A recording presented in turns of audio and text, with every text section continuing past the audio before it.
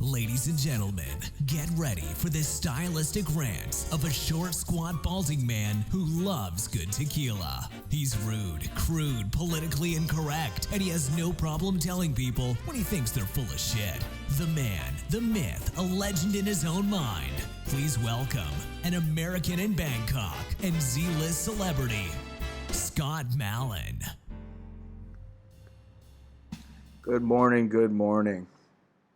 It's early morning. I'm going to do a little bit of a longer stream today, marathon stream. It's very early here in the morning. Good morning, good morning. It's very early here, well, at least for our family, because it's a Sunday morning. Sunday morning, March 15th. Everybody's sleeping, which is why I'm down in the front room. Yeah.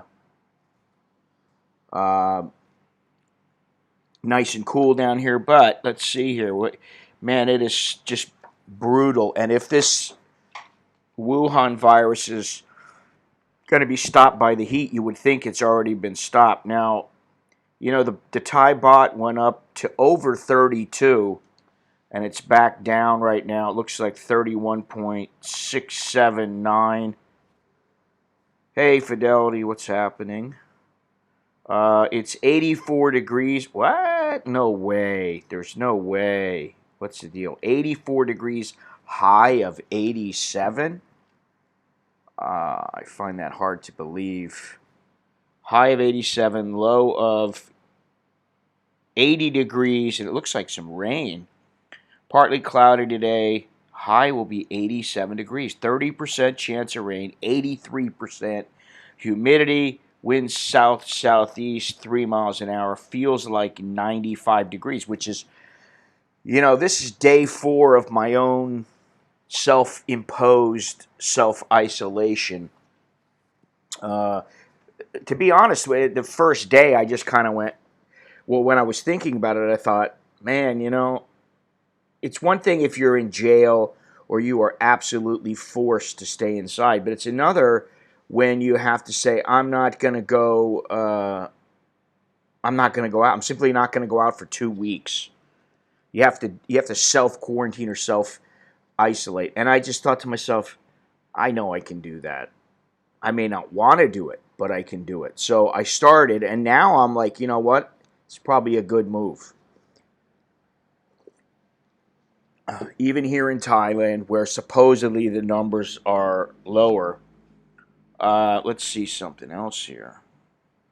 Yeah, the air quality index today, 79, which is moderate, which is still too much. I just read that Chiang Mai is the most polluted city in the world. So isn't that wonderful? And you wonder why I don't really want to live in Chiang Mai. And I have talked about it before where when I went to Chiang Rai, I was like, oh, maybe I wouldn't mind living here. But now that I think about it, no, I wouldn't. It's in an area that's just going to get worse and worse and worse. I just don't see it getting better. And unfortunately, that's the way that it is now. Too many people on the planet. Yeah, too many things going wrong. So I'm wondering what's going on with everybody else, though, because Thailand is, I don't want to say it's dead, you know, like it's dead quiet. And I see people saying, oh, yeah, now's a great time to come. Well, it's a great time to come if you're young, you're strong, you've got you're very, very healthy, and, you know, you're willing to take a chance. Because I still believe that this is only about 2 months now, 2.5, 3 months now that this has been going on. And I think we're only at the very beginning of what we know about it. So who knows what'll happen? Who knows what's going to happen to the young people out there? You know, right now it seems to be okay, and it's only hitting the older people. But I don't know. I would not want to be in an airplane, you know, a tin tube that's basically a petri dish, or on a cruise. I just wouldn't want to do any of these things. Right now, there's no way that I'd want to fly. If anything, I would take a overland trip, but you'd always have to worry about whether or not you're going to get locked down. What happens if you go to Cambodia and Cambodia goes, that's it, this is too dangerous, we can't handle it, so we're locking down the country. And that could happen. I mean, I just read that early this morning, that President Trump, he barred, where am I at here? Here we go. Yeah, he barred people from the UK, and why is this happening? Technical difficulties. The European travel ban was extended to the UK and Ireland, and that he hinted that domestic restrictions could be next. Now, I don't know what those domestic restrictions are, but one thing has become very, very clear. On the Bering Sea, maybe it was 6 months. No, it was about 4 months. And I got to get off the boat a couple of times, like twice. And that was in, what was it? Was it King Cove? No, it wasn't King Cove. It was not Dutch Harbor. I'm trying to think. It was just a little place. There was just one dock. And we got off, and basically we were right there. And even if you got off onto the dock, there was nowhere to go. You had nowhere at all to go. Hey, soy dog. You basically went onto the dock, and you could walk to the end of the dock and maybe up on a little hill that went like 20 feet. And that's all you could do. There was nothing there. There was a guy who lived in a little shack, and he was the guy who took care of everything. And so that we were there for, I don't know, a month. But 211 days is, that's a lot, But when you're forced to do it, after a while you adjust. I mean, this is day 4 for me. And the only thing I've done is go out in the front of my house, and I mean inside of the gate. So, yeah, this is a bit of a problem right now. Even here, while the store shelves are fine, but you have to be careful because 1 second they're fine, 1 second, they're empty. Oh, well, that's good. Very good. Glad to hear it. Yeah, and I mean, we're trying to keep up here, stocking up on little things. The wife just went and got some soap and some toothpaste, just in case, the shelves are empty for a little while. I can't see it happening for very long, but you never know.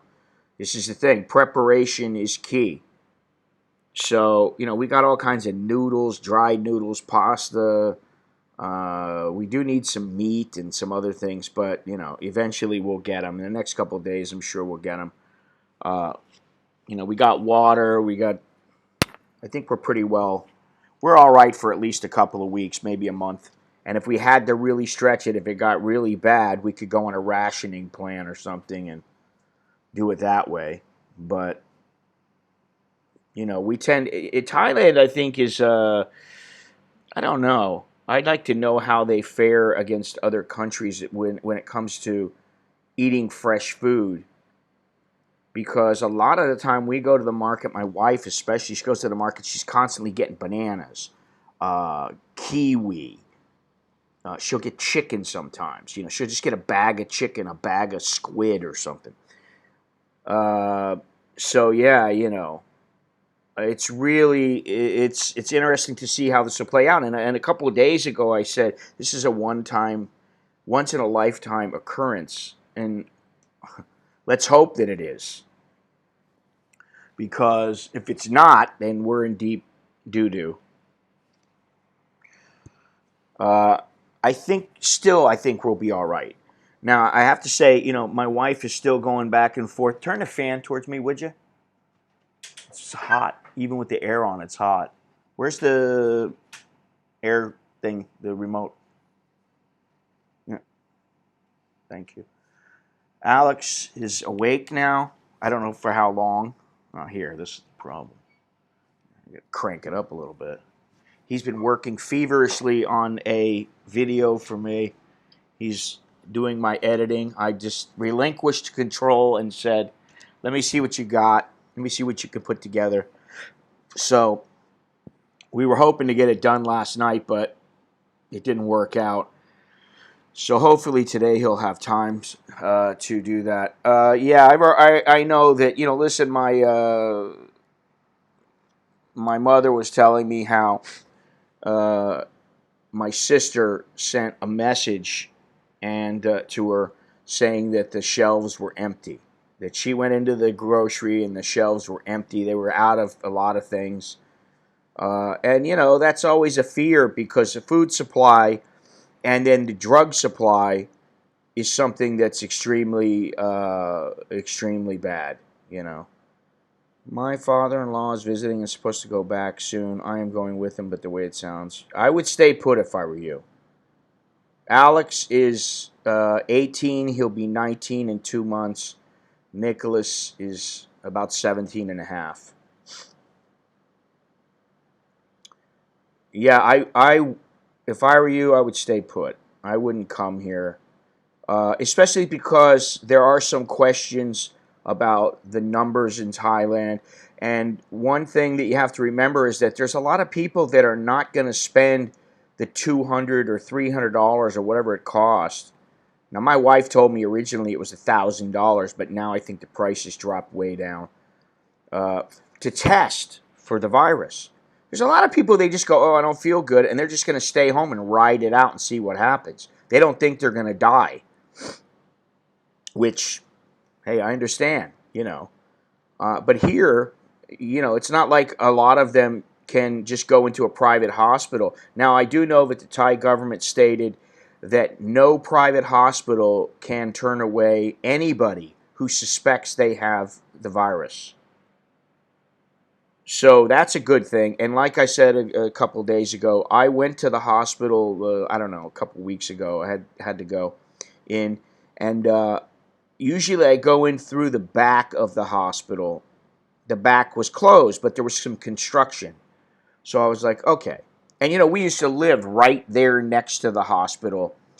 And that place, our house that was there before has been demolished. It's gone.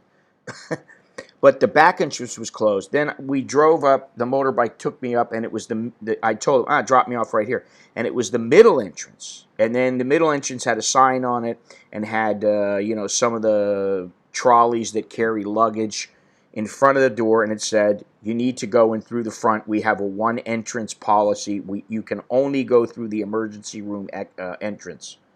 So they are trying, for what that's worth, at least the hospitals.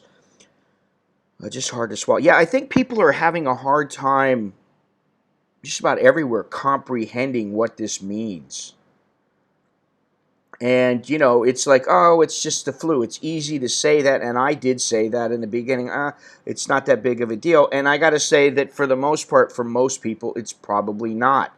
But in order for the population not to suffer drastic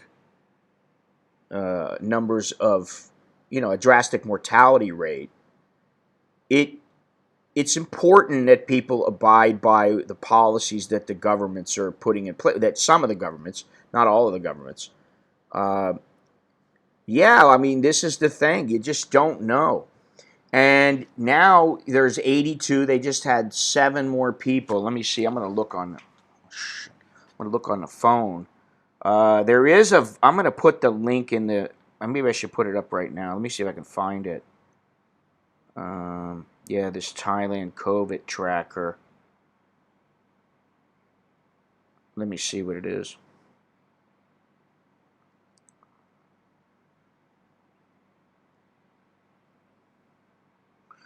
Definitely a strange time. Oh, this is not what I want. This makes it a. Let me see here. If I can find this.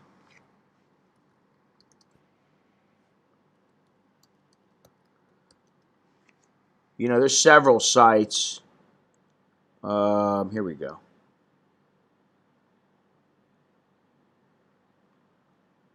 There's several sites that you can check everything, but this one is specifically for Thailand, and it's right now. It looks like it's just showing Bangkok.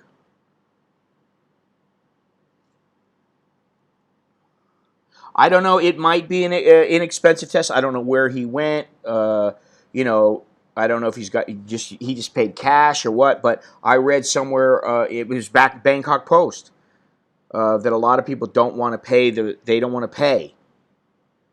They don't want to spend the money to go in and to get tested, and it costs $6,000 to $9,000. But I have a hard time believing that. But I did read something about how that it's not a fun test. That they basically, especially if you're a squeamish kind of, oh, I don't like needles or I don't like, getting touched.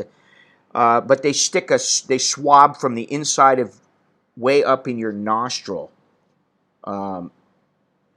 And that, that it's unpleasant for 5 or 10 seconds. I've had that done before, and it's not fun. But then, I've had stuff stuck down my throat, big plastic tubes and stuff stuck up my nose, and it's not pleasant, but you do kind of get used to it after. This is so fast that you don't have time to really. It just, it's uncomfortable. That's about it. Where's the other one? So you can see I'm in Bangkok, and we are pretty much surrounded by. Okay, this one's sanitized. This shows sanitized areas. Well, it looks like down south there's no cases. Down by Samut Prakan, Ratchaburi, and Samut Sakhon. But it does look like there's over by Don Muang and Nakhon Pathom and Nongkam. So we're kind of surrounded, Minbury, but who knows just, how accurate the cases are. And fallen 3 or 4 stories and survived. Huh? What? What's 3 or 4? I don't know if you're referring to me, because I did fall and it wasn't fun. That's one of the times when I had a tube up my nose. That sucked. And also, I don't know how many people have had a tube in your lung. That's not pleasant, but it's not that bad.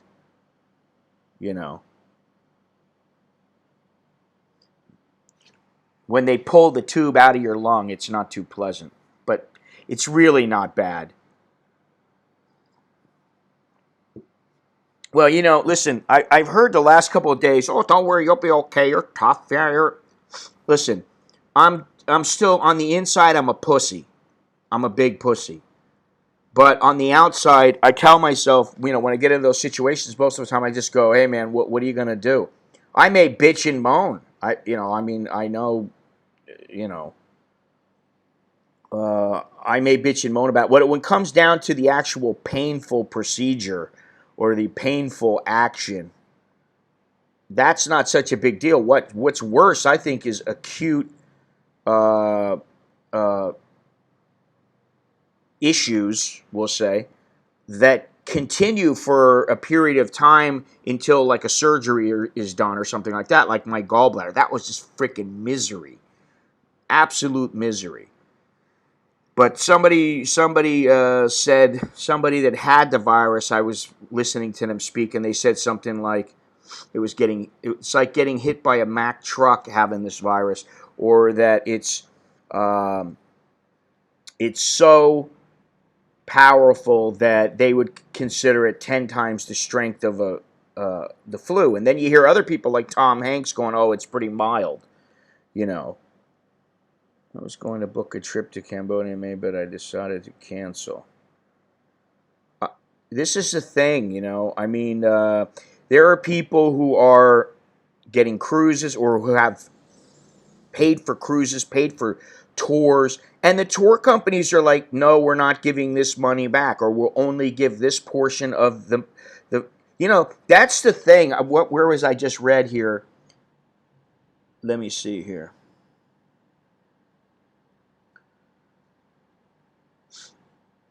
Okay, here's what could really, now this is on CNN, which I always take with a grain of salt, just like any news mainstream media site, but it says here's what could really sink the global economy: $19 trillion in risky corporate debt. This is the problem: is that these companies, there is no relief for a lot of these companies, these huge companies, and the smaller companies too. Well, Songkran's already been canceled in a couple of places.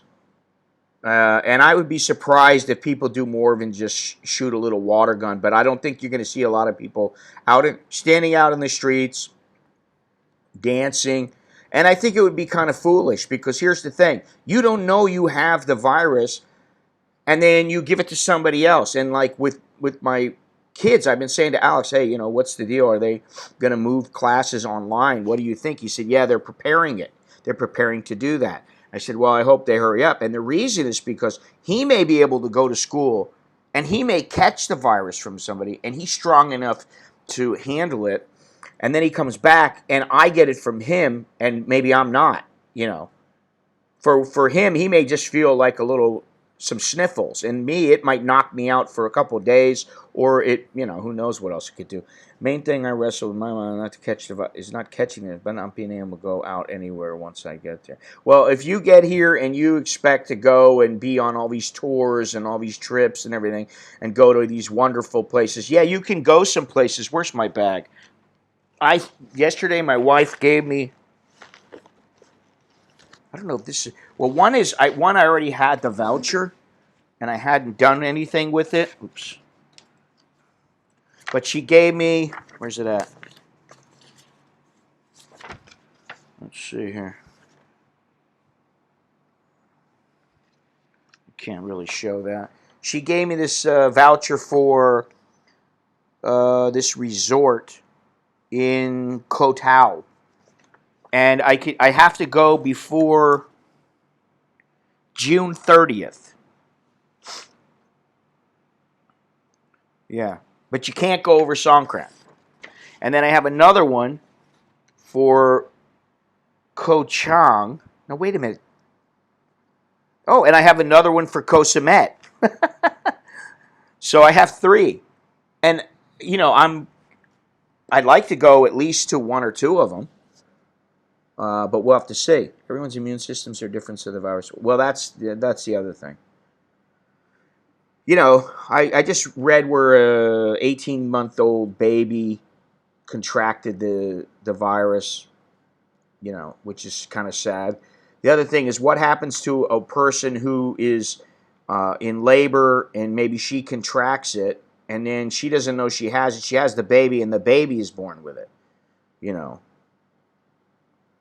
Well, I know for a fact that Khao and Pattaya have canceled the Songkran festival, and there are other places. They're just saying, they're hoping that people just go, you know what, this is not the time to be celebrating.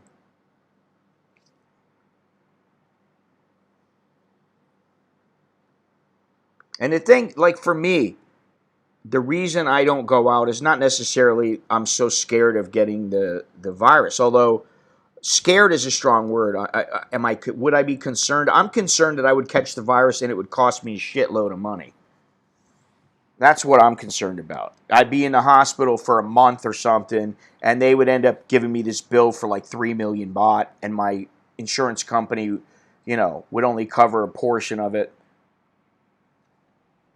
That's what I worry about. And of course, I worry about my kids and my wife, but I think for the most part, Nicholas is home. He's been on lockdown for like the last week. The only thing he's really done is gone down the street to get some food or to get some water or some eggs or something like that. And I mean, like, when I say down the street, it's like 2 minutes, So He's pretty much he's stuck. And we've been downloading some movies, and we've got some movies. I've been bringing out some movies that I've had on hard drive, and yeah, well, that's the thing. This is the thing. Uncertainty. People don't know. You don't know. We don't know. I don't know. And unless you're a virologist and you specialize in these kind of things, everything that we're talking about is just what we've read, what we've heard from doctors, and we're just aggregating the information and then trying to spit it out as best as we can.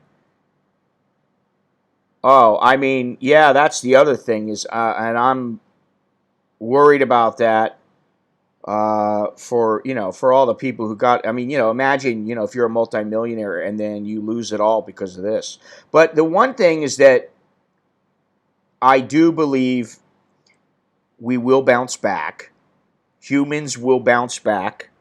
We will get over this, and then the market will recover slowly, maybe. It will recover, and people will gain their money back. But if you just start selling now, you're going to be screwed. Yeah, it's wise to be cautious, but don't panic. Exactly. Caution, what is it? Discretion is the better part of valor.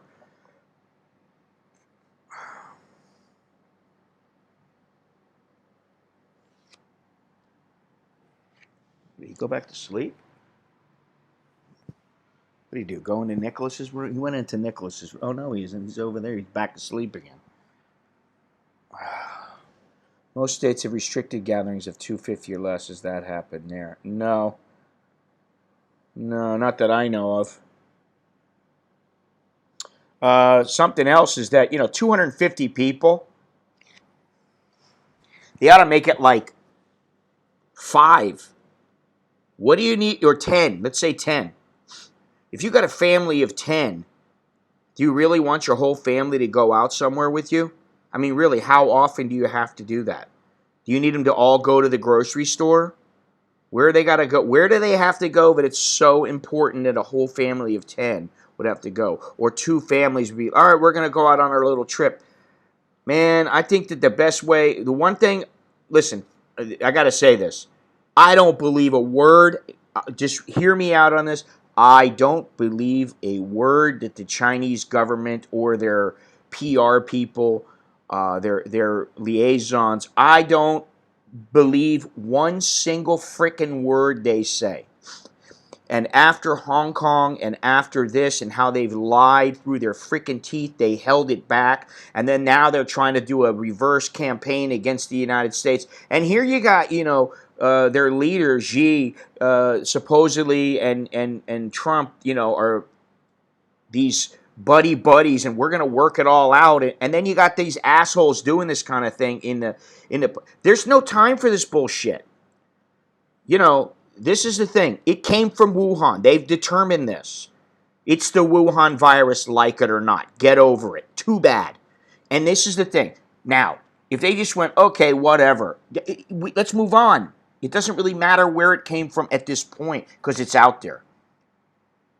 The one thing about New Zealand is New Zealand is the strictest of all the countries right now. They have an automatic 14-day quarantine for people that come in from, and this includes New Zealanders.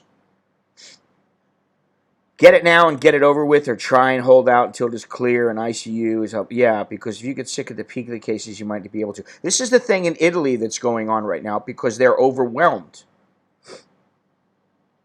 Yeah, I mean, 500 people, what good is that going to do? What good is 500 people? Oh, let's just limit it to 500. Let's just limit it to 250.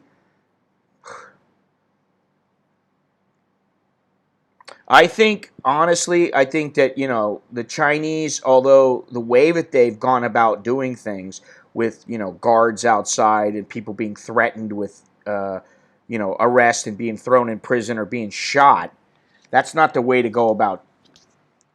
That's probably not the most humane method to do things, but, People start getting scared of getting shot by being outside walking around for no reason. And, look how many people stay inside there in that province or whatever. I expect that my company will instruct everyone to work from home. We were told Friday to take your computer home. I think that'd be a good thing. Like I said, Nicholas is home. I'm home. Alex should be home soon, and I'm hoping my wife will be instructed to just work from home for now. I don't know. I don't know if that's going to happen. I think if it gets worse in Thailand, that will happen. I don't know if Italy's threatening arrest, but imagine if Trump declares a domestic restrictions, like you can't cross borders, or I don't know what kind of domestic restriction, no flying, grounding all flights for a month or something. What's going to happen? And the one thing I will say about Italy is that, let me see here, let me see how to word this.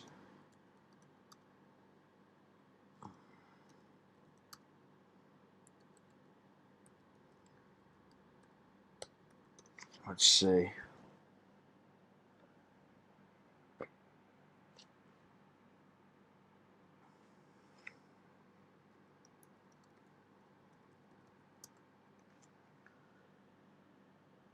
Let's see. Yeah, debt moratorium. There is a debt moratorium in Italy, or at least on a small basis. Let's see how big it is here. Google asked all North American staff to work from home. Yeah, it says here the U.S. should suspend mortgage and rent payments. Uh-oh, what's going on here?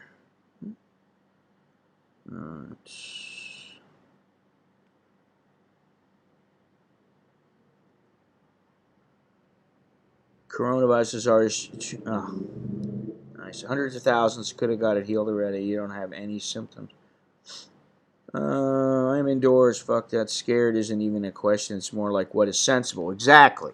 My old man told me, hey, hunker down, relax, don't freak out, and just, understand. If you go out, your chances go up. It's kind of like, some chick's got HIV and you decide to do her, and it's like, oh, should I use a condom or not? Well, what's the riskier move? And I don't feel like debating on, oh, you can get it or you can't. Let's just say that you can. What's the smarter move? Use the condom. So, it's kind of the same thing. Abstinence is even better. So, abstain from going outside if you can.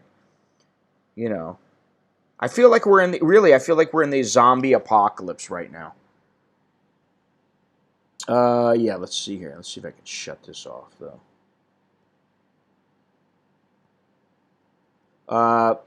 Italy plans debt moratorium to cope with coronavirus lockdown. Relieving consumers and businesses from repaying debt could cushion economy but complicates how fragile banking system copes. And that's another problem.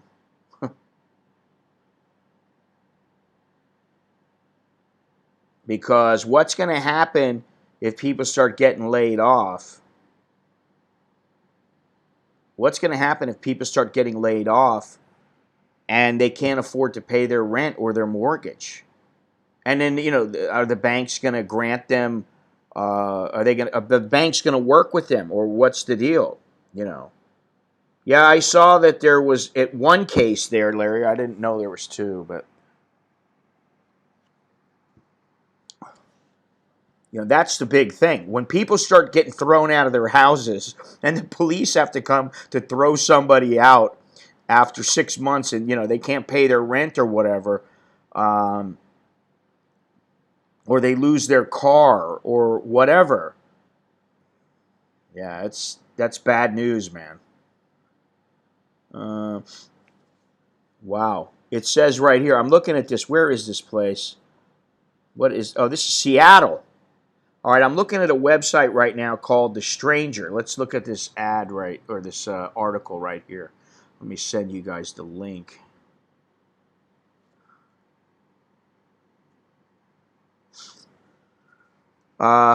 This at the top of their page, it says, Dear readers, we need your help. The coronavirus crisis in Seattle is a major threat to the Stranger's ability to keep the city informed or in business. We pride ourselves on having navigated many storms in the world of independent local media, but this time is different. 90% of our revenue, advertising, ticketing fees, and our own events is directly tied to people getting together in groups. The coronavirus situation has virtually eliminated this income all at once. At a time when the city needs local coverage more than ever, we're asking for your help to support continued coverage of everything happening in Seattle. You can make one-time or recurring donations. We can't say enough how much we appreciate your support. Thank you. That tells you something right now. Now, listen, the media and newspaper, newspapers, all kinds of media, they run on a pretty tight budget. Banks are going to work with small businesses here. But it just shows you how bad things are getting. And like I said, it reminds me of something like the zombie apocalypse. Nobody cares really. I mean, people do care. They care. Can I get food? Do I have a place to live?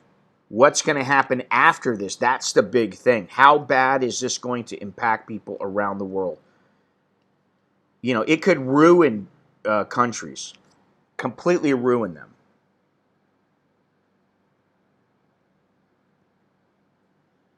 And, for all the... Listen, I got to say, here's another one I don't like. AOC. She needs to just take a chill pill and shut her pie hole. I'm really sick of hearing what she's got to say because she has very, very little to say that's worth the damn. Now, where was I looking at this here? AOC opens her pie hole. I think that was the name of that was the headline. And Trump tests negative. Wow.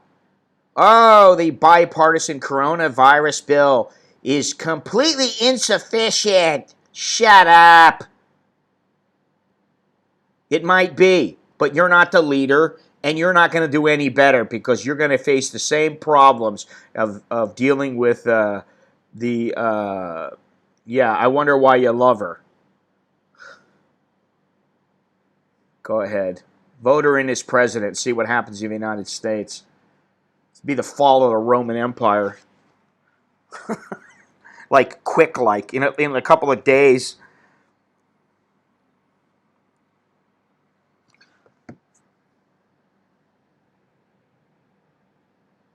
Where's Gennaro at? Gennaro hasn't been here for a while. What's going on with him? I hope he's not stifled by the virus. Let me say something here.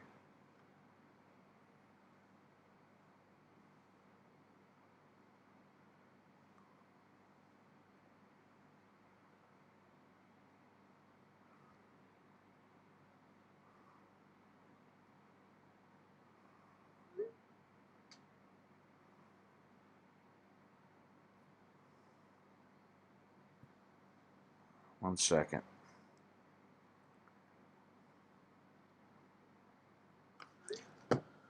I'd like to support... Yeah, you see? This is her progressive stance upon issues. Listen, there's nothing wrong with being progressive, but she's just this chick and she comes on and I'm sorry, she's too much. Everything is too much. All her policies, and it's too much at once. It's like, start out and get one thing done.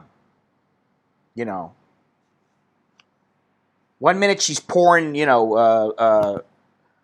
what the hell does James Bond drink? Martini? Shaken, not stirred. And the next minute she's trying to tell us how to run the United States. Honey, gain some experience.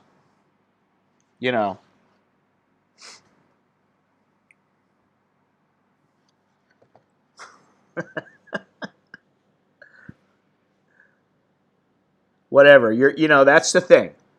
Listen, if she got voted in, I wouldn't say now, but in a couple of years, um, it's the way it goes. She got voted in, but unless she comes up with some brilliant ideas, I don't see myself voting for her. I don't care how she looks.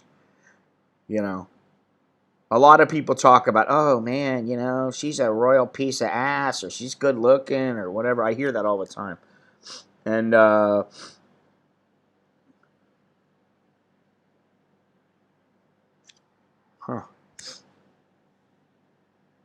And guess what? That doesn't matter. Oh my lord. Consumers snap up phone soap to sanitize their cell phone. Who is touching your cell phone? And where are you putting that it needs to be sanitized with some soap that you buy? I mean, what's the matter with a wipe? Wipe it.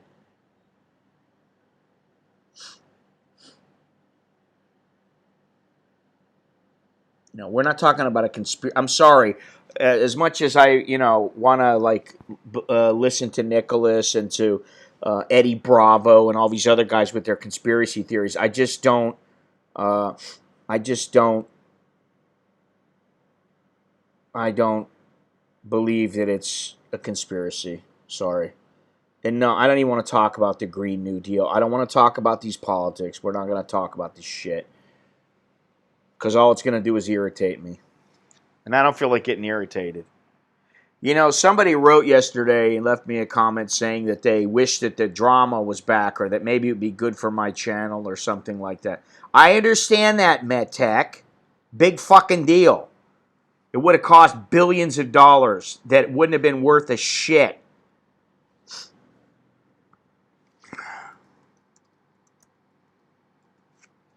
Listen, she can stick it. There's a reason why there's economic inequality, and I'm not going to get into it.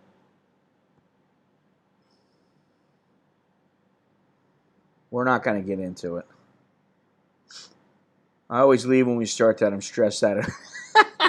And you're right there, man. Right there where there's, I'm sure, I don't even know how many cases are in New York, man. Are you like isolating now, or what are you doing?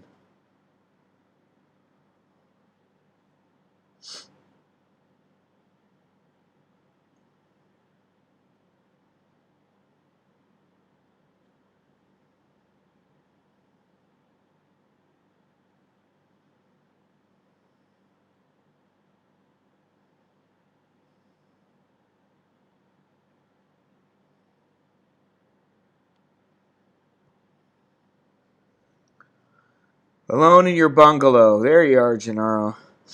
Well, this is gonna the cruise industry, I think, is gonna take a is taking a major hit. They're already taking a major hit. But who wants to go on a cruise right now? Who's gonna want to go on a cruise until people go, listen, we got a vaccination and we got a cure for this thing? Who's gonna want to go on a cruise? You know, and a lot of people who go on cruises tend to be older.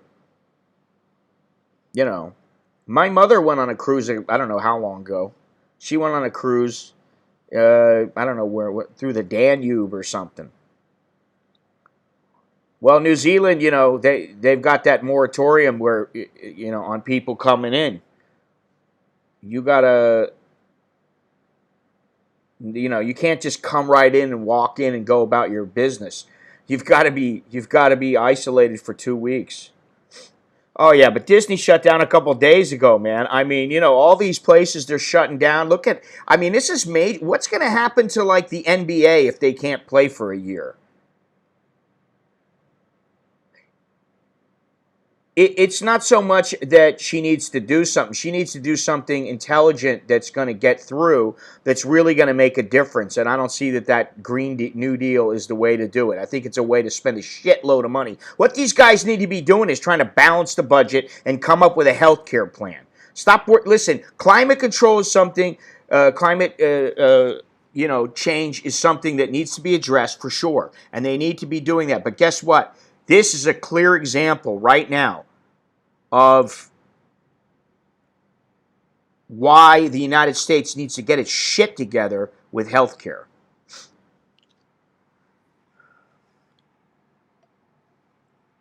The problem is it's a huge country, so it's not as easy as people might think. I think it's a very difficult and complex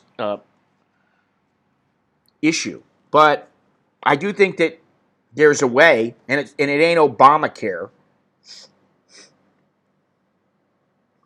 No XFL. I don't know about the XFL. I don't care about the XFL. XFL, NFL, NHL, Major League Baseball, they're all going to take hits.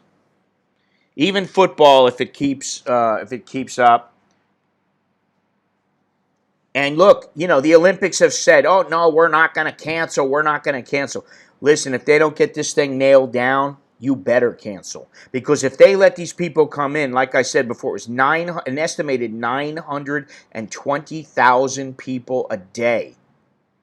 If they go in to Tokyo and start milling around, it's like little ants. It's an ant colony. And basically you get poison ants that go in through the ants and they infect all the other ants.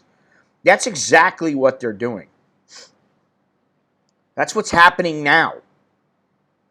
It is a huge wake-up call. That's what I'm saying. It's a huge wake-up call. The last thing I want to worry about is some fucking far-fetched plan, the Green Deal or anything else.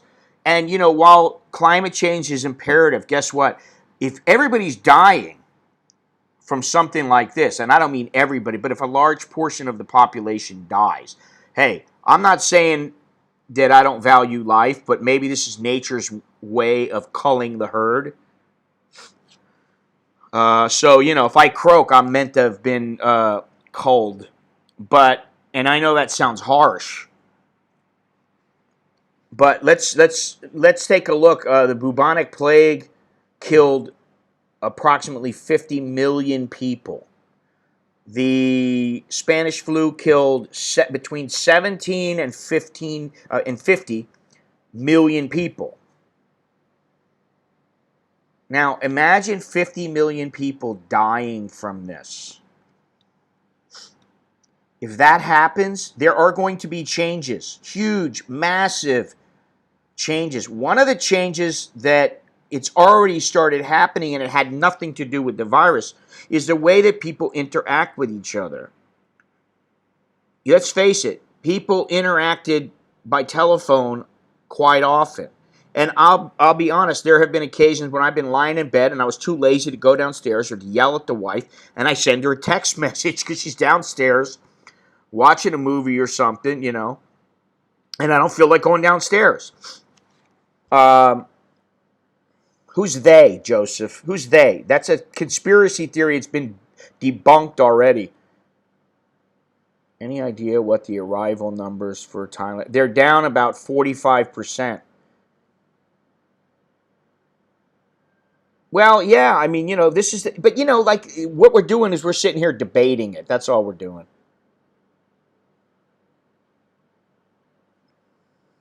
Yeah, I mean, I believe that is a conspiracy theory, and I've heard numerous people who have said, we have studied this virus, looked at it, under a microscope, looked at it, checked it out, and several really knowledgeable people, some of the most knowledgeable people when it comes to viruses in the world, have looked at this virus and have determined that this is definitely not something created in a lab. This is nature. Nature doesn't, this stuff happens in nature. Just like, if you watched Rogan a couple days ago, just like with the deer, what's happening, and the chronic wasting, that kind of thing. Stuff happens, you don't need a lab. And, here's the thing. China and the Chinese government better watch their asses, because they're the kind of country that will come out and talk smack. They'll talk smack about the U.S. or other places and same with the health minister here in Thailand. They'll talk a lot of smack about it. We're blaming it on these people, and guess what? It's going to come back and bite them on the ass. And then when it does, believe me, when it comes down to me, if the whole Communist Chinese Party were to croak, I wouldn't lose one second of sleep. It wouldn't bother me 1 minute. They're meant, just like I said, they're part of the herd that's getting culled.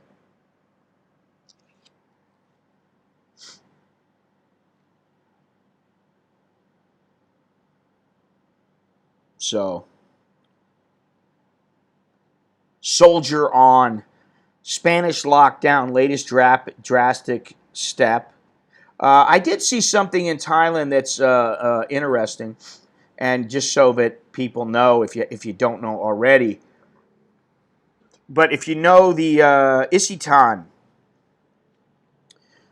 which is Central World, and it used to be World Trade Center, they are pulling out of Thailand. They've been here for 28 years. They're pulling out of Thailand as soon as their lease expires.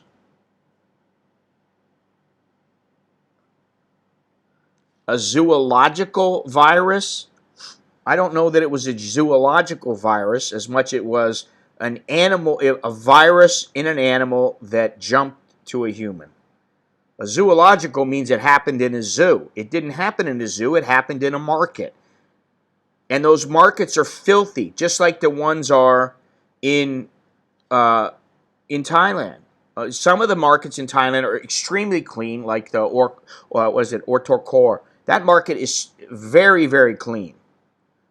But then you got some other ones that are absolutely filthy, and I'm not going to name them.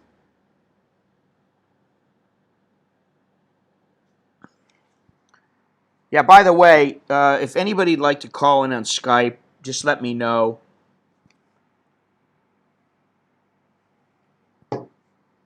We've tested it out, and it should work. That's a good thing. So we could actually see people who we're talking to. That is if people cared to be seen. I bet Jono was probably still asleep or still waking up or getting his coffee or scratching his ass or something. I don't know.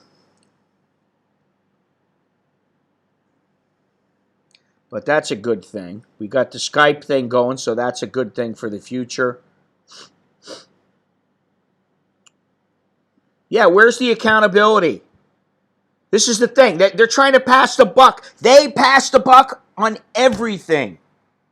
Every single thing they do, they pass the buck. It's never them. Everybody's out to get us. Oh, everybody doesn't like us because we're powerful. Shut the fuck up, you lying bastards. That's what they are. They lie, and it's the whole gaslighting thing. And what's so funny is a lot of their people believe it. But, there are people there that they're in the know. They know that the government is full of shit. I said this earlier to Longhorns. I said, when I went to Beijing, I was very intrigued by China. I didn't dislike it, but I wasn't really, really fond of it. But I didn't dislike it. But then I went again, and I went to this Huili, wow.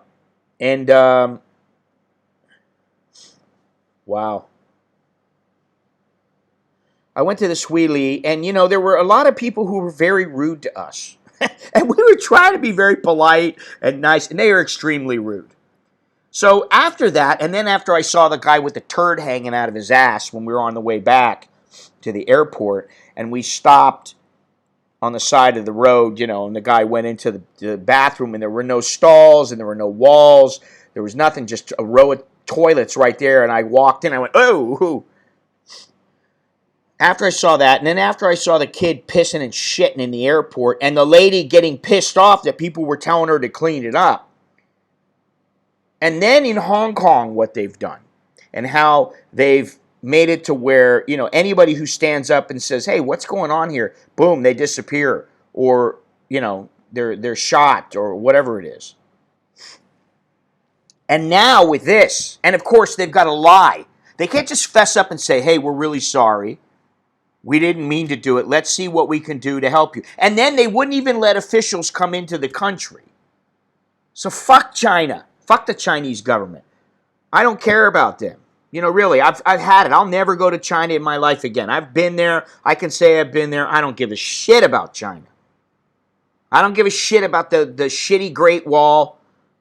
It's just a wall, okay? What they did was they put a bunch of people to work, made them bust their ass and put the wall up. You could do that anywhere. They're doing that in America, and guess what? They're making a better wall. It's not one that's falling apart.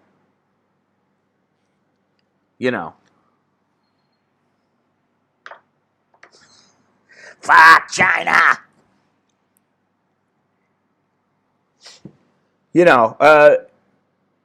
The things that they're saying, and then they come out and they're boasting. They're almost arrogant, and they're arrogant about the fact that the virus has slowed.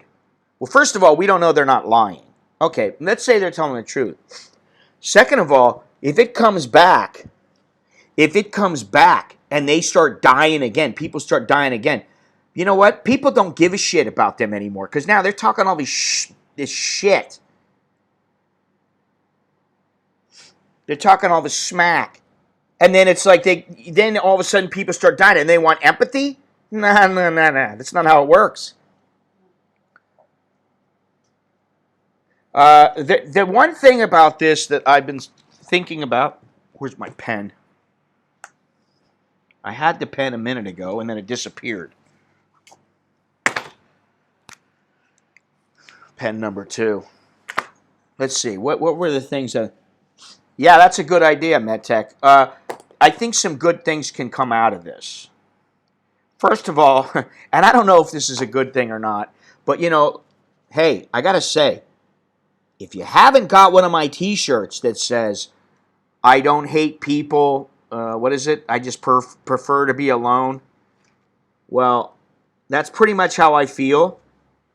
And I am a misanthrope. That is what I am. I don't particularly like to be around people, at least for a long period of time. I can handle them in short bursts. And then after a while, I'm like, man, I can't handle this shit. But, maybe I should be wearing my shirt that says, I don't hate people. But I think it's going to change the way that we interact. And, what are we going to do? Are we going to start sending people back to school all the time? What do you need a school for?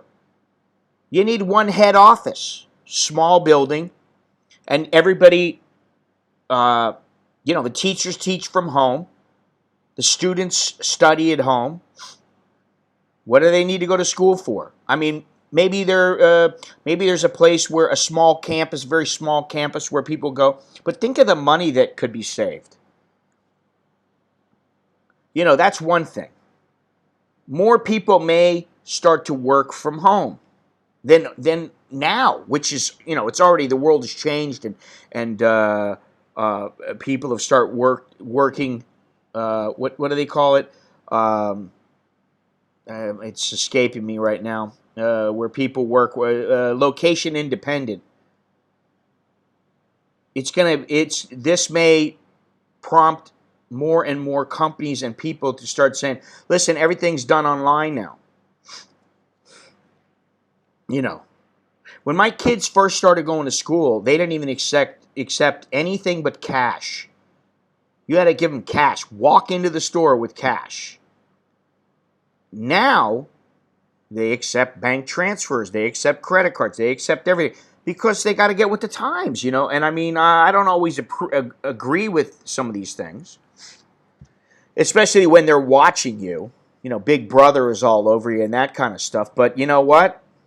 Unless you're somebody living out in the middle of Alaska or Russia or Canada or wherever, and you're living out in the middle of nowhere and you're self-sufficient, completely self-sufficient. Who was it? The guy Tim the other day goes, oh yeah, why don't we start growing our own vegetables? That's not going to help us right now. because it's going to take time for all that to happen. Yes, that's a great thing to do. Be self-sufficient, at least vegetable-wise. Then what are you going to do? Have big freezers full of, elk meat? I mean, if you got a lot of money, yeah, you can do that. You can have elk meat, deer, if you want to eat deer. You can have, beef. You can have whatever you want. You just, huge freezer full of meat. It'll last you for a long time. Now, then what happens if the electricity goes out? Oh, well, you got to have a generator. So all this shit costs money. And, a large percentage of the world, the population, can't afford that. I'd venture a guess that most people in this chat could not afford to have a huge freezer full of meat and then have a generator and then have their own garden and, and like my mother used to say, nobody said life was easy. Nothing's guaranteed. Yeah, well, it wasn't me. I didn't ruin the deer. Not me. Don't blame me, man. Don't pass the buck. So, but like I said, that department store closing down in, was it Pratunwan? That's a big deal. I'm wondering what's going to go there. Are they going to, when it closes down, are they going to have somebody that moves in there right away? Because who's going to want to start up? If this thing is still going in August, who's going to want to take over a 6-story department store? So this is a massive, massive issue.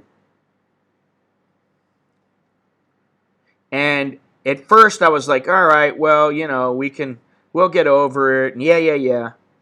Oh, I got bad news. Bad news for you. Cake has moved on from You Hunt, We Cook. I don't know where. I don't know, I don't have all the specifics yet. But she's not working there anymore. She's decided to move on. Maybe she'll get her own restaurant. Who knows? But I can tell you that I probably will not be going back to You Hunt, We Cook, at least not very often. I mean, they got some stuff if you want to, but, it's not a cheap place. I don't think she wants to go to a bakery or open a bakery because, she wants to cook more than that from what I've seen, but you never know. But, the last pork chop I had there, I could have made it myself. I could make my own rub. Thank you, Jono, for the recipe.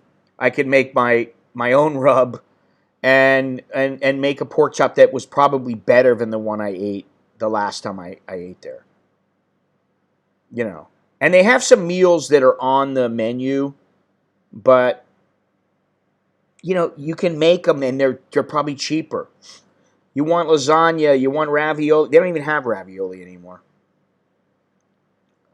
Yeah, that's the other thing. I have not even thought about that until late last night when I saw about bars and about bar girls. And how the only ones unaffected right now are the girls on the pole. But they are affected. They may not be infected or they may not be infected with the Wuhan. They may be infected with something else. I don't know. But this is affecting them too. And this is certainly affecting bar owners because if you think that the people who own Nana Plaza are going to say, oh, well, you don't have to pay the rent now. Who knows? They may grant them some kind of a stay for a couple of months or something just to make sure they don't have to get new people coming in. New bars coming in and renting the place out because everything is risky right now. Open a new bar, it's already a risky venture. Opening a bar is extremely risky. So, opening a bar where in the middle of the Wuhan zombie apocalypse is even worse. Let me see something here. All right, I like this. Okay, let's see. Yeah, it works. Good. All right. That's a thought, actually. Open a bakery in Bangkok. I wouldn't open anything right now. Think about it. I wouldn't open anything. Why? If you're gonna open something, open a mask store and have a couple guys out in front of it with a machine gun or something.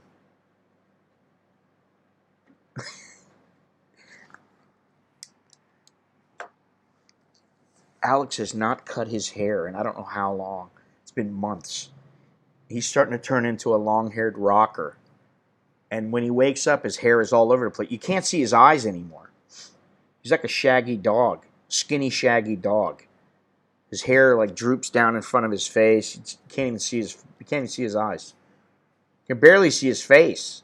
That's how long his hair is. Anyway, yeah, too bad about Cake. Hopefully, things are all right with her, and she'll. I'm sure she's got such good skills, and she's a good people person. I'm sure she's going to be all right. But again, now is not really the time um, to have to look for new work. Send me a picture. Oh, I'll see what I can do. I don't know, he's going up to, I don't know, he's taking his morning piss or whatever. I don't know. He just got up and stumbled up the stairs. I need another cup of coffee, but my wife's not up. We're going to be streaming for a long time, and you know why? Because I figure right now there's quite a few people that are sitting inside that are isolated also. And, hey, it's a good place to hang out, I guess. Well, that health minister should shut his mouth. That's my own opinion. It's just an opinion. He really needs to be quiet. And why the Thai government has not acted and denounced him or criticized him for the things that he said is beyond me. Really. I don't understand it. I mean, only here can you get away with that kind of stuff. Hey, how you doing, man? How's things in Bangladesh? Everything all right with the virus there, or what's the deal? Let me see if I can find the... Yeah, in the Philippines, Manila announced nighttime curfews on Saturday and urged shopping malls in the city of 12 million to close for 1 month. But urging a shopping mall to close is not the same as ordering them to close. So that's something else. Oh, you're in Pakistan. Sorry. Oh, yeah, right. Don't take shower. Tell that to the water company. Seriously. Here in my house, it's hard to get a bathroom sometimes. We got 2 bathrooms. We got 4 people here, and half the time, at least 2 or 3 of the people aren't here, and we still have problems in taking showers and stuff. I mean, because we can't. Somebody else is always taking one, or they're taking a dump or whatever. you know, we need an extra bathroom or two. When I get my mansion, I'll have like a 5 bathroom. I'll have a 5 bathroom, 2 bedroom house. But the big thing is what's going to come from this. That's the thing. I already said the interaction, the way that people interact may change. Oh, that sucks. That sucks, man. uh, Makes you grateful for having your own bathroom. But the other thing that it might do is it might, hopefully, it will prompt people to wake up and stop relying on China. We can't rely on China, and that's going to mean higher price. It's going to change. This is going to change the fabric of the whole world and how everything is interacting with it. So that's something else. And then healthcare. hopefully this is a wake-up call for the United States that, especially if people start, what I worry about is places like Manila, where there's a lot of poor who are not going to go get tested and who can't afford to get tested, or maybe the healthcare, will be overwhelmed. And that's the thing, is something good going to come from this? Because if a hell of a lot of people die, and there's already over 5,000, you know,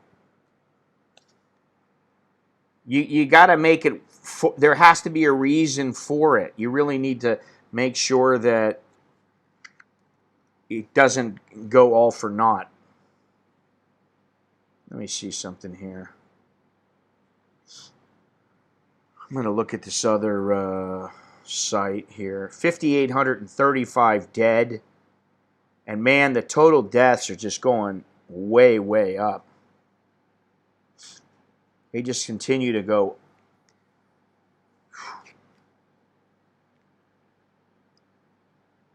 I mean, look at all these. I'm looking at this page here. Let's see here. Send this to you guys too.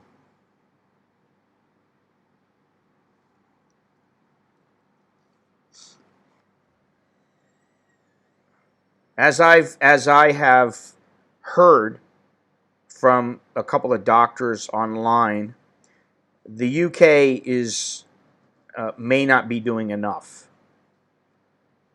but we'll see. I would hope that they at least stop relying upon Chinese tourists.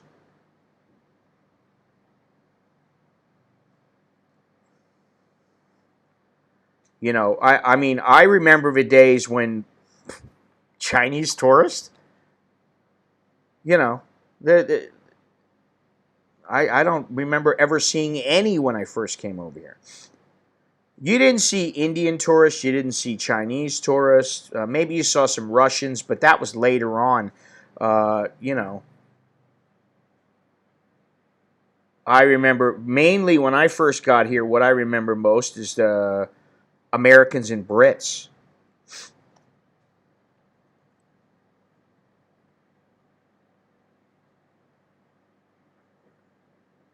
Yeah, I don't know how that's going to work out, but there's a lot of people criticizing it. But this is the thing.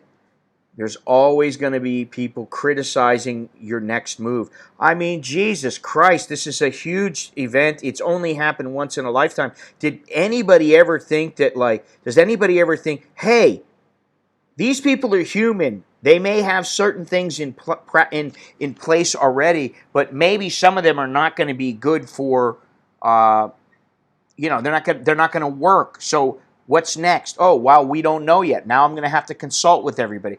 I mean, Jesus.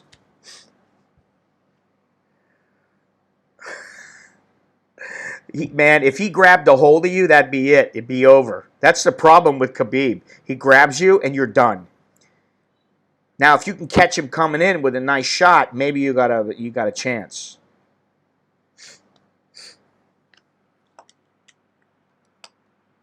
I've never thought there was anything wrong with, Make America Great or Make America Great Again. I don't think there's any problem with that. Why is that such an issue to some people? Oh, God, it's such a, listen, make Russia great. Good for them. Make your country great. That's what every country should aspire to. Have a happy, great life. That's what every person should aspire to. What's the goal of our life? I've been thinking about this at great length, and I think it's to make it as long as possible while having a productive, fun, what was the other word I was thinking of? Productive, fun, healthy life.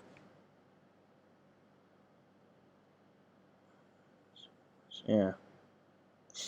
Empty shelves here. I have vodka, though. Priorities. Yeah, that's the thing.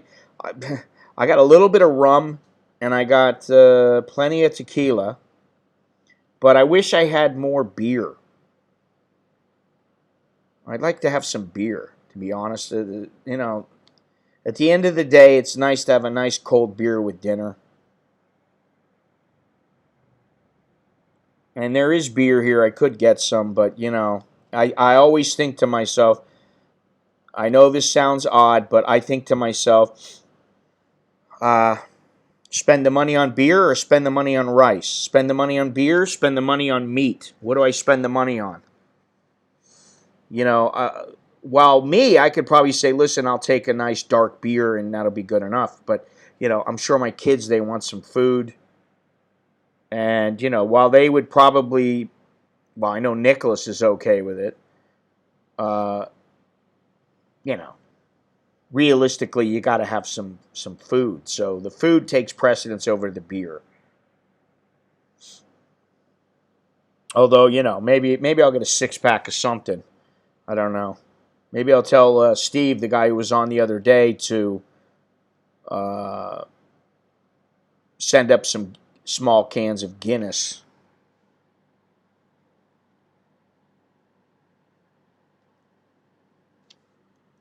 Let me see something here. So I've been getting numerous messages. I got 2 messages from banks. I got a message from the Marriott, and I just got a message from this guy on eBay that I once bought a camera from, and he's in Italy. So I'm going to try to,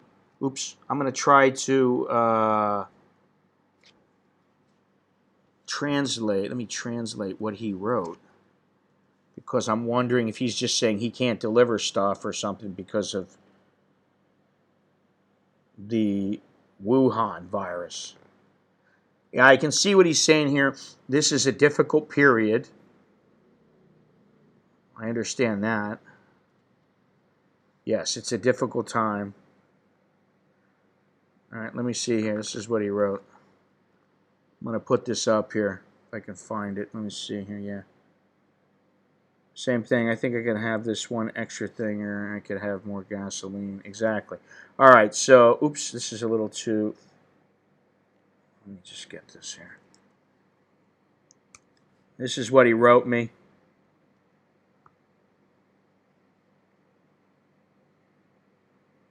Let me see if this all fit here. Shit.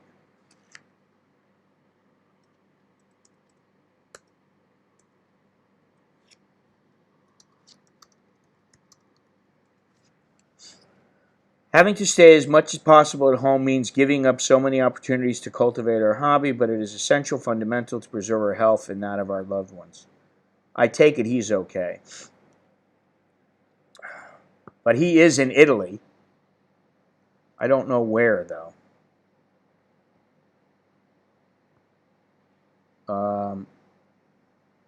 Yeah.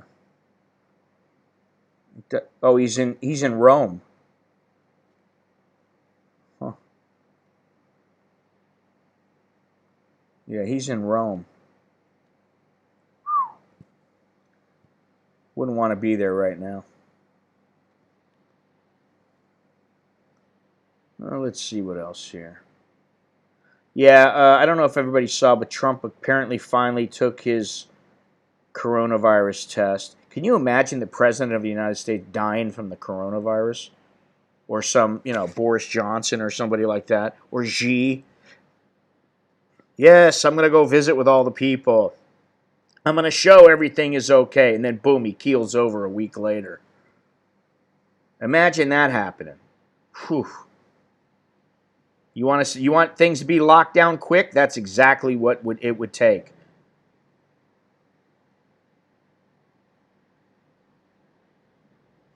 Now, this guy doesn't care about he doesn't care at all about, or he didn't care at all about the coronavirus. Let's see here. Let me see something here.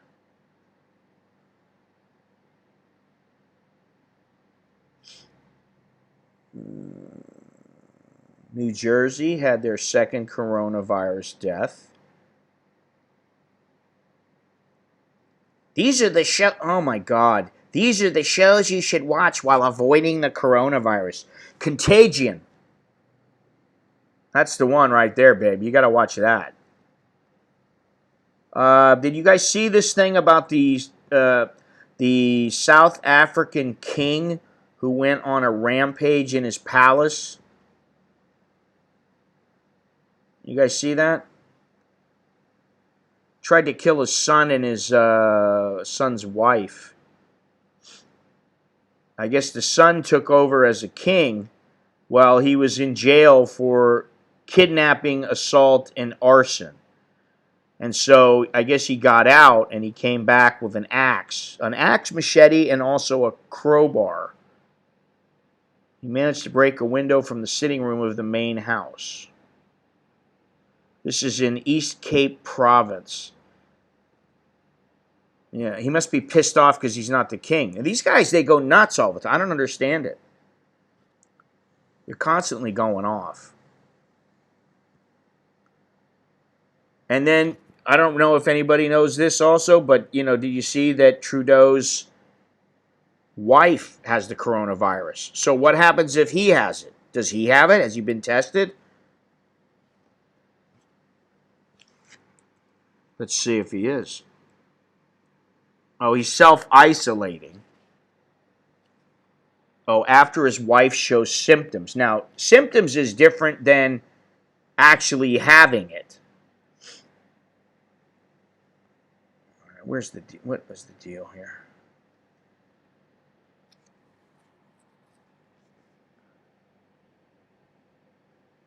And the president of Brazil has it.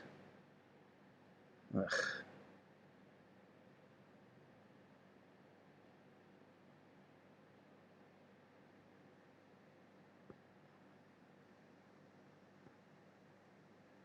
The Andromeda strain. Yeah, I know she has it. Or, I don't know, let me see something here. Man, this is a terrible website. Absolutely horrible.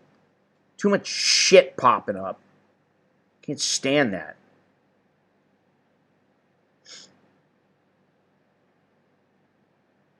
You see, it doesn't say that she tested and was found positive. Let's see here.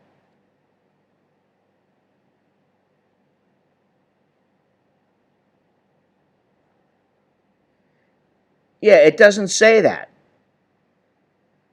What it says is that she came back from a trip and displayed mild flu-like symptoms, including a low fever. That doesn't mean you have the COVID virus.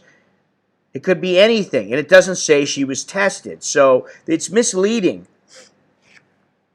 She may have it, but has she tested? Has she tested positively? That's the question.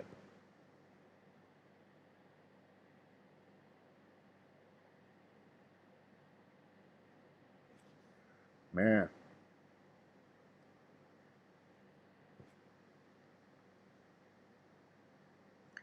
Well, tell us your story. Let us know what's going on. We want to know. I'm going to be here for a while.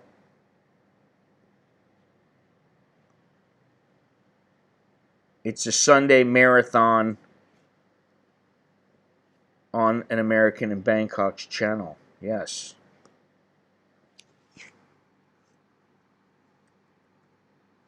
But I need another cup of coffee, so I'm going to have to get up and make one in a second, because nobody is...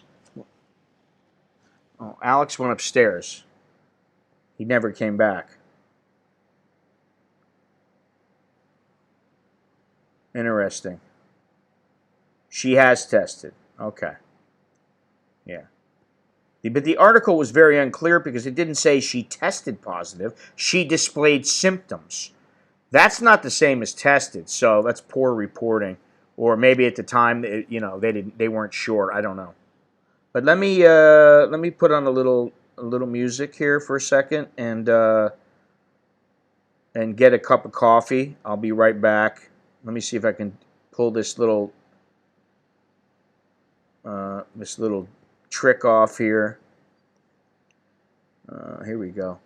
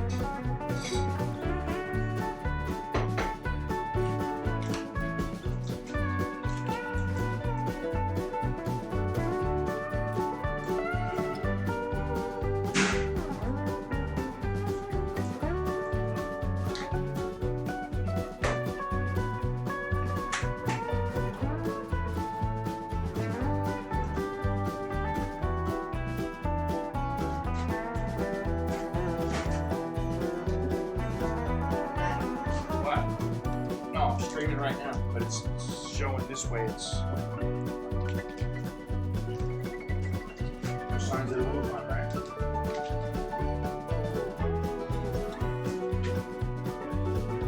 What's Alex doing? Huh? Sleeping? It's always real loud.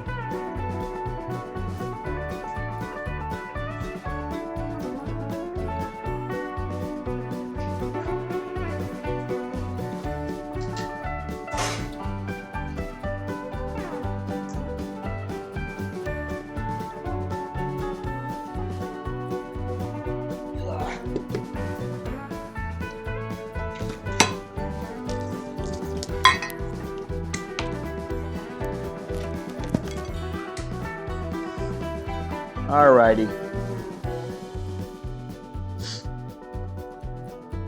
Yeah, that's gonna work. Make all the channels free. They're gonna do that. You kidding? Now's when they'll probably raise their prices because they know people want to. They got to have something to watch. Got to have a little something here. Hang on. All right, I'm back. I'm back, but I'm gonna eat some eggs here. Some hard-boiled eggs. Sorry. Wait. Fucking sprayed myself with them.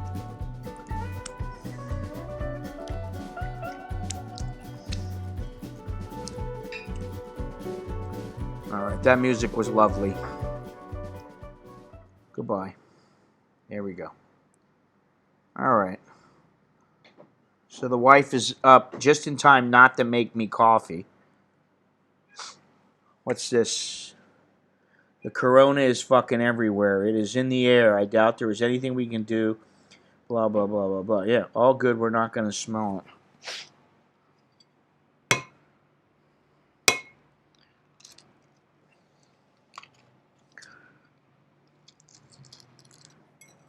All right, so, Nicholas had me download some show called Barry. He says that it's a great show, supposedly. So I downloaded Barry, so in our lockup we'll be watching Barry. But I also have,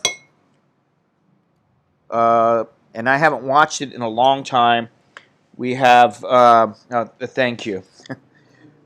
We also have the show Fargo, which I only watched the first 2 seasons and it was good. And we also have the movie, which we haven't watched in years. So, between all of this, between what we got, I got a library of movies and stuff. And between all this, I think we're going to be all right. As long as we have a little something to eat, we're going to be A-okay. But what I'd like to know is people who have jobs and now the employers are saying, stay home. I thought I saw something about, was it the travel companies saying to stay home, or I forget where it was. Stay home without pay. You got to stay home, but you're not getting paid.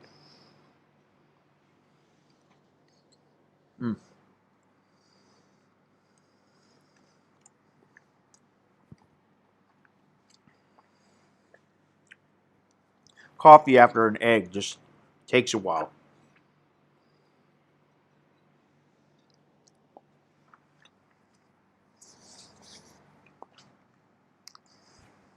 How much of a lag is there here?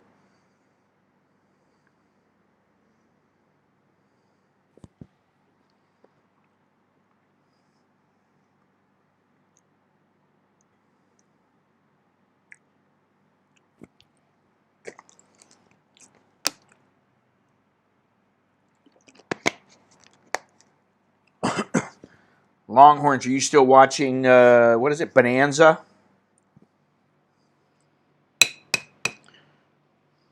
I kind of moved on from the Bonanza phase.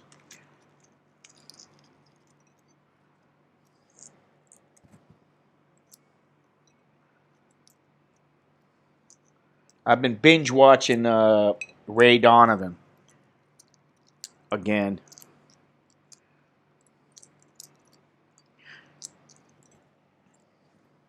I'm going to check the news again in a second. Hang on here. I want to get back to focusing on the stream if it's possible. Where is Beyond Trinity? We could use his candor and humor. Everybody's busy. They're out running errands trying to get their stuff before the shelves get emptied.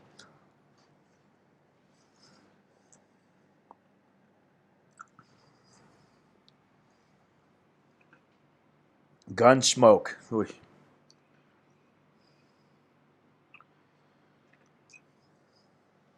We might as well watch. What was the name of that show? I'm trying to think. It was before.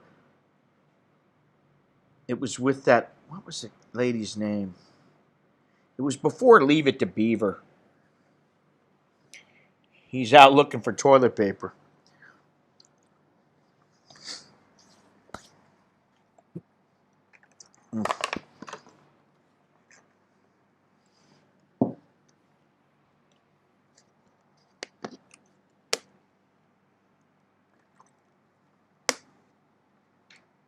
You know, I've never understood the whole I gotta have toilet paper. So what are you gonna do if you don't have toilet paper? Not take a shit? You know? I mean, here we gotta have water and water pressure. What are you gonna do if you don't have toilet paper? Huh? I'm talking to you. Run to the jungle? You're gonna run to the jungle? What are you gonna do? Use banana leaf to Yeah. You're gonna use a banana leaf. Okay. They need all the toilet paper because they're assholes.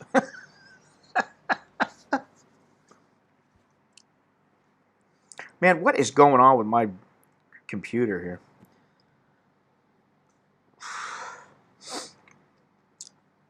What are we gonna do? We're gonna start talking already. We're only an hour and 40 minutes in of I don't know how long, and we're already talking about poo. You should definitely install a bum gun. I use this analogy, and I'm sorry to be the one to bring this subject matter up if you're having dinner or breakfast or whatever, but would you get dirt and put it on your arm and then just get toilet paper and try to wipe it off?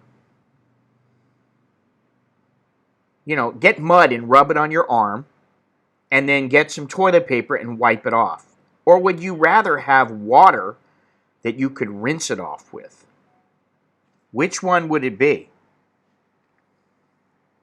Uh-oh. I just got another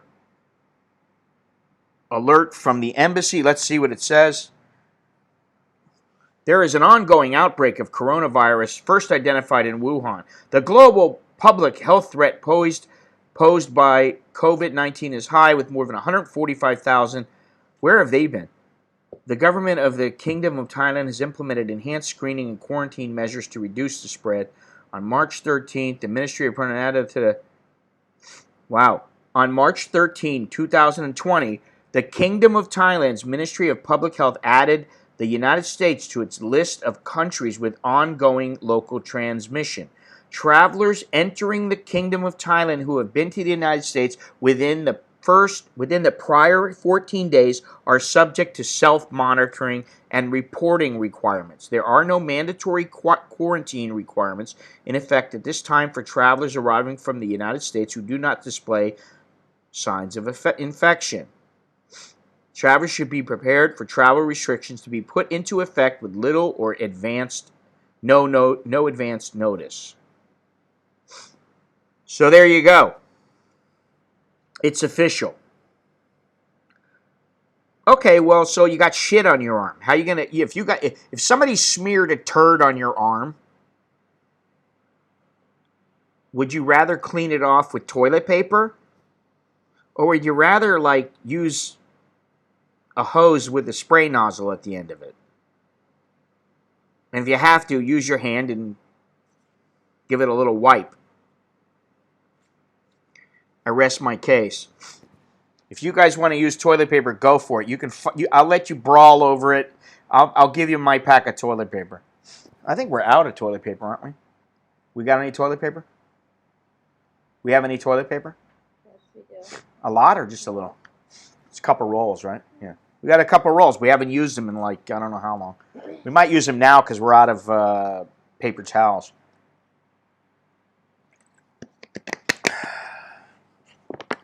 Yeah, it makes no sense. I'd use dirt to brush it off after drying. Yeah, well, that's you because you're Longhorns. That's all I'm going to say. Told my friend to buy some wipes. Yeah, get them wipes, man. I'll tell you what, the wipes are very important. And if you don't have a bum gun, it's a good way to wipe your nether regions, to clean your nether regions without having to take a shower. And also, it's good to sanitize any areas where you're sitting and eating or something like that.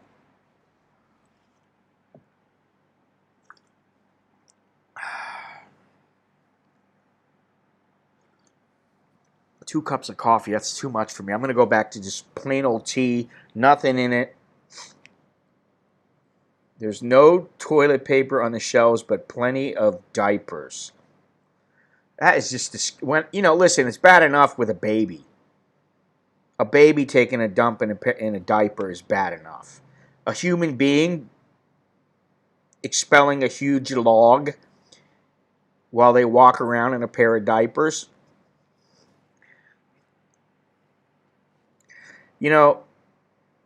I think it's ingrained in our psyche. Just like, listen, I gotta say before I go on any further, if you've taken a look at the monkeys in Lopburi, that's what we are. We're just slightly more evolved than they are. We're just slightly more evolved than monkeys, but we are like an ant colony on planet Earth. That's what we are. And the monkeys are going berserk because they have no food. They have nobody throwing them food. They have nobody to steal food from. The number of people that they've got has dropped dramatically. What I'm wondering is, that place in Surat? Remember the temple has all the monkeys? You think that the person who takes care of the grounds is still giving them food? Sometimes. But not. But it's usually the people who go to the temple that give them something. No. Where are they getting their food from? They probably get the food from the jungle because the jungle have banana, have fruit. Oh, yeah. But So it's not so bad in the south. No, but they don't have a lot. They have a few. Oh. Enough. Those monkeys are like they're like walking rats. I don't like monkeys. And, the thing is that, you can look at a chimp, you can look at an orangutan. Oh, they're so cute. They'll rip your frickin' face off. They'll tear your arm off if they really want. They give you a smack. They could fracture your skull. No, thank you. Oh, Gennaro says, hello, Bo. Even though they can't see you, and I'm not going to put you on. I'm not going to show you right now because she's just got out of bed. She hasn't put her face on yet. Well, I mean, first of all, I can't because of the way that the camera's situated. But second of all, you haven't put any makeup on or anything like that, so. A bum gun and a rag if no TP. You don't need a rag if you know how to use the bum gun. Seriously. You don't need a rag. If you are a pro bum gun user, professional user like myself, you just use the spray and it takes care of everything. Now, you got to have proper water pressure. This virus is baby. That's what Billy said. Virus is baby. It's no problem for me. Now, I'll tell you what we could do. We could get Bo to eat the chocolate that's 13 million Scoville units, but I think she'd get pissed off because it's spicy, and I don't think she feels like dealing with that. And you know, neither one of us wants to eat it right now. I don't really want to because I'm worried that it would tear the insides out of me and I would end up dying. But she probably doesn't want to deal with it because she doesn't want to have to give away her day to the toilet or throwing up or whatever. I don't know what it is, but that one chip challenge did me in. It wasn't bad. It gave me the cramps for a little while, but I really don't want to use. I don't want to eat the gummy bear right now, and I don't feel like I have to work up to it again and get the feeling back to where I feel like I could do that. I wonder if a squirt gun would work. No. It's like, listen, my kids did something in the U.S. They got bottles of water, they filled them up, and they used the water bottle. You can put a little spray nozzle on there and just squeeze it, and then the water. But that's really a poor substitute for the bum gun.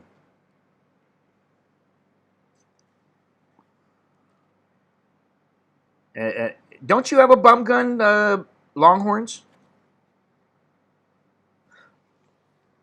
I thought you sprung for one. I know for a couple of people have. Where's Richard?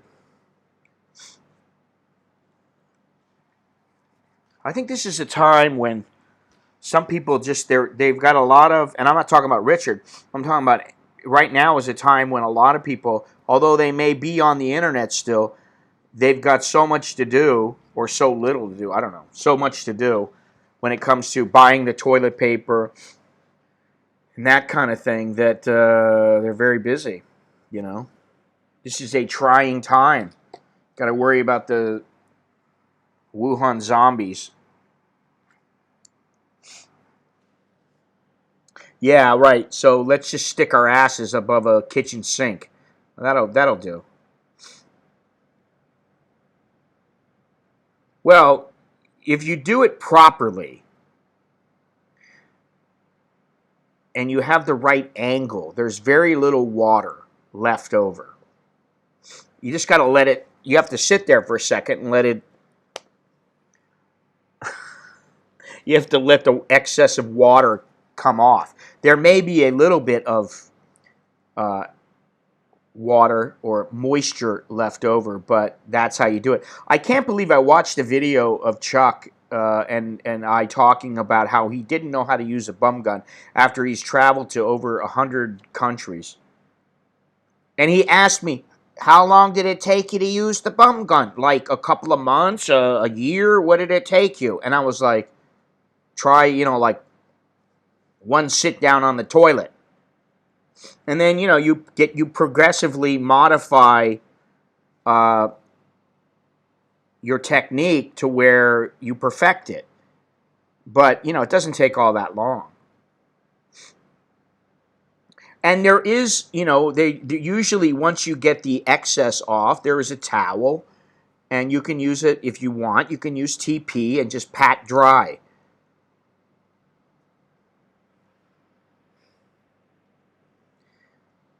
We're talking about the Wuhan virus, and then we somehow end up talking about pooing. My first Thailand hotel had a Japanese toilet. Well, I'll tell you what, if I'm not going to get one for this place, but if I buy a house, anytime in the near future, it's about putting a Japanese toilet in every room. And what's so funny is when I asked Chuck, you've been to Japan, haven't you ever used a Japanese toilet? I couldn't read the Japanese script. I didn't know what they were saying. I'm like, they got pictures. There's pictures on the toilet with the Japanese writing, so you can see, what does a butt look like? Well, that's your butt, and this shows you that it's an angle. I mean, common sense, common sense.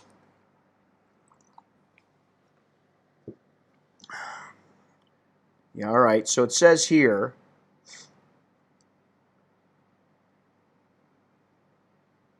countries worldwide are shuttering museums, tourist attractions, and canceling nearly all sporting events to minimize the risk of transmission. Countless companies are telling their employees to work from home. Some countries are considering more draconian lockdowns similar to those imposed earlier in China, which prevented infections there from spiraling out of control. Commenters now acknowledge. Many believe such steps could only be carried out by authoritarian governments, but other countries are now looking to see how far they can go in making their citizens comply with curbs on daily activity. Well, yeah, we're getting to that lawless stage. The World Health Organization says Europe has now become the center of the pandemic after reporting more cases and deaths than the rest of the world combined, apart from China, where the coronavirus originated last December. December, if you believe China. Probably more like March of last year. In any case, governments everywhere are taking tougher steps to protect their citizens. Norway on Saturday advised its citizens not to travel to any foreign country for the next month, while Norwegians currently abroad should consider returning home as soon as possible, the foreign ministry said. Okay, I completely agree with that. And it's too bad that more people and more countries don't see it that way.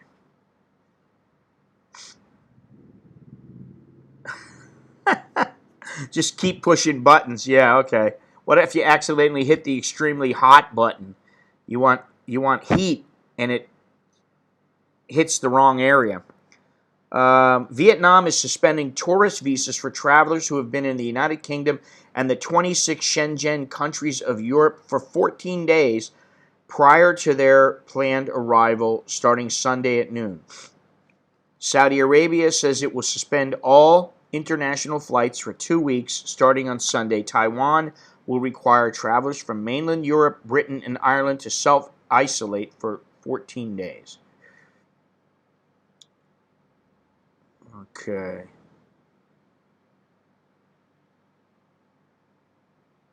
Yeah, New Zealand has 6 confirmed cases and no deaths. Travel bans have hammered airlines and travel companies worldwide, while financial markets have been hit by panic selling this week. The impact of the coronavirus on everyday life is also deepening. Well, we know that. We know this. Now, here's the thing. Some people have had to cancel their trips, or they've canceled their tour, or whatever it might be. And then the company that they're dealing with, or the airline, or the cruise company, or whatever it might be, doesn't want to give them their money back, or only wants to give them a small portion of it. And what these companies don't realize is that while short term it might benefit them, long term they may lose their customers. Maybe they don't care because they're on edge and they may just go out of business. But if a company that I buy a ticket from says, sorry, we're not going to give you any money back, or we're not going to allow you to reschedule or something like that without paying a $150 fee, I'd be pissed. Because it's like they're taking advantage of a health crisis. It's a global health crisis that's a once-in-a-lifetime kind of thing. Unless you're 110 years old, you don't know what it's like to go through the Spanish flu. And then even then you were a little kid. I had intended to be in Thailand late May. Now I'm staying in USA because I fear being stranded. Yeah, well,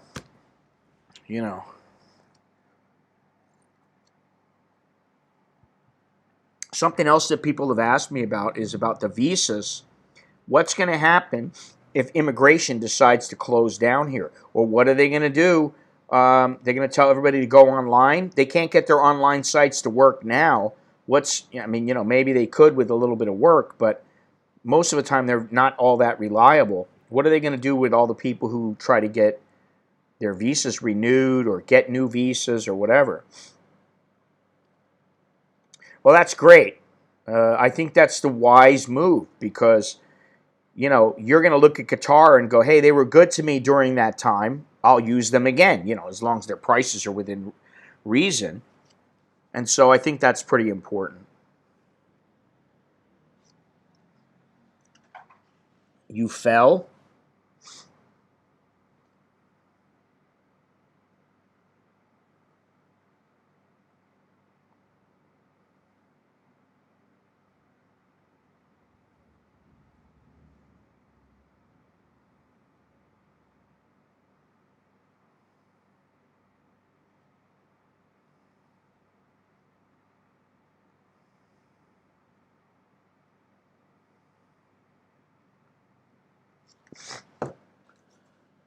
You fell. Where'd you fall? What'd you retract that for? I always wonder why people retract messages. Most of the time, I see messages getting retracted and it was because it was a mistake or whatever it is. If you book direct, it's usually easier to get a run. Yeah, yeah. If you use something like Kayak or what's the other one? I don't even know. Booking.com. I wouldn't. Man, I don't even like using Booking.com or what's the other one? Booking.com and what's that other one that Agoda. I don't even like booking through them because they can. Agoda is not worldwide. Agoda is only in Asia. Oh, Agoda's only in Asia. Yeah. I don't think European or US will know Agoda. Yeah, I don't feel comfortable with them with Agoda, especially. They bug me. Feel badly for all the overseas workers on cruise ships. Yeah, there was a girl at the restaurant where I went to with Soy Dog Cowboy where we had that nice, forget what he had, but I had the, what the hell was it called? I don't know. It was some meat dish. I forget. We were talking about, Jono and I were talking about making it for a stream or something. What was it called? Beef Wellington. Too many things running through the brain. Anyway, we were, we had it there, and this girl was working there, and she helped us. She was very good, a waitress, and she said she was trying to get onto a cruise ship, and she was so happy. And then she sent, we were all on Instagram with her or whatever, and she sent a message, not a message, but she put up some photos and everything of her, going through the process, and she got on, and she's supposedly working on the cruise ship. And I'm wondering, like here she is, she's just started like a year ago or whatever, 6 months ago, a year ago, and now guess what? The cruise ships are like, hey, we're not going anywhere. You're out of work. Always go on the airline website for booking. Yeah, I pretty much do. Especially if I'm using frequent flyer miles. Which I'm getting to that point again where maybe another year I'll be able to fly one or two more places for free. That would be good. Free is always nice. I got to do something here. Hang on a second.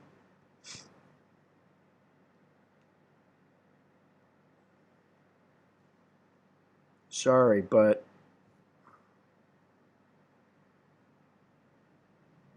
hopefully you find this stream somewhat entertaining. If not, I don't know what to tell you. What was this? I just got another little message. Where is the doodad here?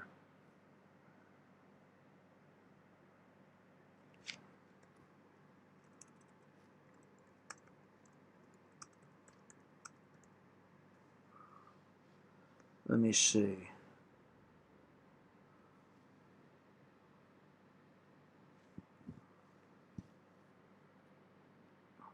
Are you discounted for the next trip? Yeah, wouldn't they let you postpone the trip or something? I don't understand how that works. Why wouldn't they just let you postpone it? Now let me see something here.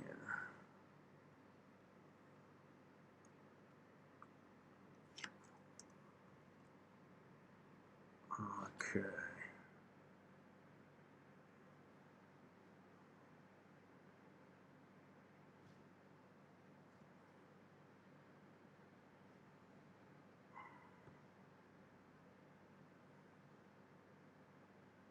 What the hell?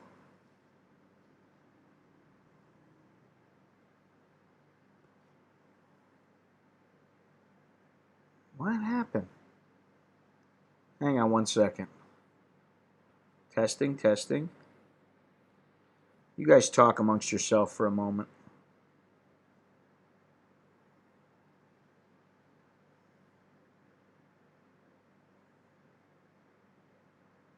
Let's see here.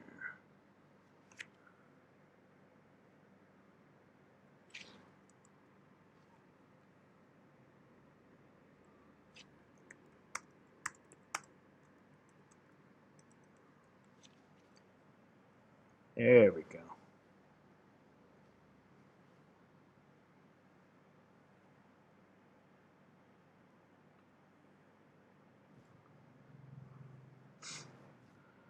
All right. Let's see here. What is this?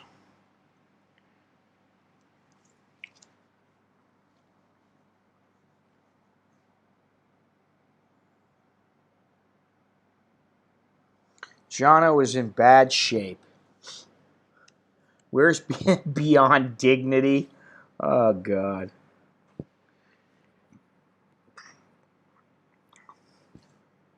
I don't know. He may be lurking somewhere. Or using some ridiculous name or something. I don't know. Who knows? People got things to do. Especially now, you know. Let me see something here. What was I just reading?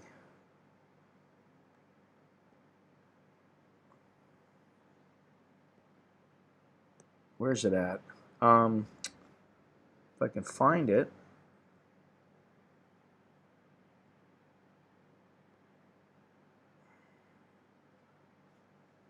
What I do? I just lost it. What's the deal? Oh, here we go. In Paris, the Eiffel Tower, the Louvre, and the Moulin Rouge Cabaret closed their doors. The Smithsonian Museums in Washington were preparing to do so on Saturday, and Broadway theaters in New York went dark. Chile announced a ban on public events with more than 500 people joining, countries such as Australia, where the ban will come into force on Monday. Ooh. Yeah, you know, I was wondering about Myanmar, and it says, although Myanmar remains one of the rare countries without a single confirmed case of COVID-19, the national economy has not been immune to the impact of the coronavirus. According to the report by the Frontier Myanmar, thousands of workers have been laid off as factories close or suspend operations, in the country faces the grim prospect of more big job losses, a further decline in trade, a fall in tourist arrivals, and a general downturn in the economy. Yeah, that's not good.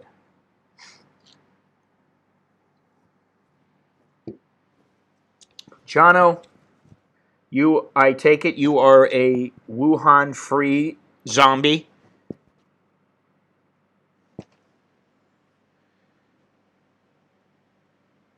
What's up with the acid reflux, old man?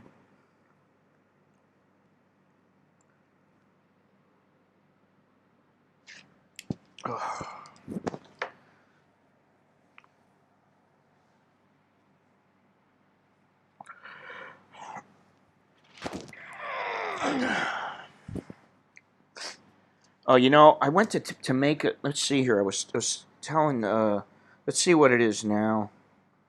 I went to go have a delivery made yesterday from Fresh Mart.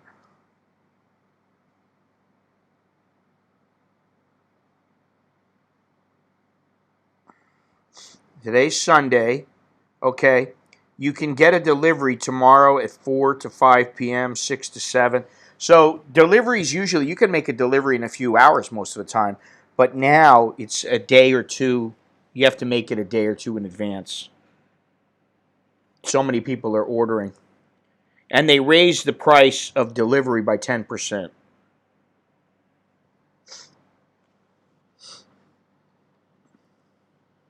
Interesting. What is this one?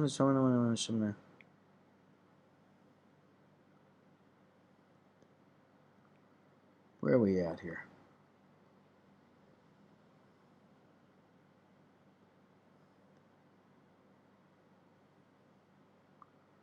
You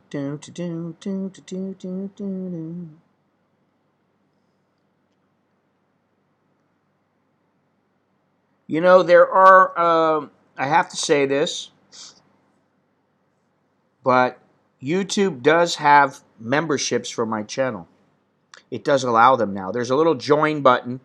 If you so desire, you can join for as little as $3.99 per month, and you get like little doodads, little, what do they call them? Little emoji things, little kind of, you know, stuff. So if you want to help support the channel, you're basically helping support me and everything that goes with this channel. And eventually, once the zombie apocalypse is over, I will go out again and do some things. Like I was saying earlier, I have some. I have 3 different vouchers, or I have 3 different hotels I can go to in the next couple of months: Koh Samet, Koh Chang, and Koh Tao. So I may just stick close at home and travel around and do some things there and show you guys some different places that I haven't been to in a while. Although Koh Chang, I've been to there. You know, I've been there. I've done some videos on Koh Chang, both Koh Changs. If you ever want to go to a place that's relaxing, cool place to go, I wouldn't recommend going right now, but Koh Chang, the island of Koh Chang, down in the south. Not the Koh Chang is nice to the east, but the Koh Chang I'm talking about is down in the south, so that's something else. You have iPhone charger? Huh? iPhone charger? Hang on. Upstairs. Where's my bag? What happened to yours? Why do you never have an iPhone charger? Get the new set iPhone charger. And Huh? You're getting a new iPhone? no, the headset. You need this? Yes, I need everything. She's always taking all my stuff. She was always using my stuff. And then she conveniently forgets to give it back to me. Like my headphones. She'll take my headphones and I'll like, you know, I'll start getting ready to go out and do something for the day. I'll be like, hey, where's my headphones at? And then I'll be like, she took my headphones. And I'll call her up at work. Did you take my headphones? Yes. Well, how come you didn't leave them? What are you taking my headphones for? Get some headphones of your own. All right, what is this? Today, on A Second Opinion, we bring you our 5th special episode on the coronavirus. In times of crisis, it's critical. It's critical to learn from those with the most experience. And in today's episode, we do just that. We bring you trusted information from Dr. Wenhong Zhang, the leading Chinese physician who has successfully spearheaded public health efforts to prevent the spread of COVID-19 in Shanghai. Oh, I have a hard time believing this, but okay, I'll believe it anyway. Just for the sake of believing it. Dr. Zhang is the head of infectious disease at Huashan Hospital of Fudan University in Shanghai. He is considered the gatekeeper of Shanghai for his heavy involvement in creating the public health policies that worked and kept the city safe. Hey! One model has predicted Shanghai would see 800,000 cases, but through their extraordinary early efforts to limit travel, and you mean with like via the rifle? end large gatherings and immediately implement social distancing and testing. They limited cases to just 300. And Dr. Zhang and his team have cured 95% of their COVID-19 patients in his hospital. It's amazing that they can stifle the virus, but yet they can't stop it from starting. You know, they don't know enough to like maybe make their markets a little bit cleaner and stop having animals shitting all over each other and then people eating them without cleaning them properly. I mean, I don't know. I don't know. I'm not going to go there. You're telling me that how much more expensive is it to harvest a chicken, to get chickens versus bats? I don't know. I mean, are bats that tasty? Are they worth the effort and the consequence of eating them and then catching some kind of dreaded disease? What is the reasoning behind these, between this? Your screen time was up 82% last week for an average of 8 hours, 39 minutes a day. Yeah, I've been online quite a bit. I admit it. So that was interesting. Why is this showing up so quick? It wasn't supposed to. They're not supposed to show up that fast. What is this? 7, 8. Let me do something else here. Oh, maybe it's that. That's the reason why. Let me see here.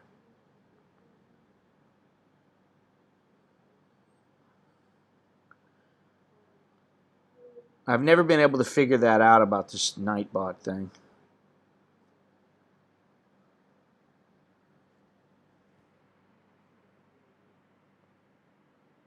Anyway.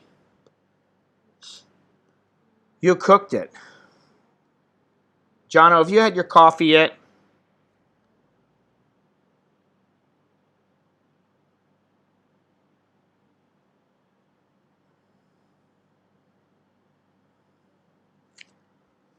You know, I was going to have my kid shave my head today.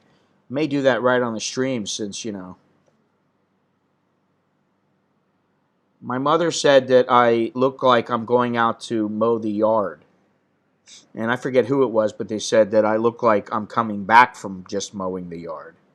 So I tried to wear a collared shirt today. And I did trim my beard a little bit. Just to try to look a little more handsome.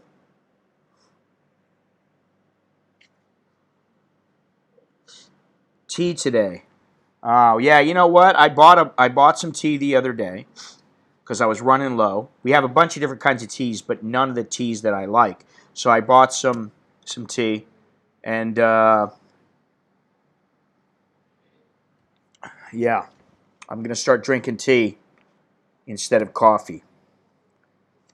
I don't know what it is, but lately, in the last say 6 months, I have grown less fond of espresso, cappuccino, and just coffee, like especially this instant coffee stuff. Less and less fond. The tea is lighter, and you know, it's almost like drinking flavored water. What was that? I like the PG tips, but I've got some Twinnings, and I've got some, I don't know what this other stuff is called, but I like that stuff too. Whatever it is. English breakfast and Earl Grey. Well, you know, a dozen beers will do it to you. What'd you do? Drop your phone in the toilet? No. You got a case on that thing? Well, why don't you get one? They're like $1.29 or something for a case. You know, you can get one like for 14 baht. You know, everywhere they got the cases for the phone. Yeah, I'm a little bit. You know, I mean, I get a little. I don't know. It's a habit, is what it is. You got to break the habit. I don't like anything that has to be a habit, and I got a lot of habits. You know, I got a habit of, and I haven't lately gone, and I'm breaking it. of going to get, go to the grocery, get some stuff, do whatever I got to do for the day, whether it's editing, going out shooting stuff, whatever it might be. Do that, and then come back, have a coffee, go to the grocery, get whatever I got to get for dinner or for the next couple days. On the way back, get some more coffee, and then go home. And then do a little work, cook a little food if I got to cook or whatever. And then, that's that. All right, let me see something here. Where is that? Let's see if I can do this here. You guys talk amongst yourselves for the moment.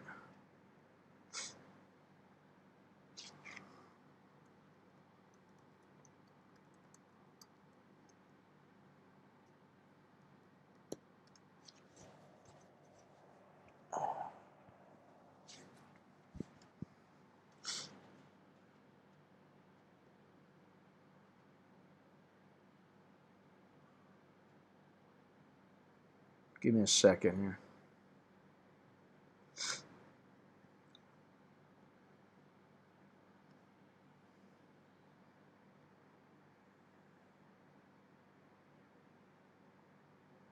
Jono, what's going on with your pickles?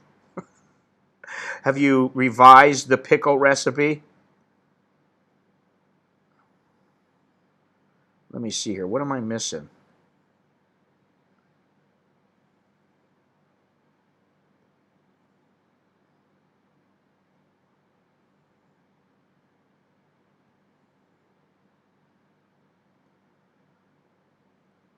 And let's see here. Where's that at? Here we go. Oops. I guess the old adage of an ounce of prevention is worth a pound of cure. What I'm wondering, Jono, is what good do you think is going to come out of this this whole coronavirus episode? This pandemic. What good's going to come from it? I'd like to know your opinion.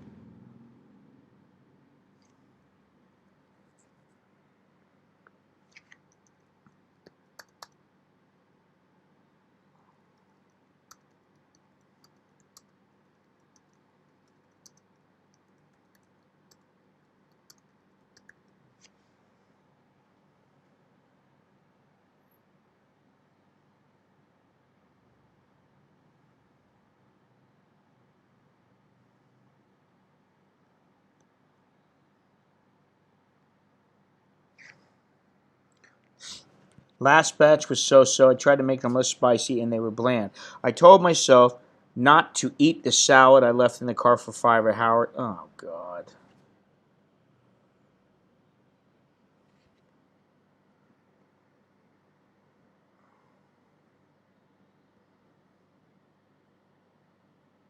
Jesus Christ.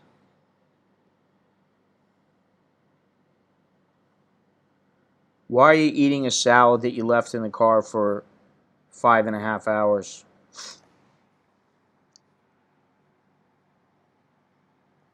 I mean, really. What is this?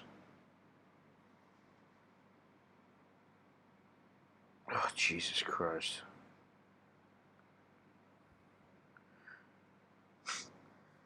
Longhorns. Is that the first thing that comes into your head here?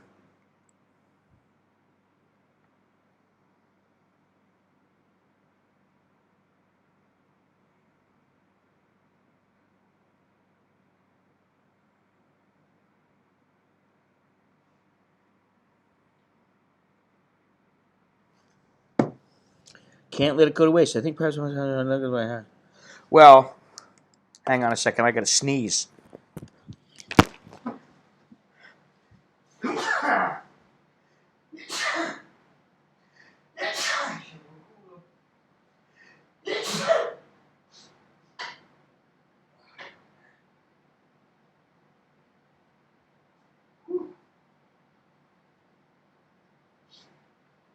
start the laundry already? Ugh.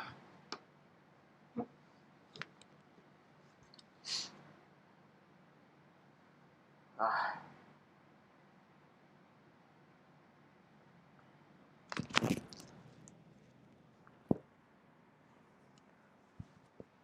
Human life is not an incentive. Saving lives is not an incentive. Oh man, I hate to say that, but that's not how I think. But I think that that's how a lot of people think in the governments or in the business end of it.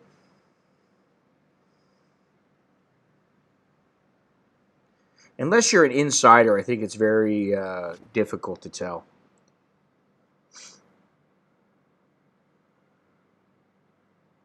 No, I don't think that's going to happen again. It was a different time, you know.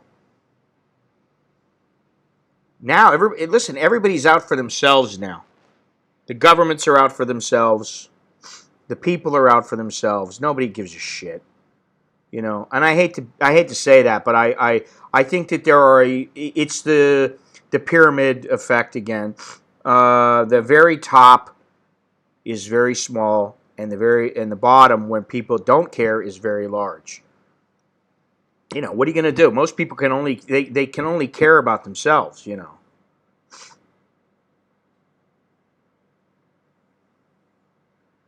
You would make a name for yourself?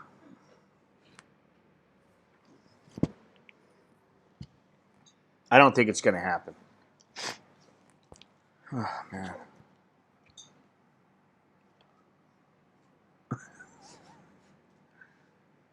Why don't you pick up his 100 white shirts laying around? Kid's got like 100 shirts laying around here. I took out one white shirt yesterday, and I'm wondering where it is now. I can't find it. Want more live streams and videos like this one? Use the super chat button. Yeah, I mean, really. I've been going 2 hours already. Let's go. Let's get this thing going. I did hear that 35 people in the world have more wealth than 3.5 billion people. Wow. That's pretty wild. Keep it going. Keep it going. Yeah. I love it. Where was I? Japan says there's no need to declare a state of emergency while pledging to support an economy reeling from the spread of the disease. Yeah, there's no reason to call it to declare an emergency, but the economy's in the shitter because of this. The infection rate in the country remains lower than in major nations, while warning Japan cannot let down its guard over the virus. Well, that's the problem. You just don't know what's going to happen.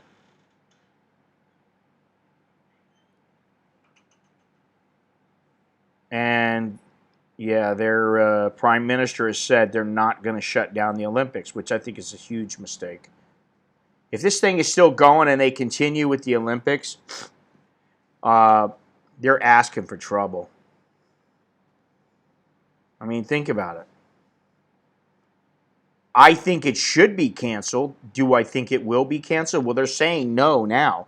But what kind of an idiot would allow the Olympics to continue? I think they're just waiting till the last minute so that, if something happens and it changes to where it's drastically better, that they don't throw away a ton of money, because they're going to lose money. They're probably already going to lose money as it is, whether the Olympics go on or not. But how stupid is that when you have, that would be about 17 million people, 16 million people that would visit the Olympics because of the Olympics, an additional 16 million people that would pass through in a little more than 2 weeks. So how intelligent is that to put all those people in one place?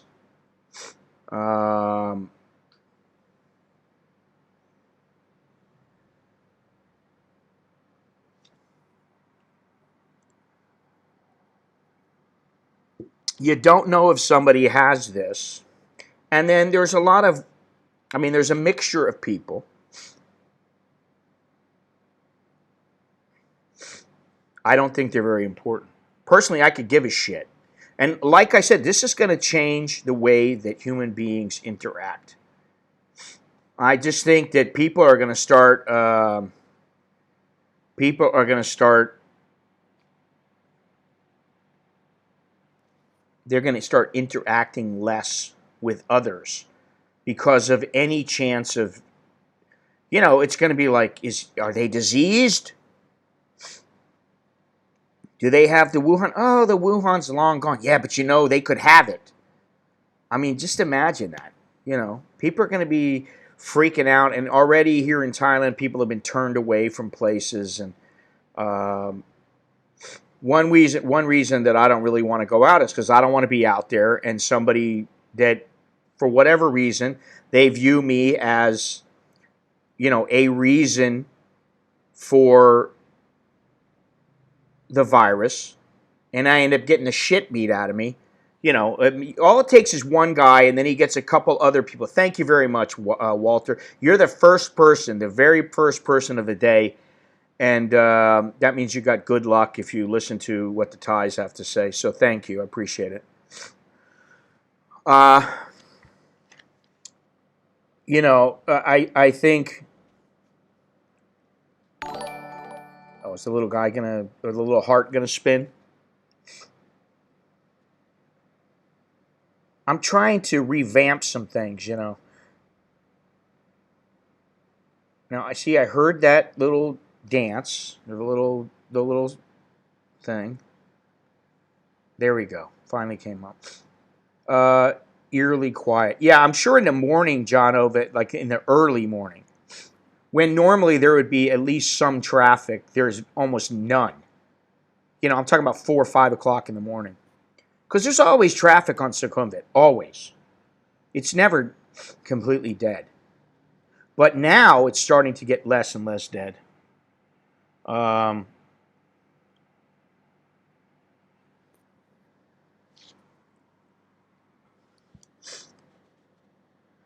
Jono's way up there on, he's 30 stories up. And the good thing is that both he and I are not really the types to go stir crazy sitting inside. I can find things to do. I got plenty to do, whether it's online, offline. Now, if I was to go offline now, I think I would have some problems. Completely offline for like a week, I think I would have some issues. Not because of the virus, but just because of dealing with banking and stuff like that. Because especially now, what's next? The banks are all closed. They only have one person at each headquarters. I don't know. Yeah, time for a walkabout.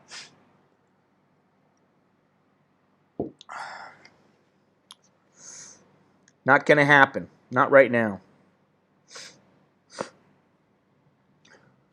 I'm locked down. This is day 4 inside.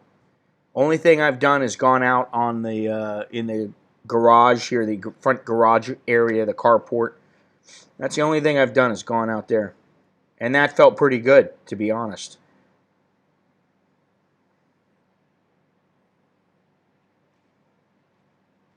But there's no real reason for me to go anyplace at the moment. We got coffee, we got tea, we got food. So, what's the reason? And, sorry about the lack of walking around or the lack of videos. I got plenty of video footage, and the thing is, I'm letting Alex handle it right now.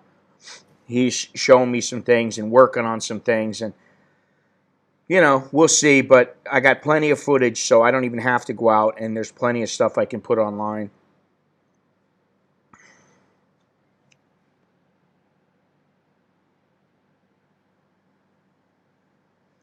I'm canceling my June trip. Well, I think that's a good idea. I don't know why anybody would want to get on a plane trip where you're sitting in a plane for 15 hours or 18 hours or whatever it is. I don't understand that. I don't see any reason at all.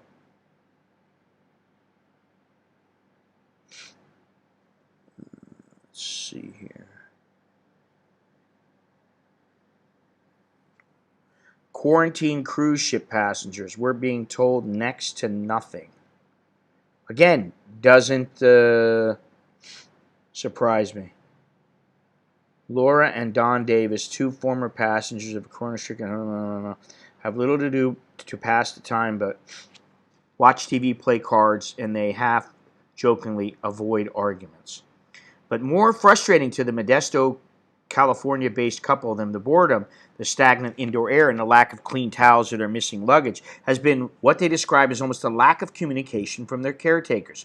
We're not being given any information. We're being told next to nothing, said Don Davis, 53, a retired California Highway Patrol officer, said during a FaceTime interview from the couple's second floor room.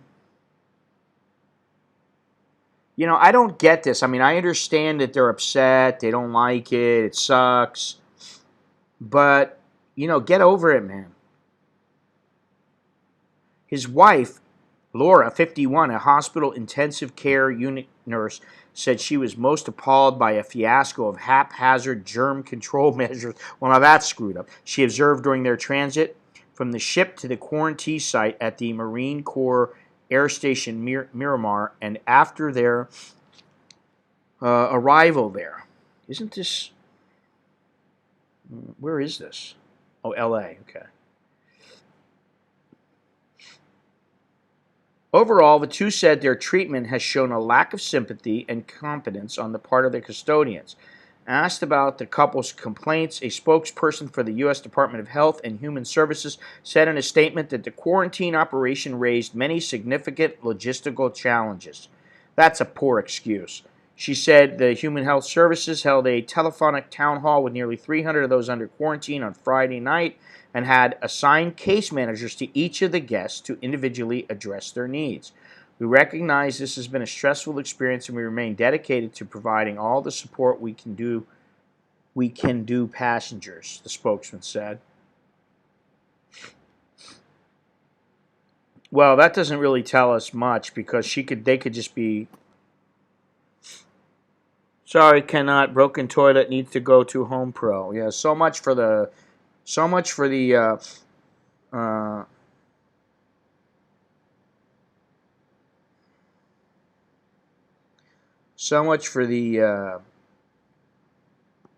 Skype calls. Passengers, as of Friday, passengers are still wearing the same dirty, contaminated, surgical-style face mask they were issued aboard the ship 9 days earlier, she said, noting that as an ICU nurse, she changes face masks every 30 minutes while on duty. Well, they probably don't have enough for that, but I don't know, you know. Oh, man.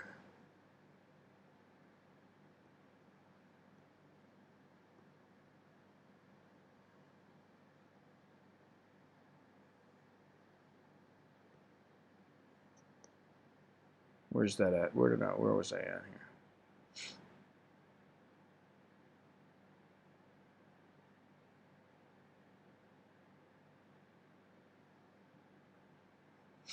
Wow. Cancellation of Wimbledon and the Glastonbury Music Festival due to begin at the end of June, as well as major horse races, including the Royal Ascot and Grand National. Wow. Man. Oh, I love this one. In India, a Hindu group hosted a cow urine drinking party on Saturday as they believe it wards off the coronavirus. Yeah, that's going to work.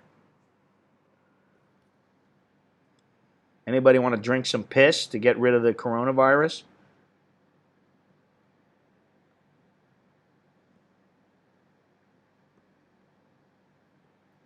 What happened to the...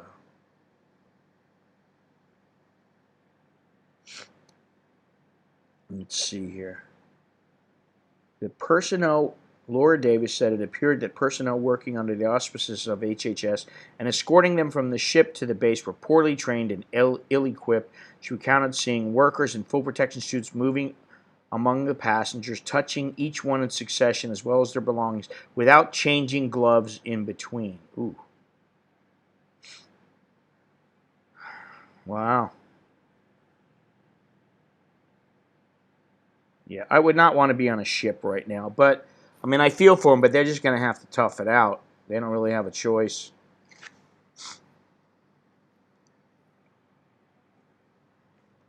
Yeah. Listen, Thailand isn't going anywhere. And, I want to see what it's going to be like afterwards. That's the thing. Depends on how long this is going to go on. And, I've been thinking for a long time about doing a stream or a video about what would Thailand be without its tourists. And I think Thailand would be in the shitter. It would be relegated to being a third world country again, once again. Technically, it's supposed to still be one, but it's really not. But it would be back in that. I think without the tourist money, in a couple of years, this place would be completely different.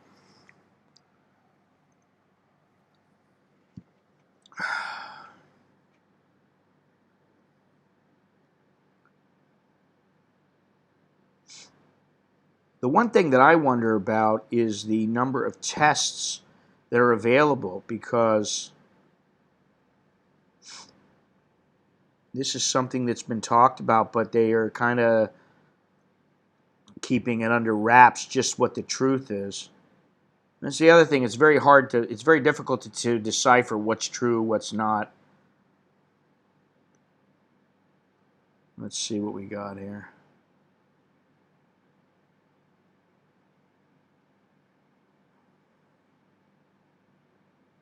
Let's see here.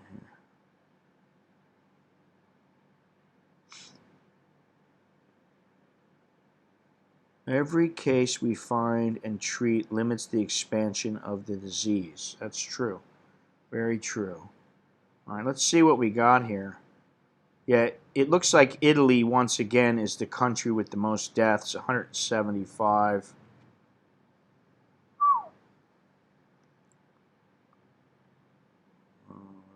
How about, has Thailand changed at all? I mean, 82, yeah, but that's what it's been for a couple of hours. Oh, they got a Twitter. Let me see if this goes to their Twitter account.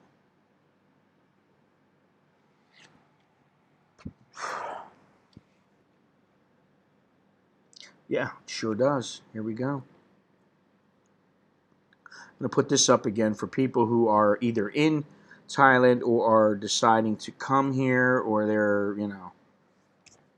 close by, whatever. Or they just want to keep up on it. Who's getting murdered? The amount of businesses that have set up manufacturing in Thailand is massive. Hospital, tourist industry. I mean, yeah.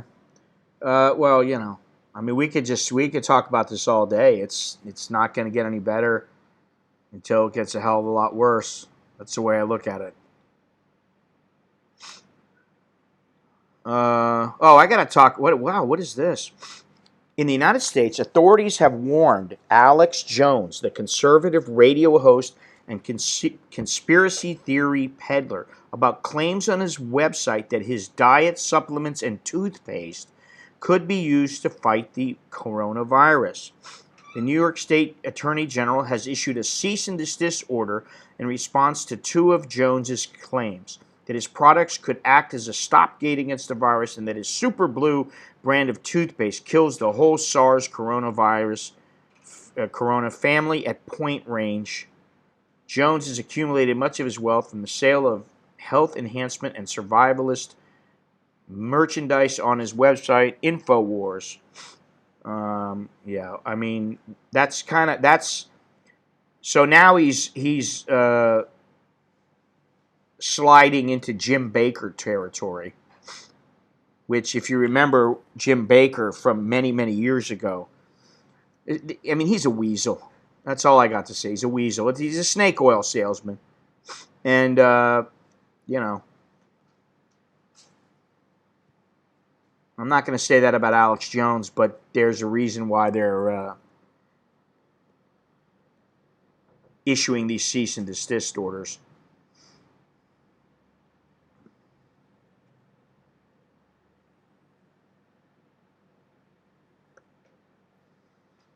Let's see what else we got here. 5,836 deaths as of the last reporting. 175 dead in Italy. Let me see something here. Oh, what is this?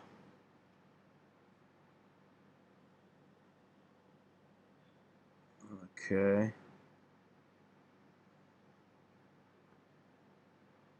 Let's see. No, that's the same. The nothing's changed in Thailand.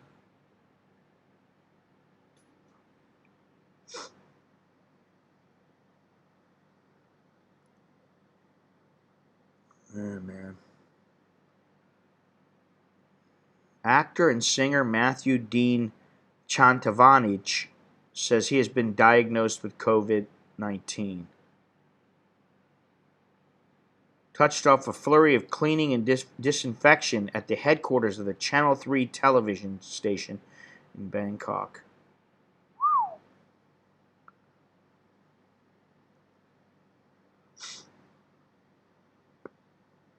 I'll still go in June if possible. I'm planning a long stay, so not to worry about quarantine or return trip. Yeah, I still think we don't have all that much to worry about, but you can't downplay the number of people that have died and the number of people that are going to continue to die, because there's going to be more people dying. And let's just say that it stops and there's 12,000 people dead. Uh, tell those people's families that it's not important, that they're just a small portion of the population, and see how they respond, because it does matter. Well, what happened to the I don't know, I don't follow. What is that show that Howie Mandel is on? What show is it? Is Most America's Got Talent, or it's not the what do you call it, the American Idol or whatever? What show is that?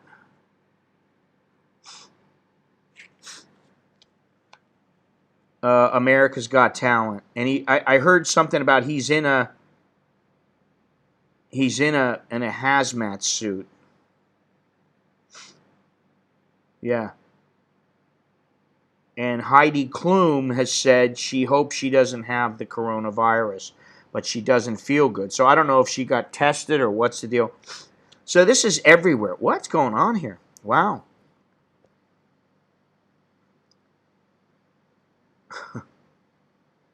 New cases in Thailand as of today. There's 7 new cases, Larry. Right now there's 82. That was the last count that I saw. 82.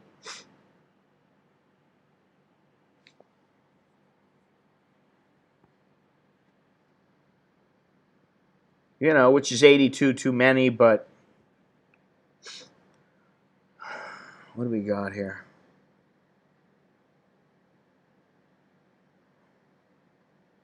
Oh, boy.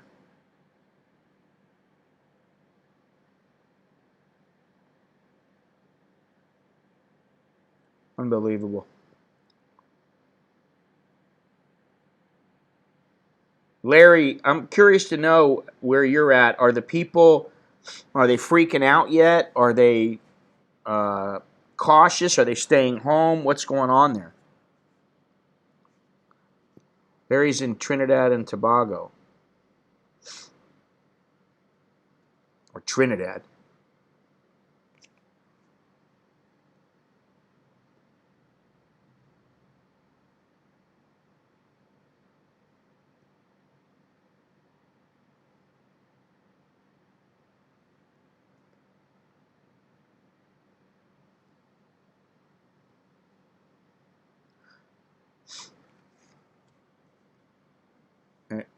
I know about those, Larry. I'm wondering about your own area and how people are acting over there in the Caribbean.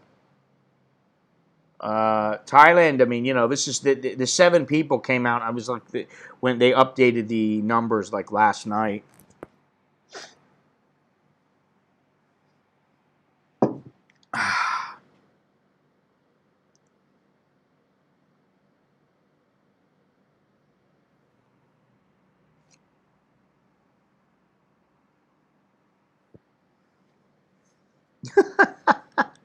Oh man, this is so funny. 30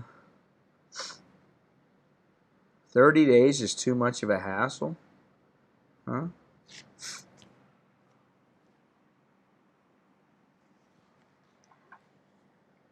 Oh, we're already at 100%. Yeah.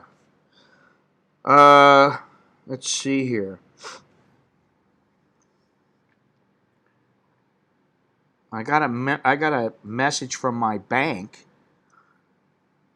As the spread of coronavirus, known as COVID-19, continues to be a growing concern across the country, we're taking extra precautions to protect you, our teammates, and the communities we serve. Our executive leadership and business readiness teams are monitoring the situation and are in close contact with health authorities, including the Centers for Disease Control and Prevention, to ensure we're acting on the latest guidance and information. If you're negatively affected by the coronavirus situation, we're here to help. Our branch bankers, client advisors, and contact center teammates are all committed to working with our clients to reduce financial stress during this challenging and uncertain time. So basically, they're telling you to use the phone and to use online banking.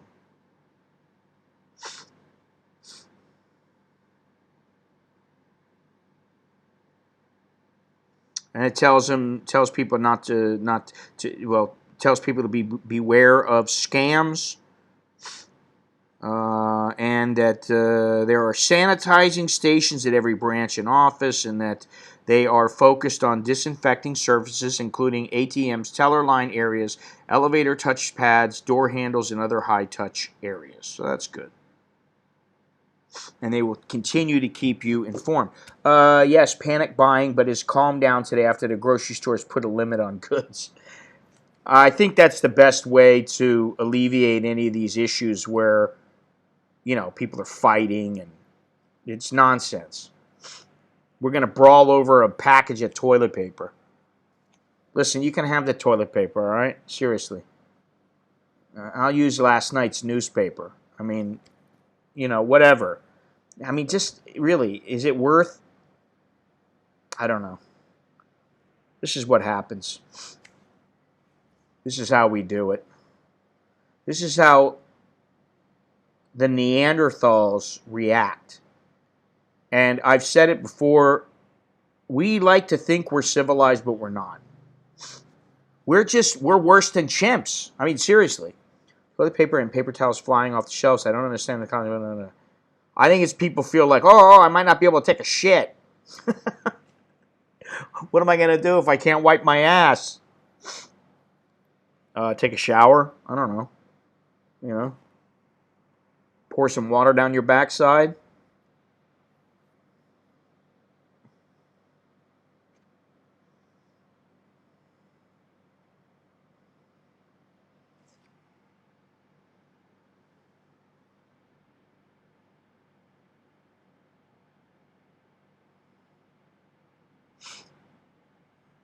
Let's see here.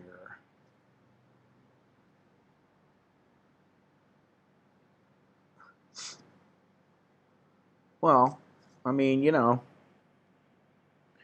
the problem is not the people who have some, they have, some water, they have a little bit of resources. They have some water, they got some noodles, they got some food, they got some canned tuna, stuff like that. The problem is not necessarily for them. The problem is for the people who, are living day to day. They don't have anything in the, they go out and maybe they get tips from their job and they use that and they buy dinner, and they put away $5 or so. I don't know. That's to me that's the problem areas, and places like Manila, which are very very congested. And I can only imagine what's going on with India. I can only imagine somewhere like Delhi, or because these are extremely congested places. And, if it gets out once, boom, that's it, man. India only has 100 people, 0.1 per million, 18 new cases, 2 total deaths. I think that's going to skyrocket. The Philippines has 111, 47 new deaths, and yeah, I hope they're okay there. They got some places that might have some problems. Well, listen, people around the world wipe their asses with their bare hand. You know, there's nothing wrong with that. In Manila now, we're on lockdown. Oh, that's right, you're over there. I forgot about that. Yeah, you're on lockdown.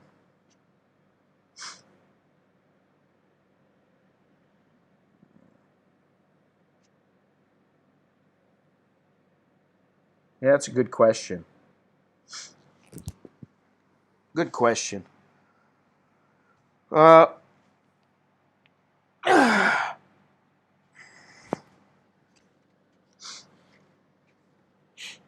yeah, I don't understand it. I don't get it.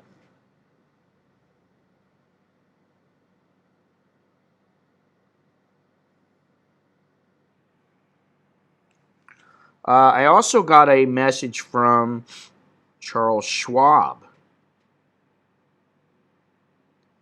At Schwab, we have a deep and abiding belief in seeing the world through clients' eyes.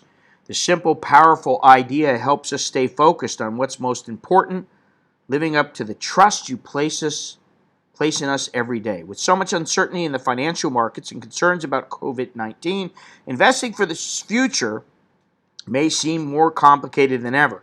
Please know that every one of us at Schwab is committed to helping you meet your long-term investing goals. I also want to remind you of the resources available to you. Expert perspectives, service options, one-to-one guidance. This is not our first downturn. We are implementing a variety of measures here at Schwab to ensure we create as much additional capacity to serve clients as possible, continuing our sound business practice, and provide a healthy physical environment for clients and employees. So despite market turbulence and disruptions in daily life, we're confident in our ability to be here for you, whatever comes our way. Of course, with all that's going on, we are seeing record levels of client interaction right now. We recognize that means at times we may not be able to pick up your phone call as quickly as possible. Please know our dedicated client teams are working incredibly hard to be available to you as quickly as possible. We appreciate your patience if you do experience longer than usual wait times. Even in this current environment, we still believe in the power of investing. So they're still trying to get your money. That's a subtle way of saying, please invest. As our founder, Chuck Schwab, I thought it was Charles, has often said, Chuck Schwab, investing is fundamentally an act of optimism. That belief has not changed, nor has our focus on helping you create a better tomorrow. Blah, blah, blah. We're honored that you have entrusted us with your business. Okay. Sincerely, Chucky Schwab. No. Walt Bettinger, President and CEO, Charles Schwab Corporation. Alex, what's happening? Huh?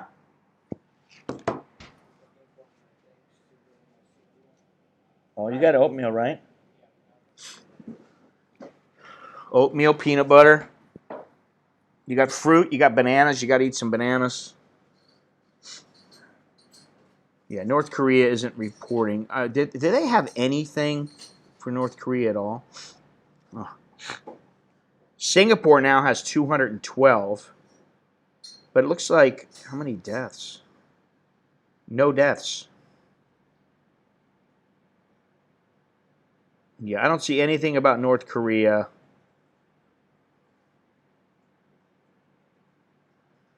Where's it at here?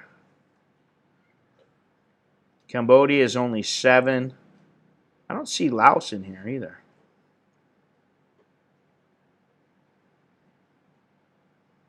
Trying to find some of these. I don't see Laos, and I don't see. I don't even see Russia. Russia's not even on this list here. So, Russia and North Korea not on the list. You know, I still don't get the whole reasoning behind not reporting. I mean, what do you want to do? You want to look like you're better than some other country? This virus doesn't discriminate. That's the thing. Anybody can get it. And like I said, wait. If President Trump were to contract this and he died, or Boris Johnson, or anybody else, you know, Angela Merkel, any of these people were to contract the virus and die, forget about it, man. Those countries are going to go on. They're going to be locked down tighter than a frog's butthole.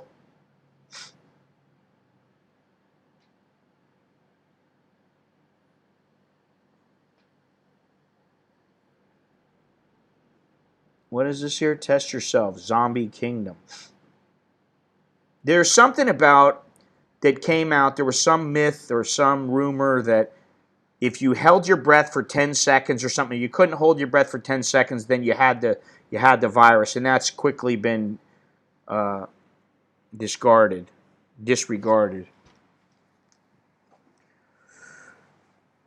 Everybody's getting up in the house. Is little Nicky up? Huh? He's up? What's he doing? Well, get him to do the dishes. He's supposed to do them last night. If I tell Alex to do something, and then Alex tells Nicholas, he always loves being able to do that because he feels like he has the power to order him to do something. Alex, come over here with your hair. Put your hair in front of your face. Hang on a second. Scott, perhaps a subject? Oh, yeah, I saw this about the UV light in the, what was this, in the train or something like that? Where was this? Yeah, public transport. Yangao has converted a regular cleaning room into a UV light disinfectant chamber for buses. After the epidemic, we were actively searching for a more efficient disinfection method. Yeah, you know, listen, I'm sorry I don't believe what China has to say. I don't believe what most of them have to say. And that's a damn shame because I'm sure there are some very good scientists and doctors there. Come here, Alex. But when it comes to put the hair in front of your face, no, like, you know, get it down. Yeah, I want to show Mr. Well, you can come down right here. Hang on a second.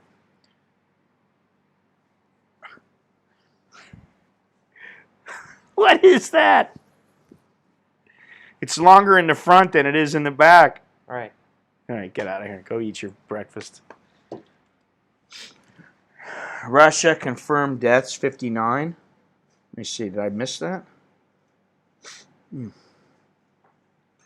Oh, there it is. I did miss it. 59, 14 new cases, 8 recovered, 51 active, 0.4 per million.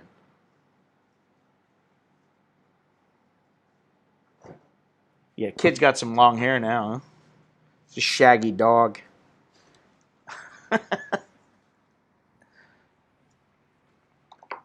Oh, I need you to cut my hair today. You could probably do it on the stream. What the hell is this? Look, come here. Don't say anything, though. Come here.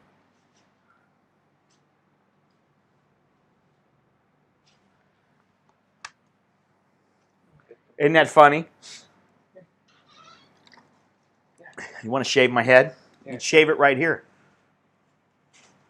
Why not? Sure. Yeah, I'll just push the table out a little bit. You get behind me and you shave my head. Alright, that's what we want. Finish eating, and then we'll do that. Because I need to get it done, because I just don't like my hair's starting to poof out, you know.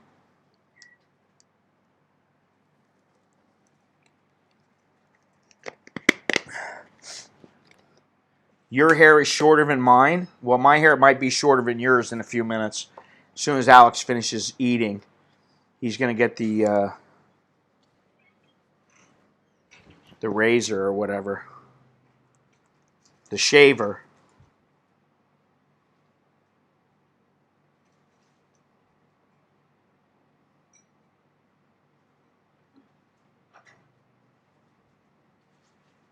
Let me see something here. Uh-oh, are you going outside? Be careful of the zombies.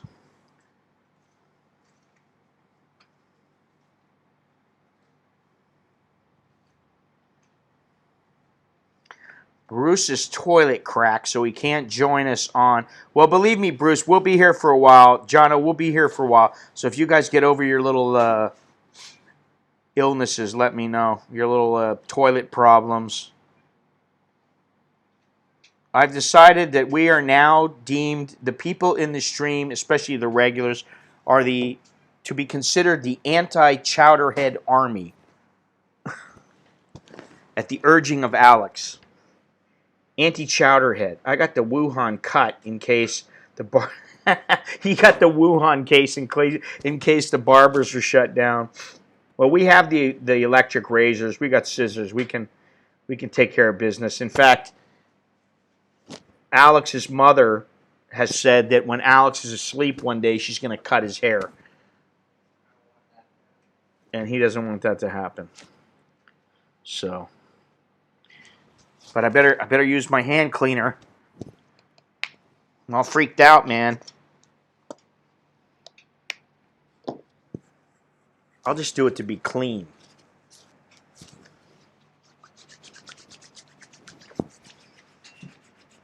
Even though I took a shower last night and cleaned up this morning, but you know. I look like I'm going out to mow the yard, even though we don't have one. Stuff stinks, man.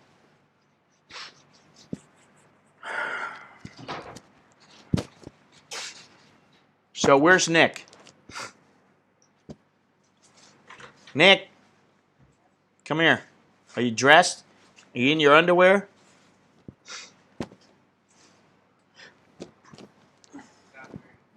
Huh? Oh, I don't care about that. Ah, money. Didn't Alex order you to do the dishes? Thank you, John. Appreciate it very much. Really, thank you.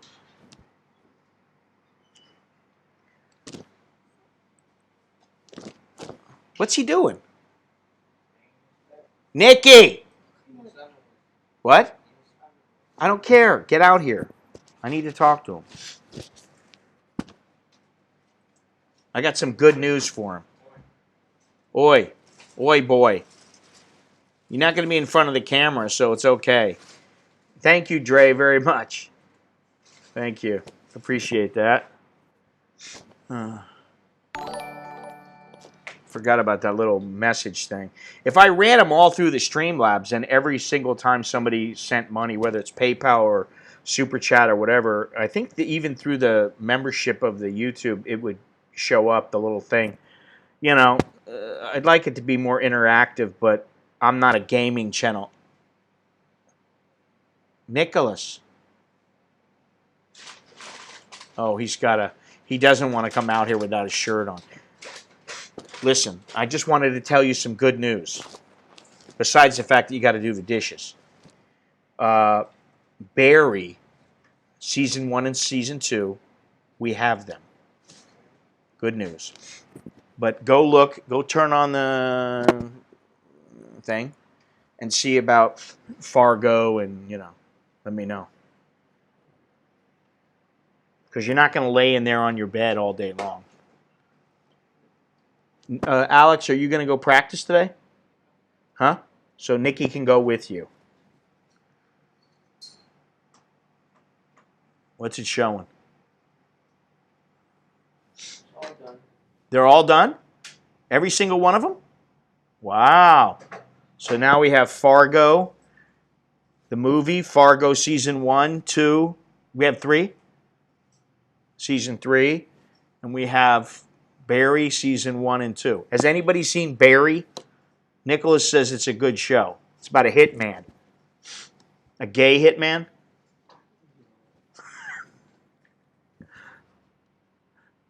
It's about a... I'm not going to say it. Anyway. Let's get back to the zombie apocalypse.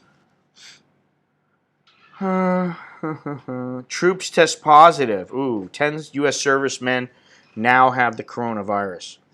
Well, that's pretty much to be inspected. Wife of Spain's prime minister tests positive. Man. Cirque du Soleil closes its Las Vegas show because of the virus.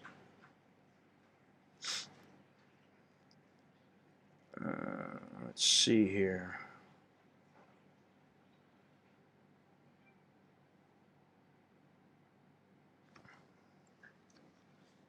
Who's Gobert?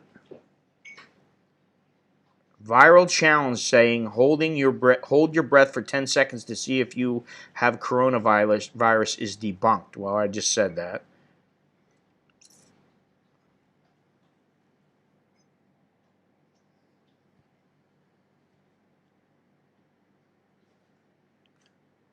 Never heard of any of those shows. Wow. Nikki, is that a popular show? Barry? Nicholas is grouchy right now because I woke him up, told him to do the dishes, even though he's supposed to do it last night. But I don't want to bitch.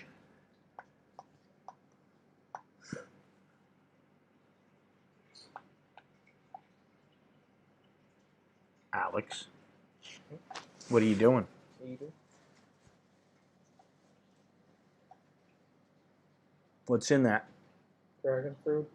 Dragon fruit, Bananas. banana, And peanut butter. Yeah.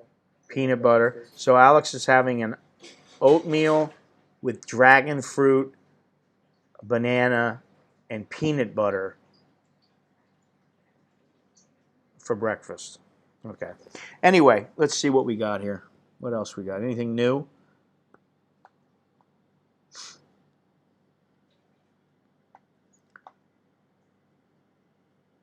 Okay, end of confusion. There are, yeah, okay, wow. Ooh, South Korea, 76 new coronavirus cases. Total, 8,162.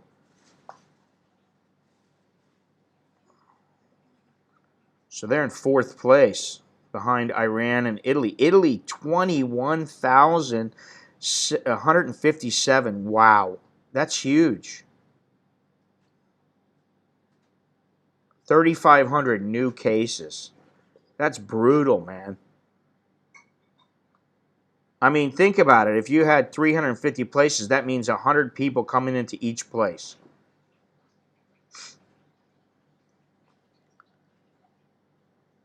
Cancellation of visa on arrival for 18 countries and visa exemption for 3 highly infected countries came into effect on Friday. Russia, South Korea, Hong Kong, and Macau are exempted from these 2 new visa policies, which mean they can enter Thailand without having to apply for a visa. Okay, visa on arrival canceled for following countries: Bulgaria, Bhutan, China, Ethiopia, Fiji, Georgia, India, Kazakhstan, Malta, Mexico, Nauru, Papua New Guinea, Romania, Russia, It just said they were exempt. Saudi Arabia, Taiwan, Uzbekistan, and Vanuatu. Hong Kong, Italy, and South Korea will have the visa exemption policy canceled. In practice, only Italians need to apply for a visa to enter Thailand. Citizens of South Korea and Hong Kong can still enter Thailand without visas because of a bilateral agreement. Okay. Uh-oh.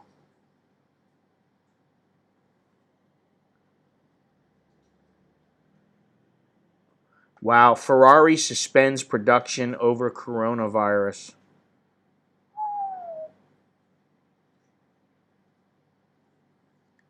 Where are we at?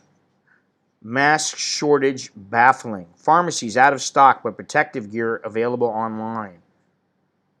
The prospect of COVID-19 outbreak turning into a stage 3 full-blown epidemic in Thailand is deepening worries over the dire shortage of face masks. Through the Commerce Ministry's Internal Trade Department has placed controls on domestic mask manufacturing and distribution to prevent hoarding and exports. Public fears of the severe scarcity has not disappeared, with one question still burning in people's minds: where have all the masks gone? In recent weeks, doubt amongst Thais has spread even faster than the novel coronavirus, as consumers found pharmacies have run out of masks and learned that medical staff at hospitals had few left, with no immediate sign of a new supply. These problems erupted even though officials insist 11 factories in Thailand can produce 1.2 million masks daily. Also, while inspecting the factories in late January, Commerce Minister Jurin Laksanawisit said Thailand has some 200 million masks in stock, which is enough for 4 to 5 months. Yet masks are becoming rare, with growing speculation that a large number of them being hoarded by some traders for export at high prices. Worse still, it is believed that hoarding involves close aides of some cabinet members. Oof.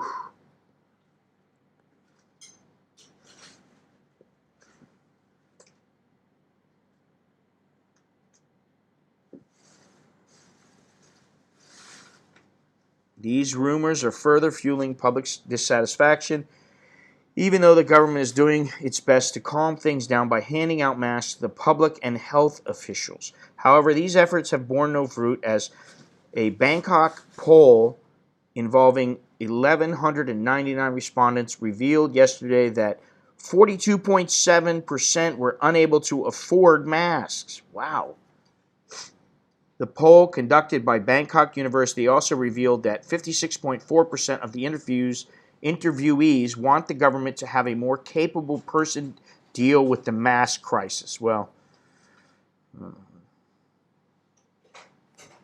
that seems pretty necessary. People's voices, as well as the need for clarification of where the masks went, cannot be ignored at a time when the deadly viral outbreak has grown into a global pandemic. Stage 3 warning. Health experts are calling on the government to step up measures to solve the mask scarcity to prepare for Stage 3 of the outbreak. Thailand is currently in Stage 2, in which most new infections are linked with foreign travelers. In Stage 3, the disease will spread quickly among people, including those who had never traveled to virus-hit countries.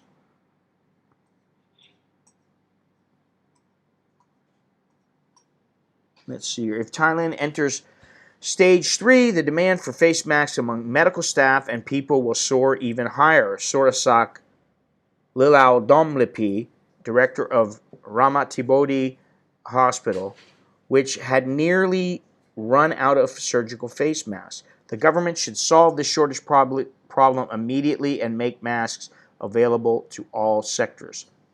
Atsadang Ruayajin, Deputy Director General of the Disease Control Department, said people don't just need face masks and hand sanitizers to protect themselves, but also be educated on how to use the masks and wash their hands correctly. Yeah, well, good luck on that. I don't know. Surgical masks aren't made to stop the virus from entering. They don't fit snug. They are better at stopping infected persons from spreading. How long have we been saying that, though? I mean, I agree. But like I said earlier today, if I go out now, if I was to go out, I'd put a mask on. And it's not for me because I don't think I'm infected. I don't show any symptoms of being infected, but maybe I am. Who knows? You know, I mean, maybe in a couple days I'll show some signs of it. I don't know. But I would wear it more so that the people around me would feel comfortable. They'd be like, all right, he's wearing his mask. Even though it's useless for the most part. You know. And to avoid getting the holy crap beat out of me because somebody says something, then somebody else joins in. Next thing you know, I got a mob around me who's, blaming me for the Wuhan.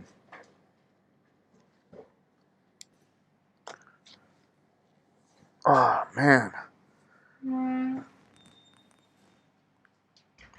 Nikki, how you go? I'll tell you what, staying home has given us all time to do some things that we have been putting off. Right, Alex? Like cleaning the house, taking our dogs out. Thank you. Nikki, we got plenty of dog food? We should get some dog food pretty soon. But Yeah, I should get some. yeah, Maybe. dog food. It's another thing. Don't want to have to worry about feeding a little dog. Thing will eat sardines and tuna if he has to, or rice. But we could use another bag of rice. We got some rice. We got one bag of rice, a little bit more from another bag. We got a couple bricks of rice. We're okay, you know. Oh, whoa! What happened here? What happened to this? Something's going on. Oops. Let's see.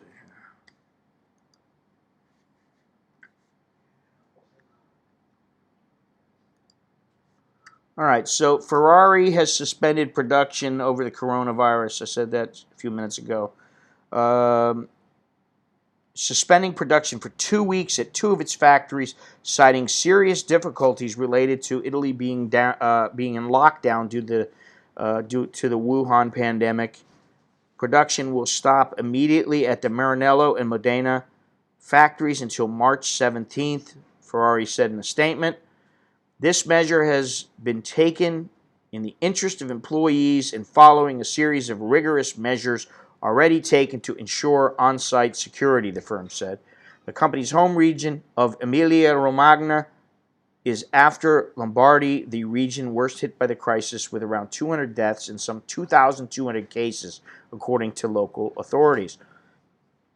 Ferrari had attempted to carry on even as Italy found itself the most affected country other than China. The Italian government ordered a nationwide lockdown last week.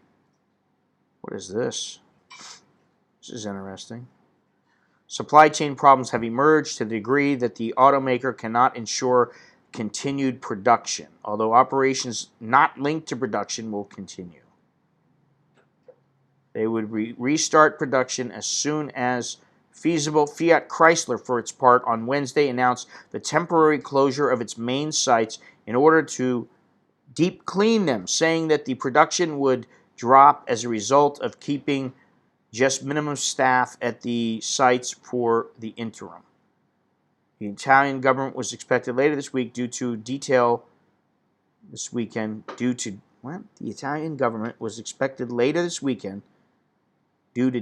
measures intended to support the Eurozone's third largest economy, which the COVID-19 crisis has sent reeling. That doesn't really make sense. But then again, what do I expect?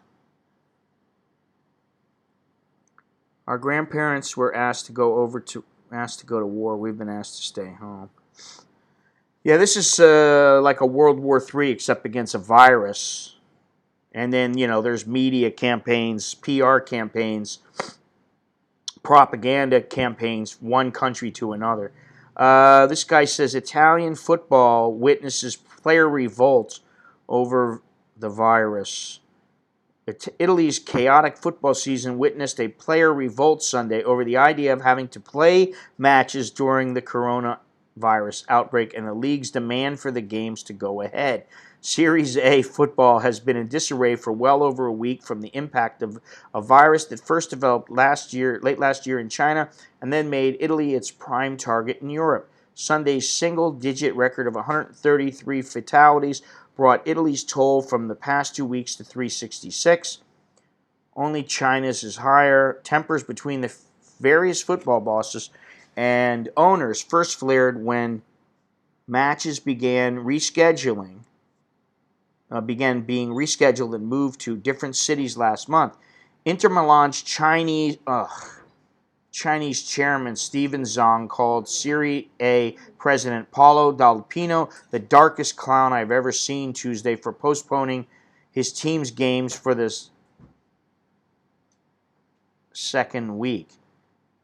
So leave it to the Chinese chairman of Inter Milan to call him a dark clown because he postponed the team's game.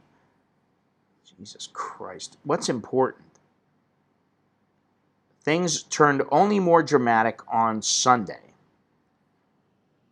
I don't know why everyone is buying TP like crazy, but today I moved to my new apartment and tissue paper works fine as what? The tissue paper. Ugh. Too much information. Let's go on here.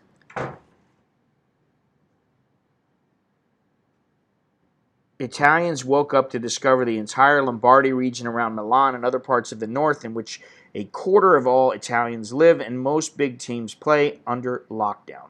Museums were shut down across the country, and the Pope was asked to deliver his Sunday prayer by live stream of in-person? What? To deliver his Sunday prayer by live stream instead of in person, from his Vatican window to keep the crowds down at St. Peter's Square. And yet the games were still supposed to be played behind closed doors and without any fans. The idea seemed preposterous to many. Italian Football Association President Damiano Tomasi tweeted that stopping football is the most useful thing for our country now. You think? The teams to cheer are playing in our hospitals, in emergency rooms. Italy's sports minister Vincenzo Spadafora quickly sounded his own support for the idea of suspending the season right away. The Italian Football Federation should consider immediately stopping Serie A, Spadafora wrote.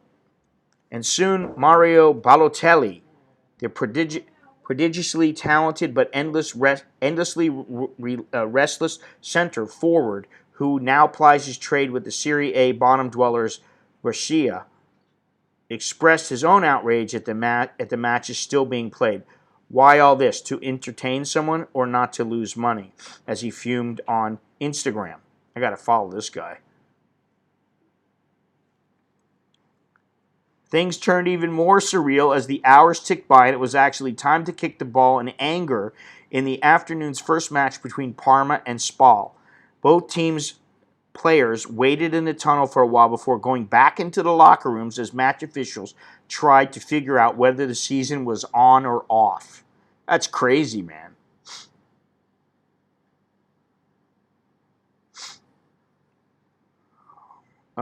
Yeah, I think it's important to take a pause. People need to take a deep breath and be able to relax. And you know what? I'm relaxed in my home here. I mean, I'm concerned, but I'm relaxed. I'm not freaking out.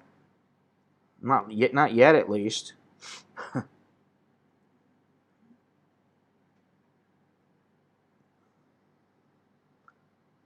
Let me see something here. Oh, this is not it. This is a fan page. What the hell is this? I don't want that. That's not what I wanted.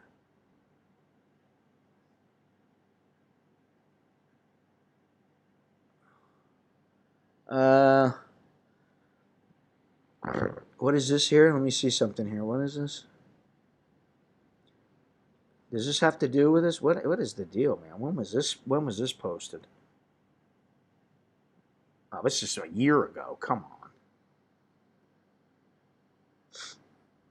A 2-3 week pause is needed basically everywhere. It would help a great deal. Yes, it would. I think it would help mellow some people out.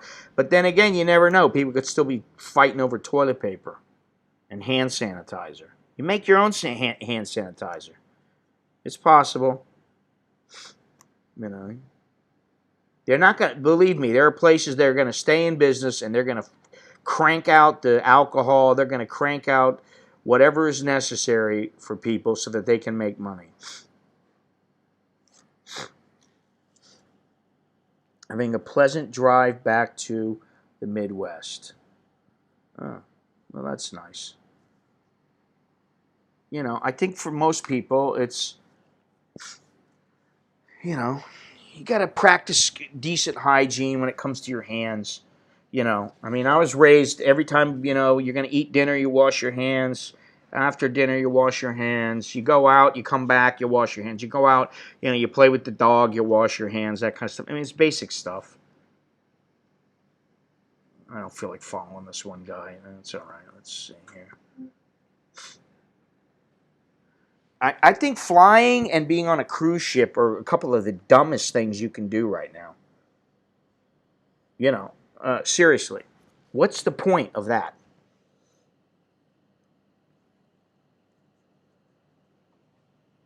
And I think this is another time, the time to pause, because it illustrates just how important life is compared to the need to work. I mean, obviously, people got to work. You got to make money. You got to, you know, try to make something, and you know, to continue living, because that's the deal now. It's money for goods, money for service. It's not like it used to be where you could go, you know, hey, I'll give you this little tube of hand cleaner. You give me, you know, 14 potatoes. That's not how it works now.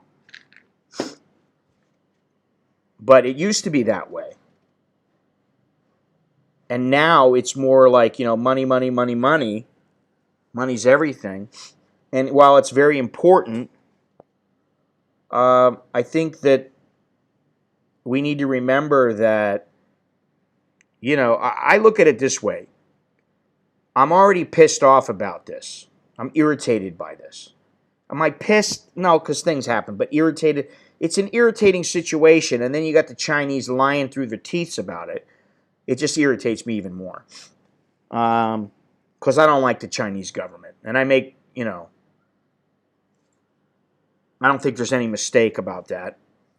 I don't like them. I don't like the government. I don't like the way they act. I don't like their mentality. And that's not to say that I love the United States government and how they deal with things, but I think the Chinese government, they got a lot of gall, and I think one day they're going to pay the price. But, yeah, I don't know what my point is. You know, and the thing is, the United States reached out to them right away. Hey, you know, we'd like to help you. How about you let some of the people come in? And no, we don't want your help. Okay, all right. So make it worse. And now they're bragging about how good they are. Yeah. Okay. Who knows how many people they shot? I kind of wonder about that. Or how many people have disappeared in Hong Kong and China? Oh, they're going to take a big spanking. You know, there's a reason why a lot of their country is in the toilet. And that's pretty much what it is. And they're still shitting in holes.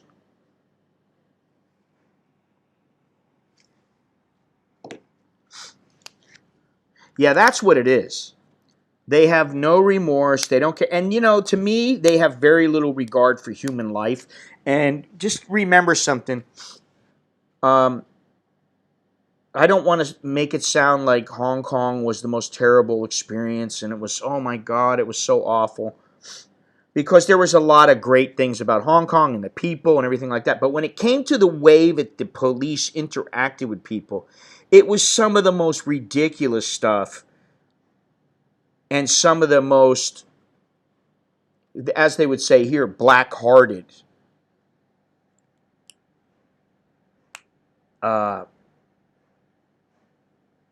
black-hearted actions or way of dealing with people.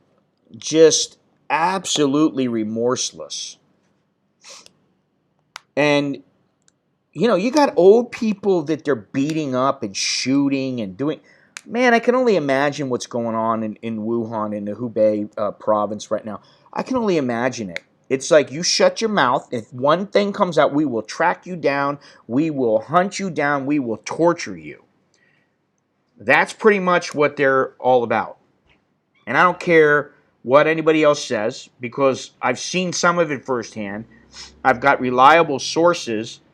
And, you know, we're just at that point now where I'm beyond ever thinking about going to China again. You lost me, China. Not that it matters to them. It doesn't matter. Nothing matters except the party.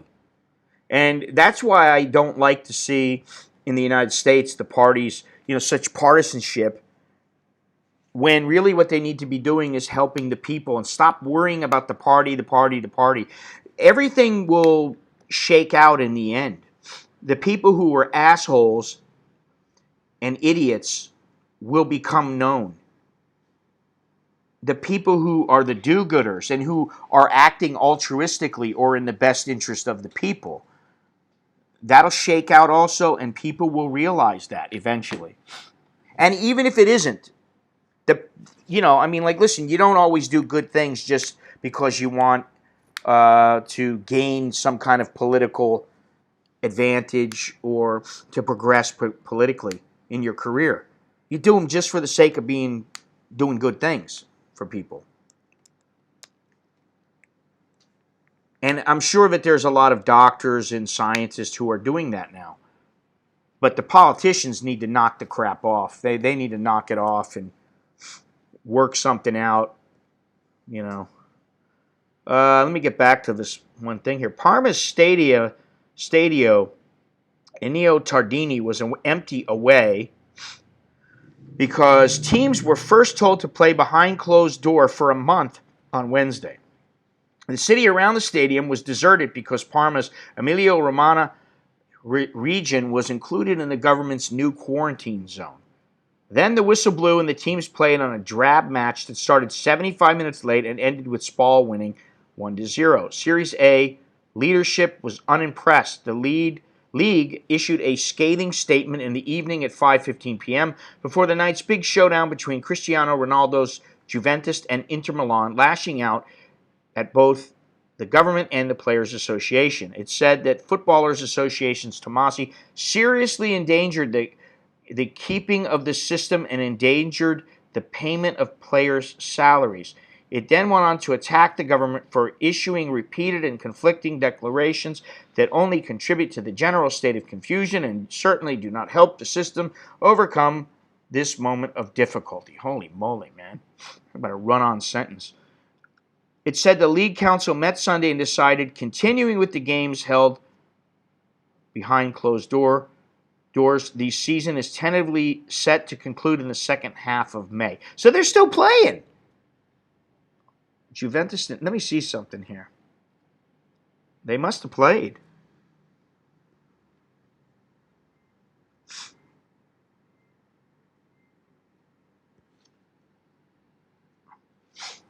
People don't forget this shit. Oh, so Juventus won. Oh, this was a week ago. What's today? Almost a week ago. Oh, well, here you got another. What is this? Parody Serie A. Oh, this is this is a cartoon.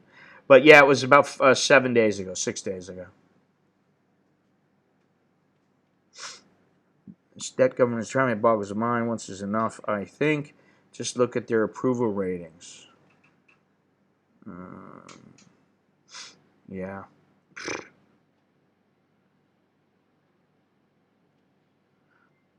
You know, like I said earlier, I do think some good is going to come out of this. And I know it may sound, listen, I don't want to be too negative because I've been accused of that. But I do think that there will be some positive things to come from this, and maybe it's preparation in the preparation that various countries have and how they learn from this, hopefully.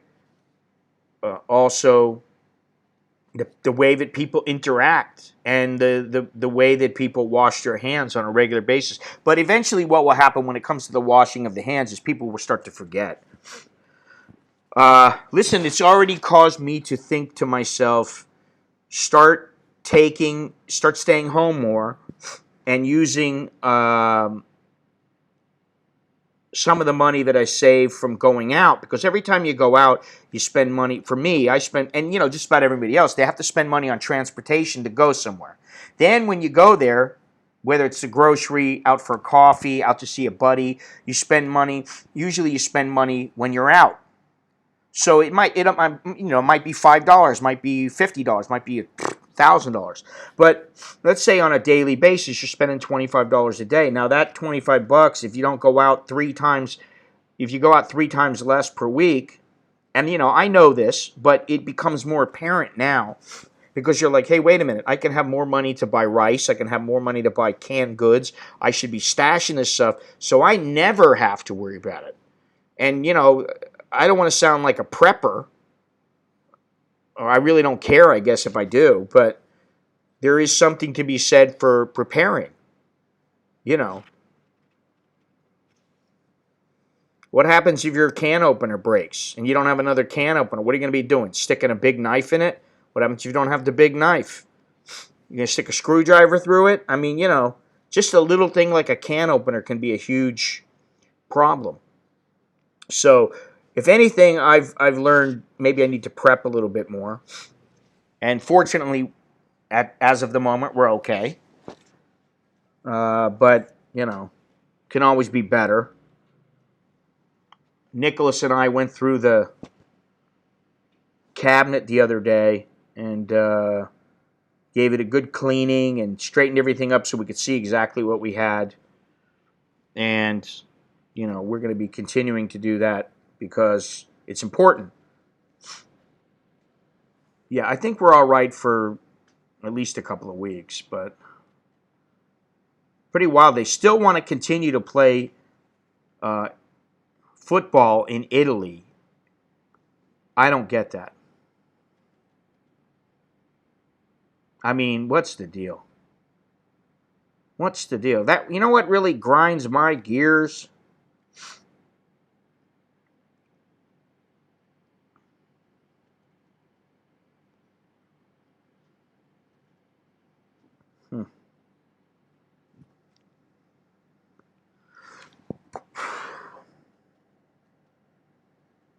Yeah, exactly. Well, you might have spent a little money and the food goes bad, but better if you have the food and it goes bad than you don't have it and you starve.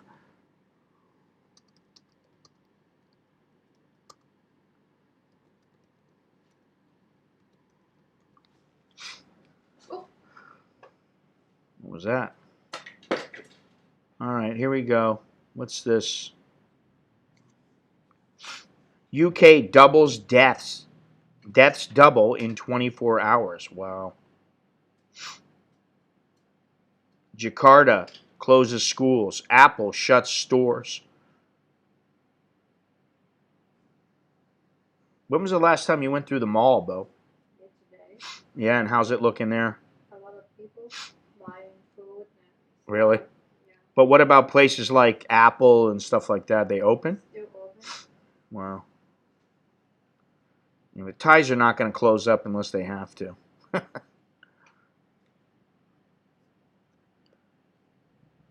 Let's see here. What is this?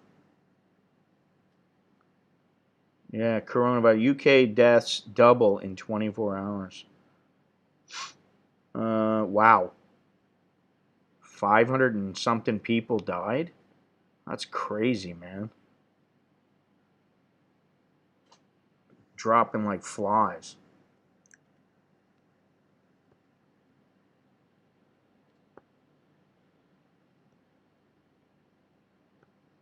Oh, is this the one I'm looking for? Where are we at now? 5836 dead. 156,000. Ooh.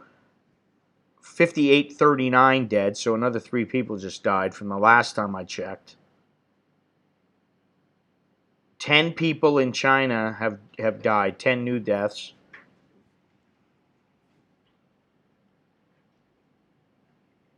The UK, well, it doesn't show. เก็บแล้วเก็บยังเอาเล็กเก็บแล้ว Italy, their national pastime seems to be more important than life itself. Not logical. I mean, yeah, I don't get it. And you know what I don't really get is, right this minute, I understand not wanting to cancel the Olympics because they feel like, oh, well, we might have it under control. Things might be okay by the time it starts. But it's supposed to start in July. So if things don't clear up in the next month, they ought to consider shutting it down because there's just too many people. I mean, that's the most massive gathering that you're going to have in one place. To me, it's just stupid. I mean, the world's leaders should implore that Japan doesn't proceed with the Olympics.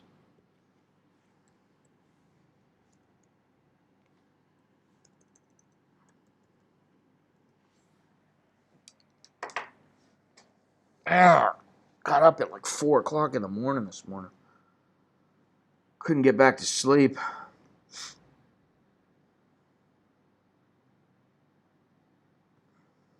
Holy moly.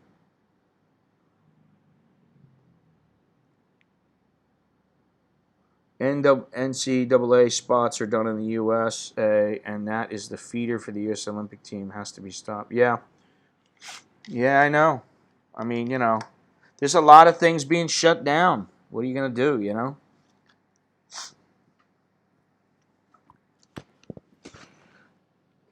I mean, if you look at some of those stupid zombie movies, and you see how people act, this is not that much different, aside from the fact that their skin is not falling off, or you can only kill them by a certain way, or whatever.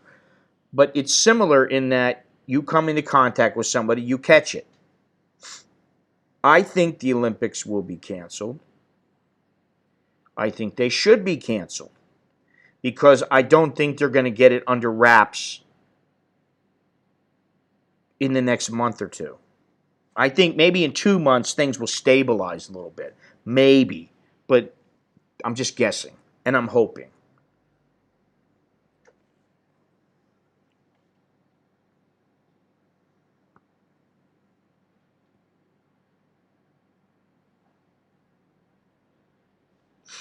Wow. Chiang Mai and Hat Yai, this is on March 11, canceled their Songkran parties. So their festivals have been canceled.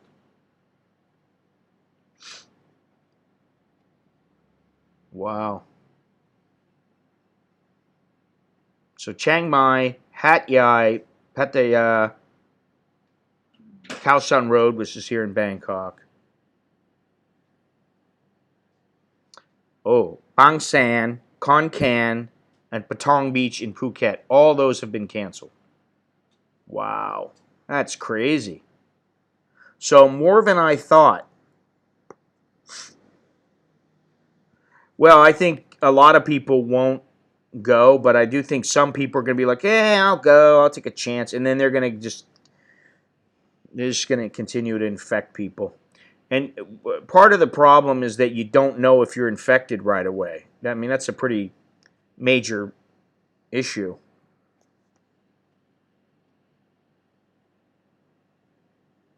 Private jets are taking off because of the coronavirus. Well, I'm not even going to look at that because I don't have the money for a private jet.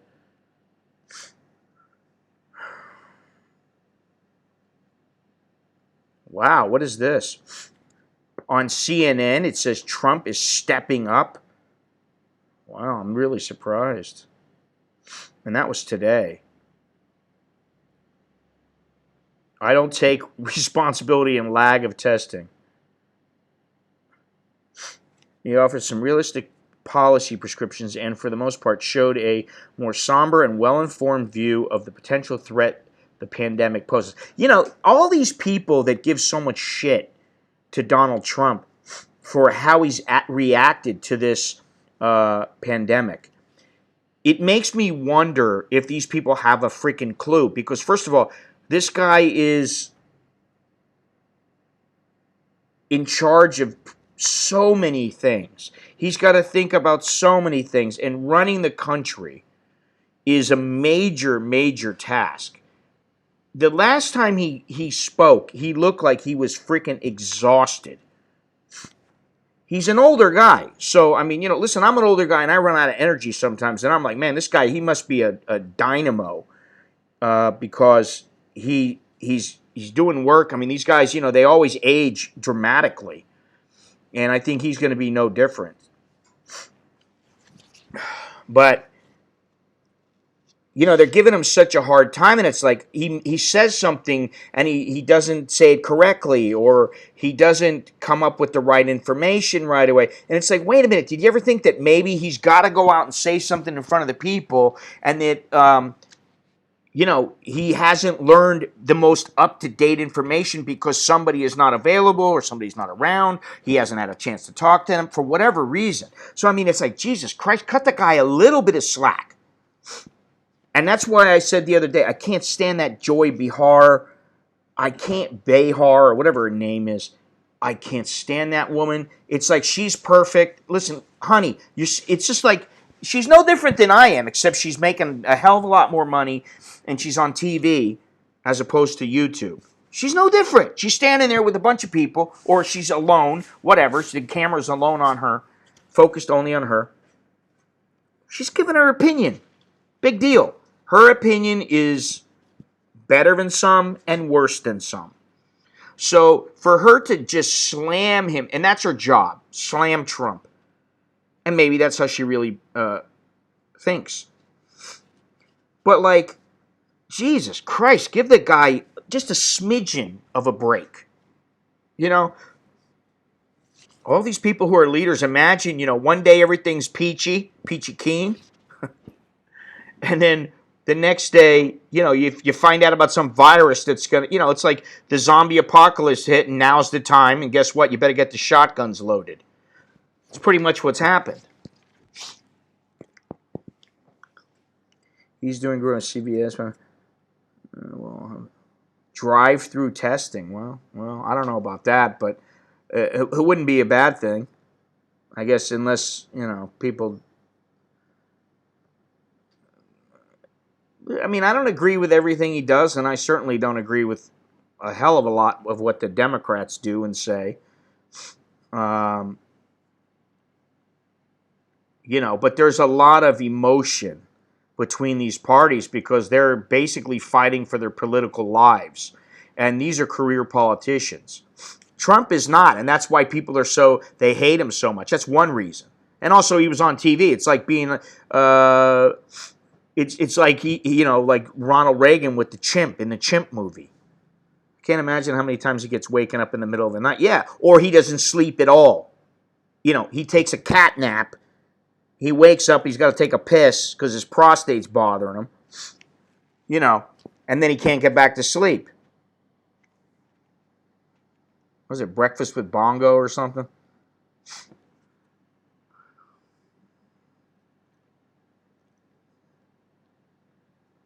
And then you got some Chinese twat who is talking smack after you talk to the leader and everything seems like it's okay, and then you got some, you know, I mean, it's like, and then you got other countries who are going, wow, what's happening to our countries? Oh, what are we going to do? And they're looking to the United States for leadership and guidance, or they're like, maybe they need financial help or whatever it is. And then you got some place like Korea that's doing a good job of testing, and then people are slamming the United States for not being as proactive. So I would not want to be him right now.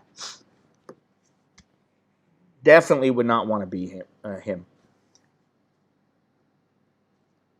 But the Songkran cancellations, that's pretty wild. So again, we're talking about Chiang Mai, we're talking about Hat Yai, Khao San Road, Pattaya, Bang San, Kon Kan, and Patong in Phuket, Patong Beach in Phuket.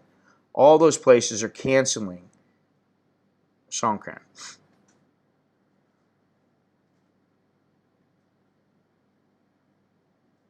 All arrivals, wow.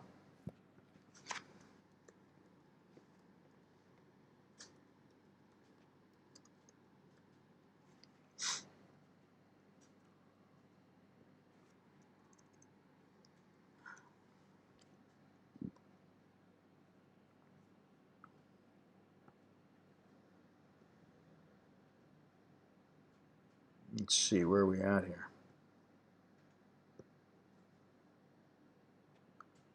Mandatory 14-day self-isolation for arrivals. Scott Morrison has, where's it at here? Australians will know shortly whether schools and universities will be closed tomorrow in a bid to slow the spread of the deadly coronavirus. Prime Minister Scott Morrison, and state leaders will receive advice on the matter from chief medical officers at a national coronavirus cabinet meeting at midday today.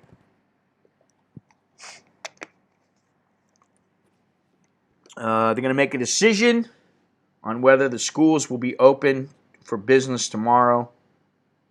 There are now at least 280 cases of COVID-19 across Australia, and 3 people have died. 134 cases in New South Wales, 57 in Victoria, 46 in Queensland, 19 in South Australia, 17 in Western Australia, 6 in Tasmania, and 1 in the Northern Territory, and 1 in the ACT. What's the ACT? Something territory, right? ACT, I'm trying to think. Australian Central Territory? And Australia's huge, so imagine something kicking off there. What? Damn salad collection agency came calling after my first payment? You lost me there. You made a payment on a salad and you needed to get a loan on it or something so that the collection agency wouldn't come after you? I don't understand.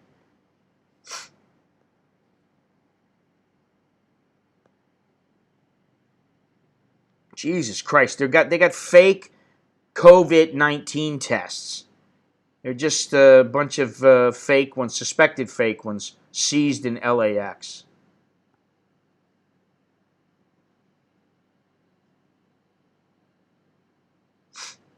ACT Canberra, okay. Yeah, let's see here. Border control. The package arrived from the United Kingdom. 6 plastic bags, so this is relatively small, containing various vials, filled with a white liquid and labeled Coronavirus 2019 nCoV Virus 1 Test Kit.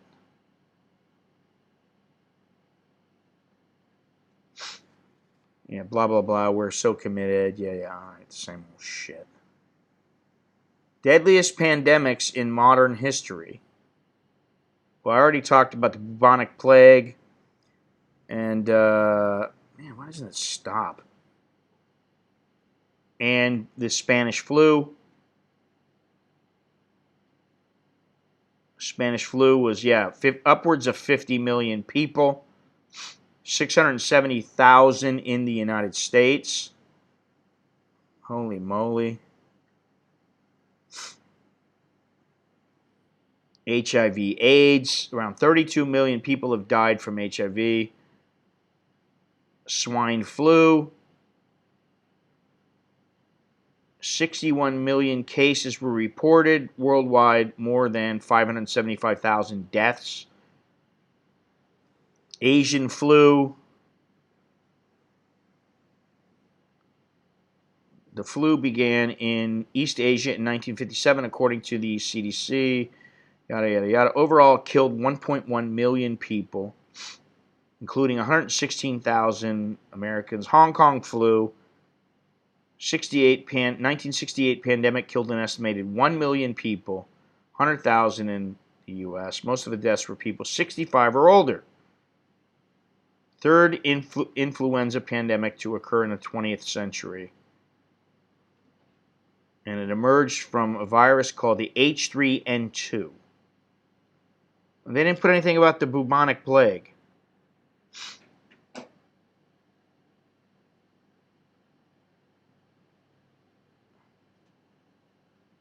I don't think they did. Let me see here. I don't see it. Nope. Nothing about the bubonic plague. That's another 50 million.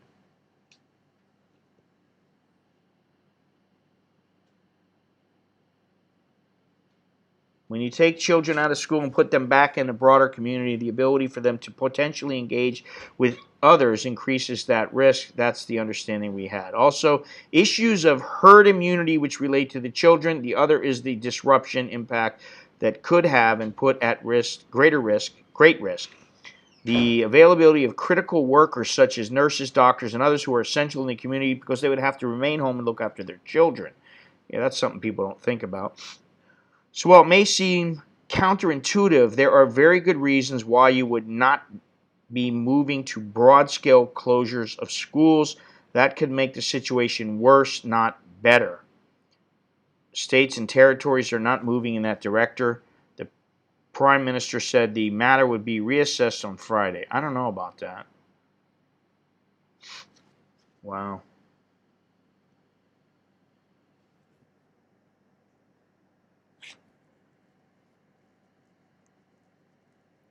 Yeah, but what's the big deal about the toilet paper, Andy? I don't get that. I mean, I understand people want to be able to wipe their ass, blow their nose, but I mean, you can always use a. If it really came down to it, you could use a towel and wash the thing. I mean, really. If you're that desperate, you use use a T-shirt. I mean, whatever. You use whatever you got to. You got to do what you got to do.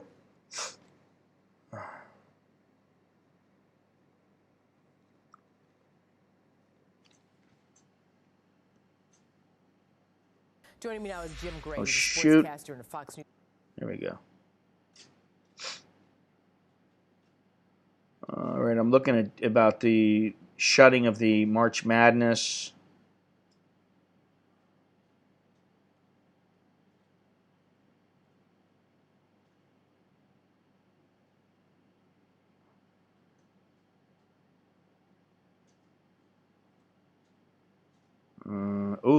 I didn't know this. Utah Jazz center Rudy Gobert tested positive for the coronavirus. Second player said he also tested positive. That's Donovan Mitchell. It says calling the league shutdown a disaster economically, but the right step. It is a disaster economically all over the world. This is a huge disaster. I believe as me too.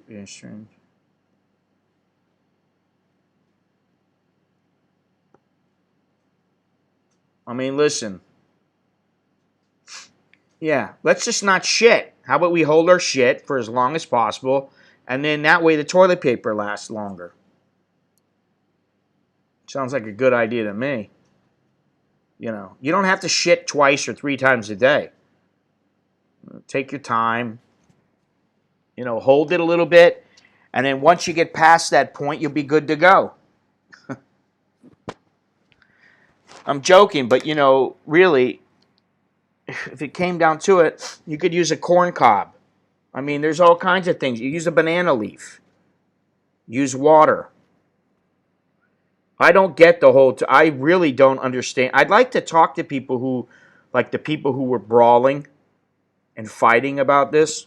I'd like to find out why is it so important to them to have this to have the toilet paper. What's their reasoning? We might run out of toilet paper. We'll have to wipe our ass with our hand. Okay, and then wash. They're afraid there isn't going to be enough around, and now people are actually going to run out. They're children. I think it's that they're morons. And listen, I say it again, and I've said it many, many times. I don't consider myself a genius, but I have a fair amount of common sense. I don't always make the right decisions, but I make decisions. That's the thing. And I would not be deciding to get into a brawl with somebody because he grabbed a roll of toilet paper out of my hand or a pack of toilet paper out of my hand. I'd be like, dude, you need the toilet paper that bad? Have at it, buddy. Seriously. I'll find a way to wipe my ass. And I'm really surprised that more people are not saying, listen, we have water available. That's one thing. That it's not like a war where people are cutting off supply lines of water and food and things like that. Now, granted, the food is being, it's decreasing. The food supply is decreasing because, at least some of it, because of the virus and because of supply lines and that kind of thing. But there's water available. You can get water from your tap. You can boil the water. You can do all kinds of things with it. You can even clean your ass with it. You know.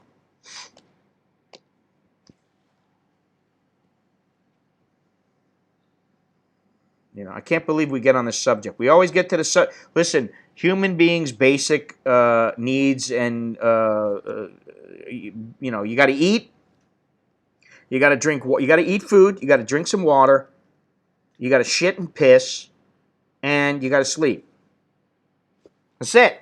You don't need a roof over your head as much as you think you do, and as nice as it is, and as important it is as it is. But really, you don't. Comes down to it, you could sleep under the stars. People have been doing that for centuries. But you need food, water, a place to take a dump, and, you know, preferably, what happened here? Why is it doing that? Sorry about that. A place to, you know, clean yourself. Hygiene is important because hygiene helps stop spread disease. As far as I know, there's no problems with the toilets in America. You know, I don't get it. I could go on and on and on about this. I mean, you know, bottom line is, I don't get it. Probably not going to get it. All right, what's this? I got all kinds of messages over here. Disgraceful. What's the point?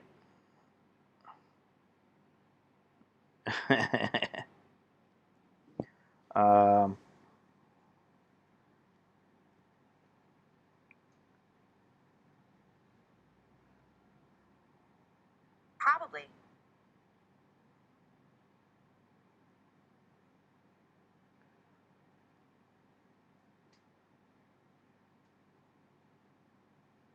YouTube detects. YouTube detected a app.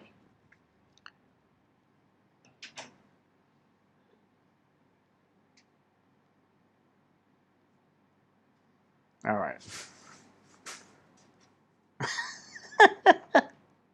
Gianna. People are hoarding. People are reselling at higher prices. Oh, well, you know, I mean, really, I guess I could do that if I really wanted. I could go buy a bunch of toilet paper here in Thailand. I could buy, you know, 20 packs of 10 rolls of toilet paper, whatever they come in. I've forgotten how they come. You know, 24 rolls or something like that, and then ship them abroad. You know, charge a couple $100 per pack. Hey, you know, there it is right there. That's, you know, that's the economics of it.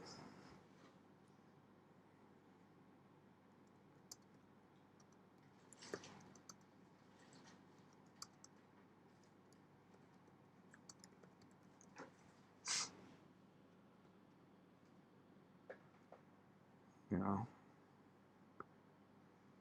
capitalism at its finest. It's just like, you know, what it reminds me of, though, is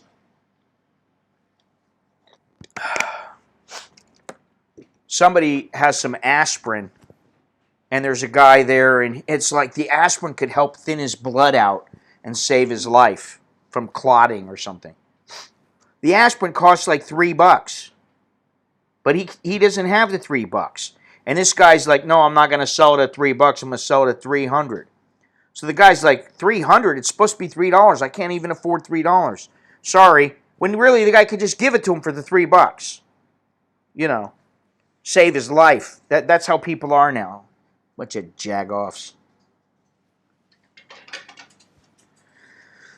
You know. And I hate to be, negative, as some people have noted, but how are you going to paint this in a positive light? We're just all going to forget about the fact that the Chinese government covered up what they did in Wuhan. It's their fault. They let it spread. They didn't do anything. They didn't want to say anything. It's their fault. And guess what? We can't say anything. Oh, if you blame it on them, why do you concentrate on that negativity, Scott?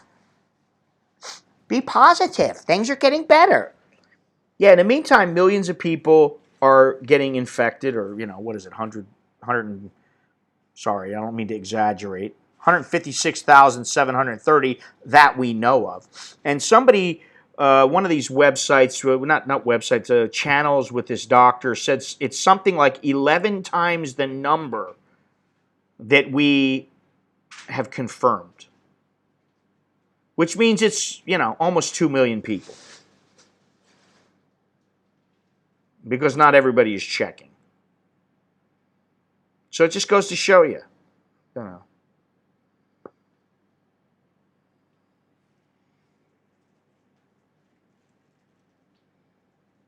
But I'll be positive about it.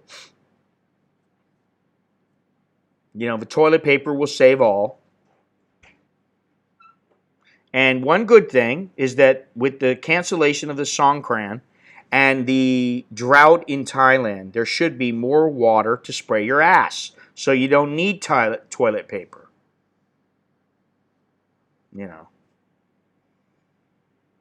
That's the way it works.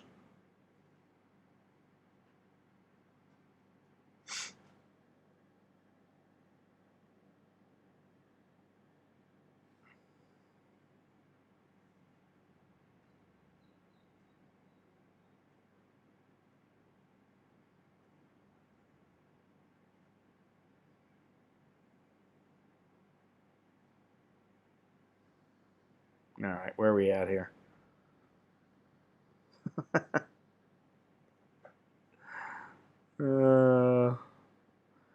It always reverts to shit and toilet paper.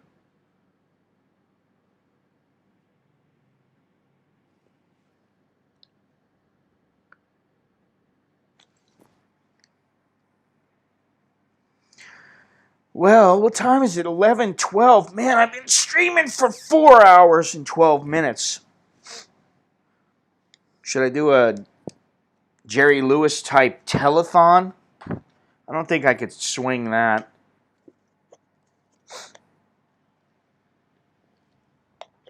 I just want a, but 90% will not be severely infected. Seniors will pay the price for something that would be. Yeah, and then, of course, there are no apologies coming from Chinese officials. There never will be, because they blame it on everybody else.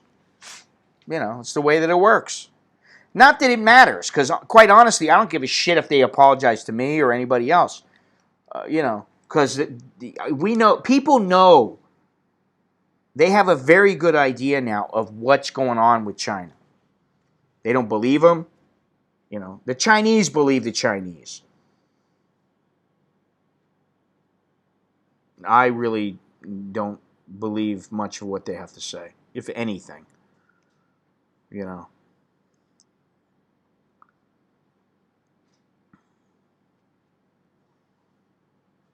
So I think after this week, Alex is going to stop going to the studio.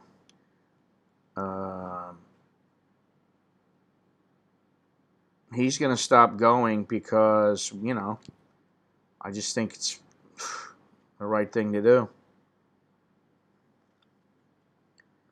It really grinds my gonads that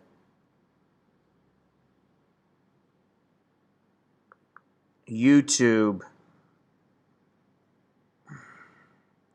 no longer really allows any kind of music to be played.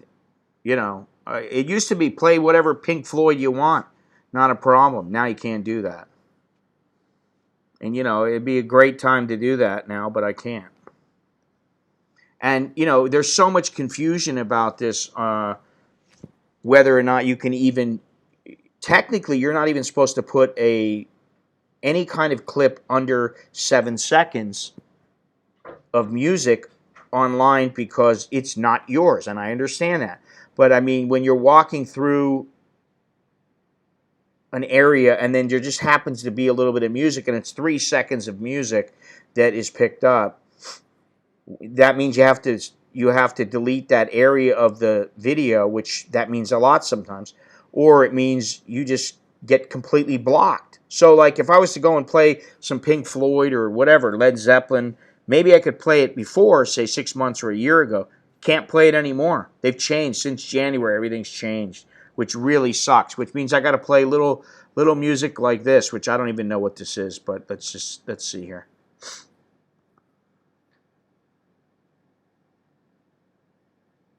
Why don't I hear it? Oh. Oh yeah, great music. Good stuff, huh? This is some Jono old man music right here. 7th inning stretch, yeah. I think we're getting there. I can only carry a conversation so long, and then I run out of air. I should let Jono become the host. He won't run out of any of air. Dr. Fucci, oh, that Anafucci guy, or what is his name, said we will see more suffering and more death. Doesn't surprise me. Here's the wonderful music we get to listen to, though.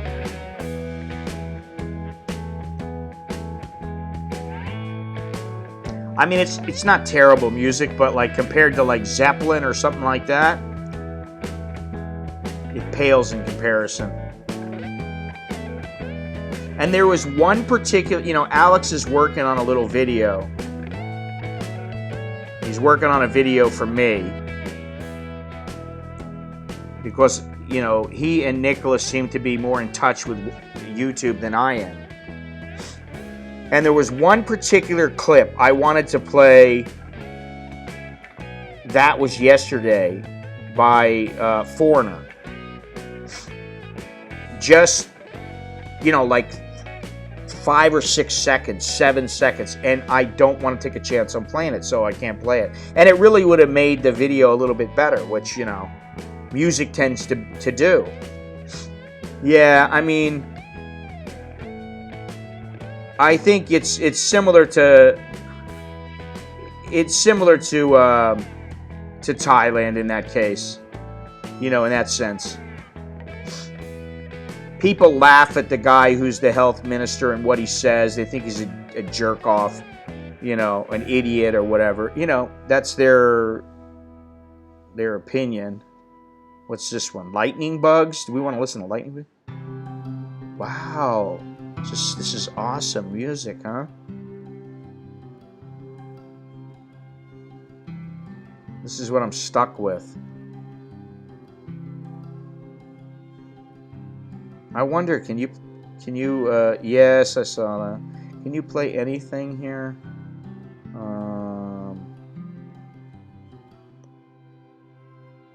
I'd like to know if anything's changed at all, because every single song that I've seen, you can't play. Which leads me to wonder, is it just because a certain channel is not monetized that people are allowed to play music because they don't have some kind of an, what do you call it, an AdSense account? I'm wondering if that's why they can play music.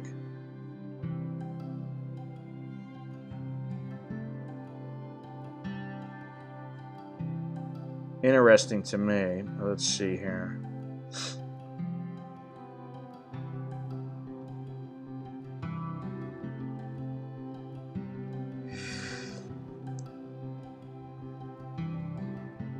Let me check it out. I'm going to check it out right now. Let's see.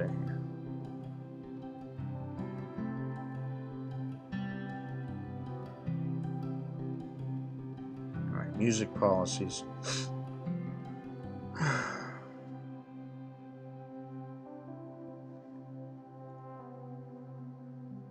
Blocked. Alan Walker, blocked. Wiz Khalifa, which I probably would never play, blocked in 249 countries, which is every country. Rocky, Eye of the Tiger, blocked. In 249 countries, you can't, even a cover, you can't. 1,000 Years, Christina Perri. I'm not even looking for any. Not available for use in YouTube. Britney Spears, Baby One More Time. Blocked in 249 countries. Now, if I were to sing this song, it is viewable worldwide. You can play it back, but there's revenue sharing. So, if you guys want, I'll sing you some Britney Spears.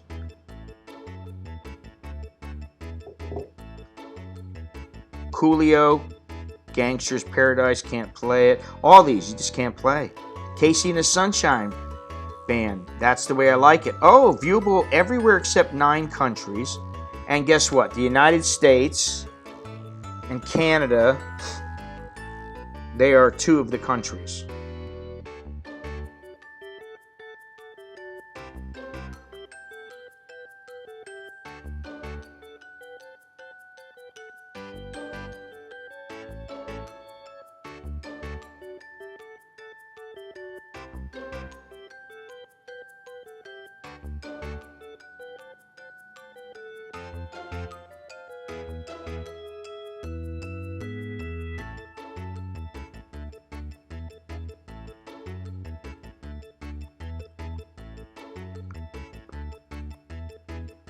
Wonderful music.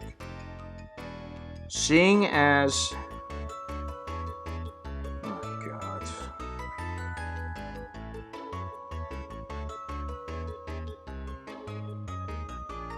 What the hell is it? It's slowing this music down?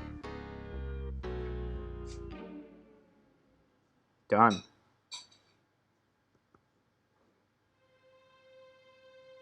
This is the kind of music we're allowed to listen to.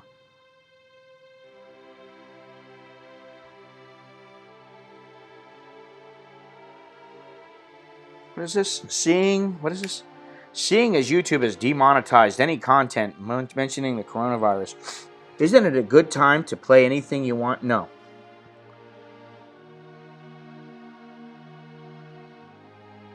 So basically, you can't play anything on here. Redbone, Come and Get Your Love, which is a cool song. You can perform a cover of it. Bohemian Rhapsody by Queen. Viewable everywhere except 8 countries. United States, one of them.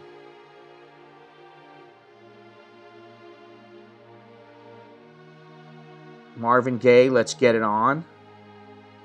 Blocked in every single one is blocked in 249 countries. However, you can perform a cover of it, which is interesting. How about Deep Purple? I'm sure that would make Alex happy.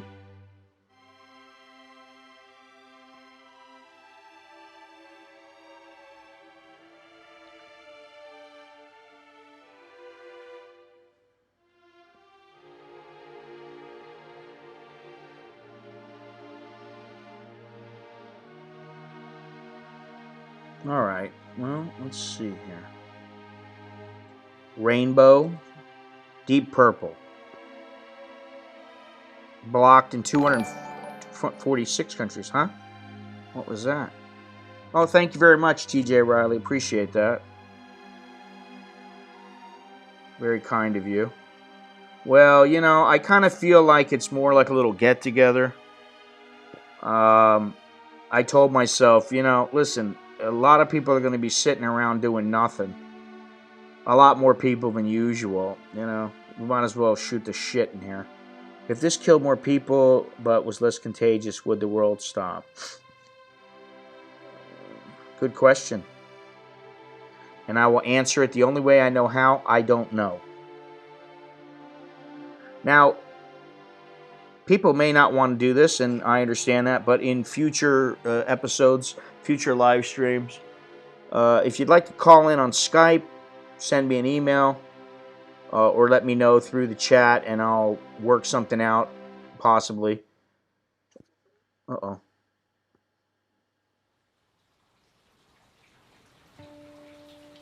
Oh, okay. We got a little bit of time here. And that way we get some people in here, you know, yakking that you can see. Some people don't want to be seen, but, you know, I can understand that too. Who knows? Maybe some of these guys are actually chicks.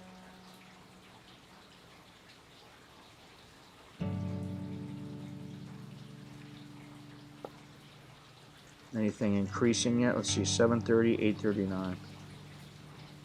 Wow. Another 10 people caught the virus.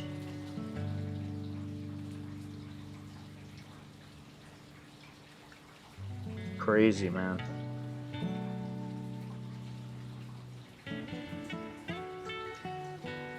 You know, I was telling my wife the other day that this virus makes things extremely fluid.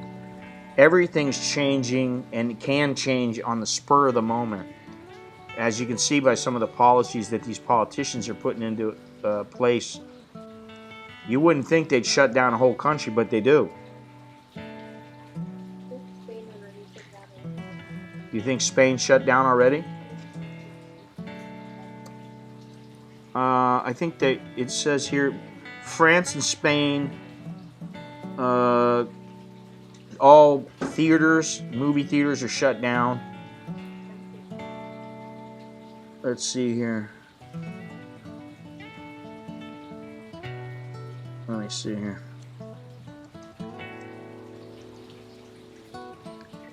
I thought I saw that earlier, but I don't know what the stipulations were. They shut down days ago. No, not days ago. It says here on the BBC, Spain is set to declare national lockdown. That was 5 hours ago, and then I see in the New York Daily News it was shut down 2 hours later, so 3 hours ago. The Prime Minister's wife has the coronavirus.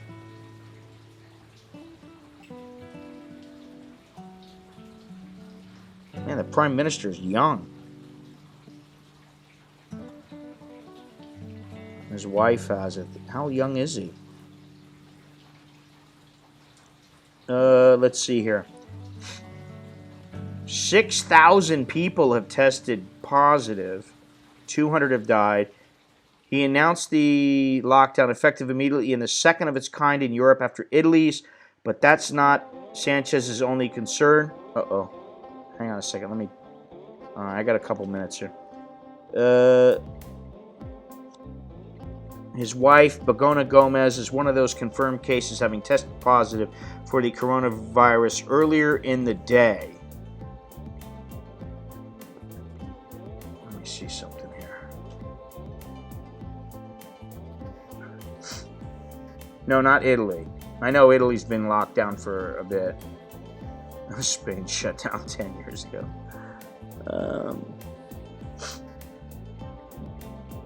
The drastic new measures ordered Spaniards to remain in their houses for the next 15 days, with the exceptions of only buying food or medicine, going to work, hospitals or banks, or helping care for young or elderly people. All schools and universities have been closed, along with all businesses deemed non-essential, according to the AP. Religious services and other gatherings have also been stopped. Sanchez made the announcement after a marathon cabinet meeting that lasted more than 7 hours. Earlier Saturday, multiple flights bound for Spain from Britain turned around mid-air. Wow. That's pretty crazy, man. Let me see if I can get some more stuff in here. Let's see here.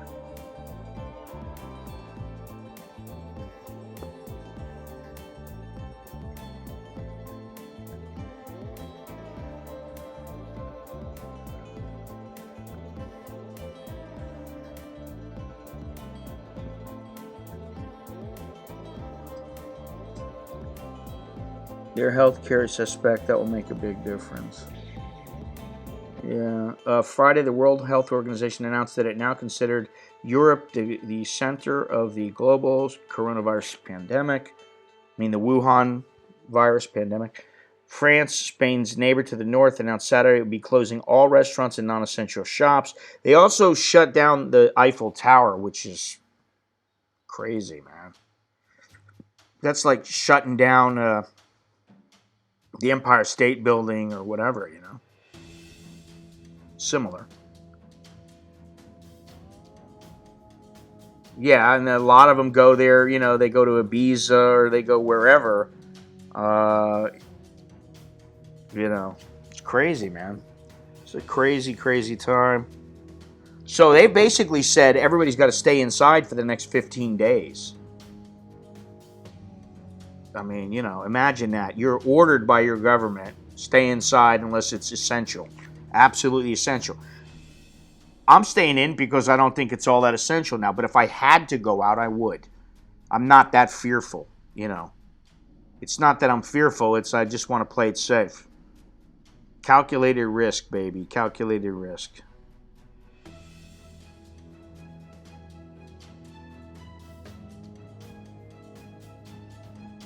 Anyway.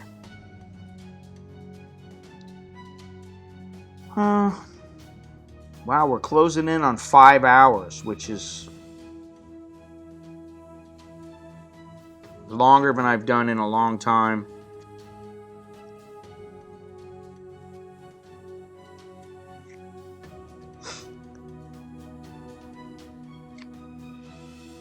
But it has given me some, you know, staying inside has given me some time to catch up on some things.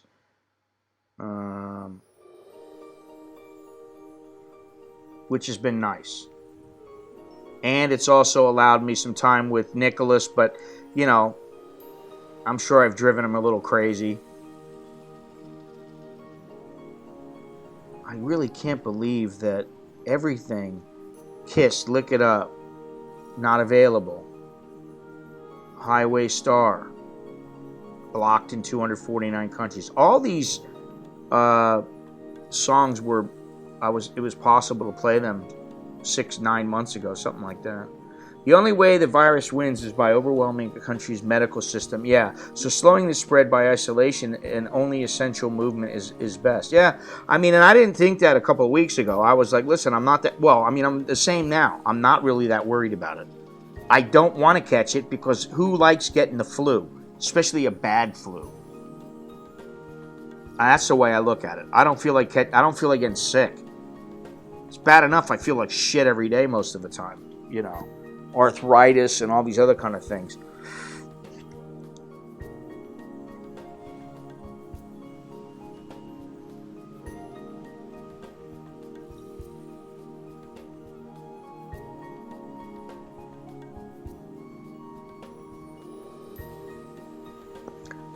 We are doing one also. Now, hang on a second. I got to do something real quick.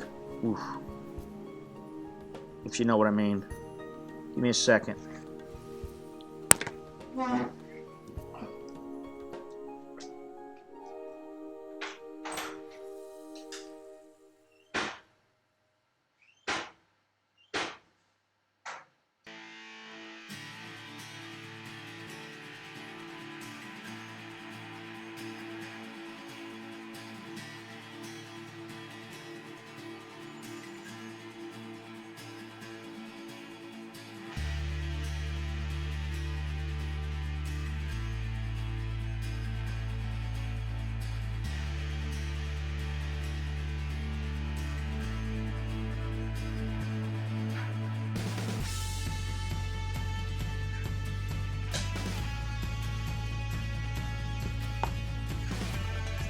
Oh, man. All right.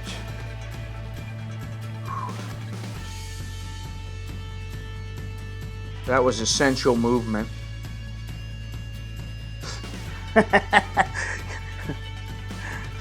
Jono. I think you should scrub the your balcony's railing.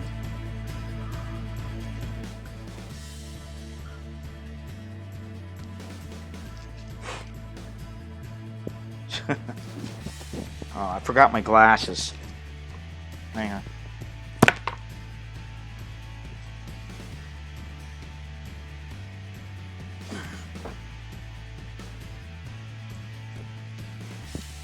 My eyes are getting worse.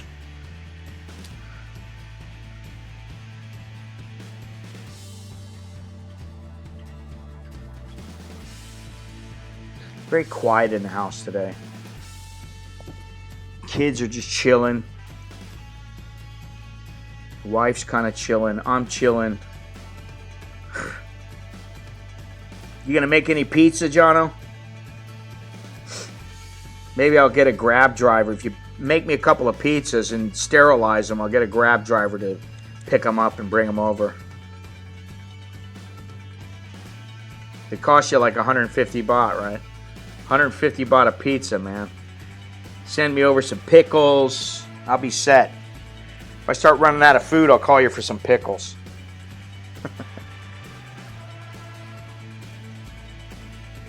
Cleaning your horn. It's a little too much information there, Jono.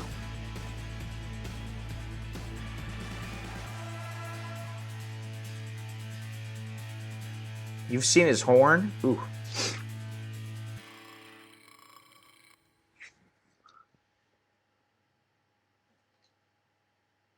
Not that there's anything wrong with that. Oh, wow.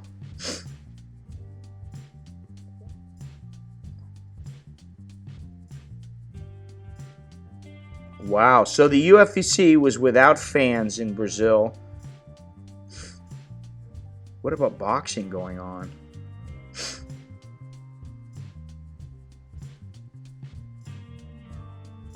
Okay, this is cool.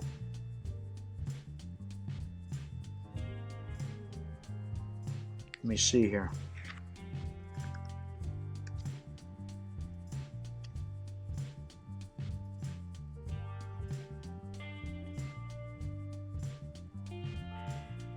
I think you're thinking of. I think you've forgotten that was you, Longhorns. Okay, this is yeah, it's the small fight. Small fight. All cards in Japan, all boxing events in Japan,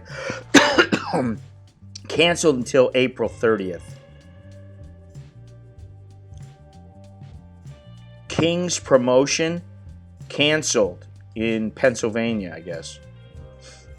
Studio shows are likely boxing short-term answer.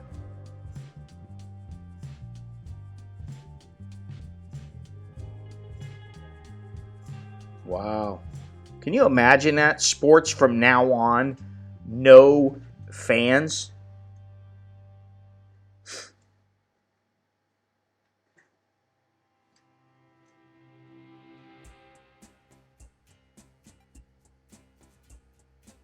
I think about that. That could be something in the future that happens.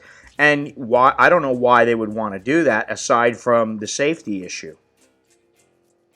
Oh no. Former middleweight champion Sergio Martinez is planning a comeback in Spain this June, and he wants a real test, not a tune-up. The name of Marcos Maidana has been proposed. Both sides are interested. Both last fought in 2014. Martinez against Miguel Cotto and Maidana against Floyd Mayweather. That's a terrible fight. First of all, because Martinez is 45 years old, but it's also a terrible fight because it's in Spain. People are going to have to start taking less money. These athletes are going to have to start taking less money. Adrian Broner was arrested for DUI in Miami Beach.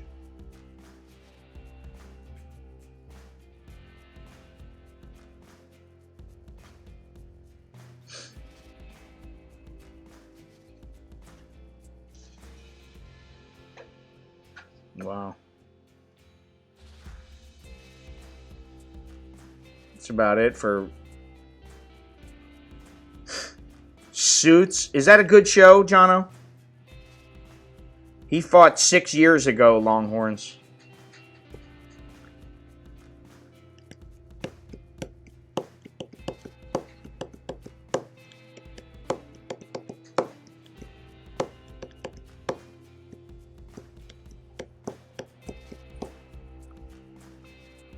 Don't let the zombies in.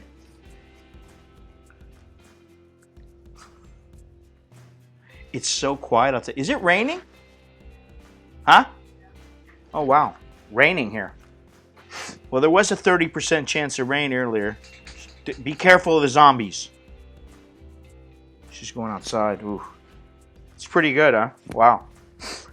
Nobody here has heard that show. What's his name? What was the name of the show? I can't even remember it. Nicholas had me download it. Nikki! What was the name of that show you downloaded? I downloaded? Marco? No, the other one. Barry. Yeah, Barry. You got Barry to watch. I've been watching Ray Donovan, which is a great show. You know, I've got all these shows, but I've already seen most of them like 20 times. Now, I haven't seen Barry. Another show that used to be on Netflix, I don't know if it's still on there, that was pretty good was Dexter.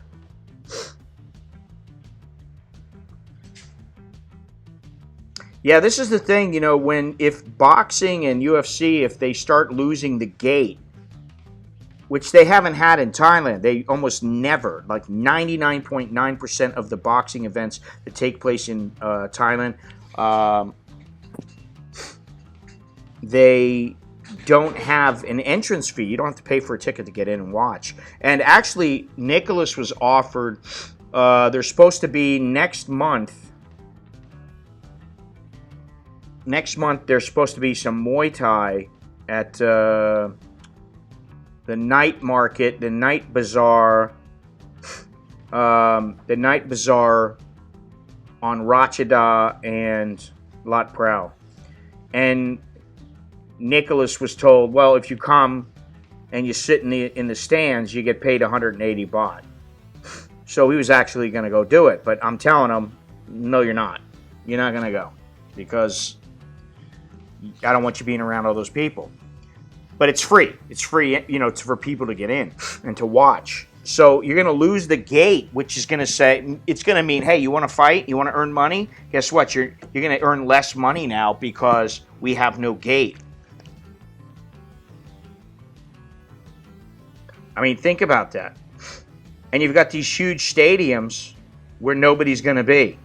Guess what? You're gonna earn less money. They're gonna have to renegotiate stuff. This is gonna be terrible for sports, but it may put things back into line to where it's somewhat normal again, where people aren't making $400 million for 5 years, some ridiculous amount.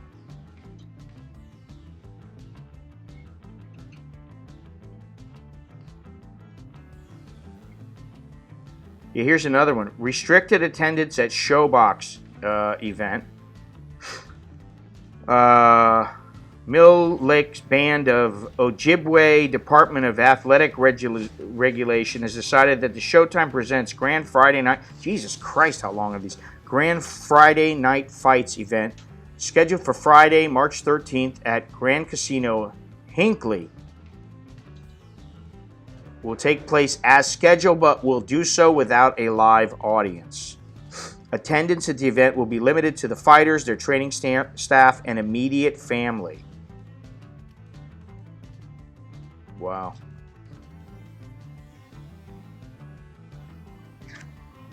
Oh, what happened? I never turned this back on? What did I do? Yeah, I did. What's going on? Oh, all right. Hang on a second. I've got my own lag. You and the frickin' canned tomatoes, Jono. Jesus Christ. Imported Italian flour was out of stock. There's a place at the Crystal Design Center, Jono. You might want, if you feel like traveling that far. It's over, well, I don't know what is it, Rama 9? Crystal Design Center, they have a place in there that sells all kinds of Italian stuff. They might have Italian, but you could go to some other higher end supermarket. They might have some. Is this from Italy? Well, Jono is Italian, although, you know. Careful, go in some building, they may kick you out. Well, he doesn't look Italian. He's an American. Yesterday was Friday the 13th, Bruce.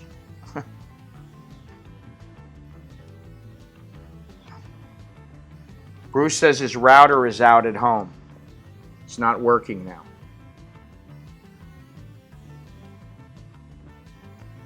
What is this music? Listen, this is too much for me, and it's a long one. Oh, thank you. All right, just a little better. I can handle this. It doesn't grate on my nerves. Jono, have you downloaded the Happy Fresh app? Have you done that yet, like I implored you to do?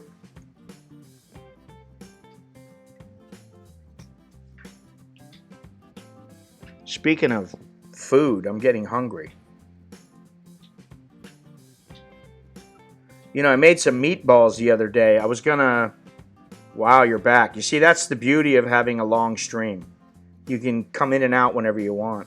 I made some meatballs the other day, and what I did was I got some ground pork and some ground beef, and, you know, just mixed them up, put some spices in it, put the meatballs in the oven, and then seared them a little bit, dumped in some tomato sauce, some grilled onions and garlic, and made a nice pasta sauce. Quite good.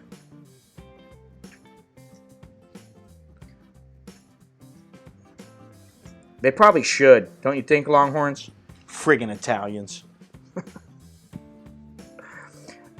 Soy Dog Cowboy, I'm wondering, you know, how's everything with your parents?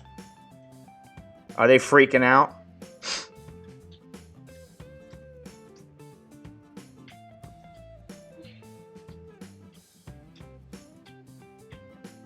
Are you going out? Yeah. When? Wear your mask. Just to be extra safe.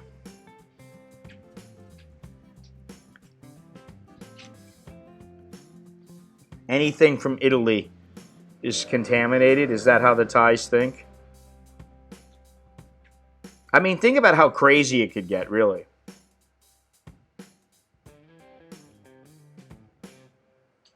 My thinking is, if somebody hands you a glass or a coffee cup or something like that, and then you touch it, guess what? You can get it.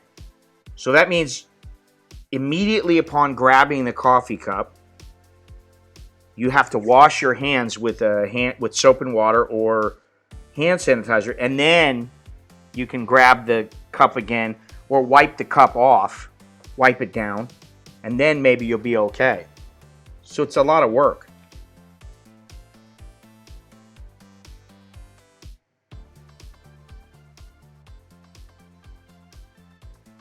Ugh.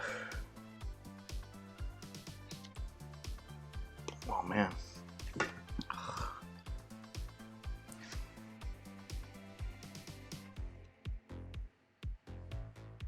Note how I eat the banana because I don't want to hear any smart aleck remarks.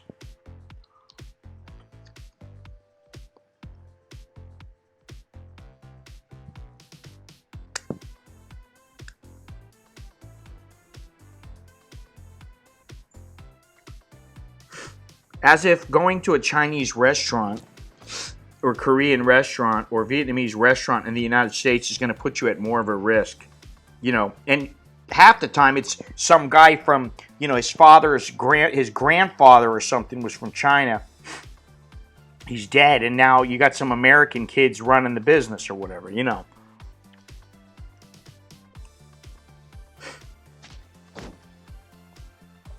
Yeah.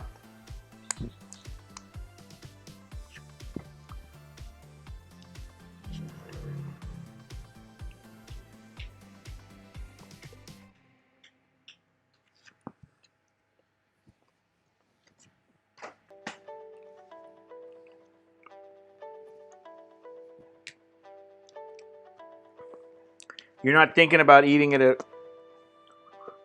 Asian restaurant? Why not?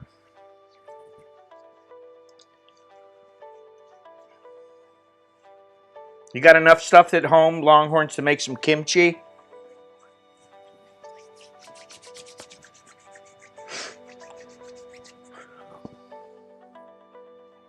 See? Gotta touch my face, scratch it. It'll wash away the Wuhan, Jono. Huh? Longhorns is Billy. I have kimchi already.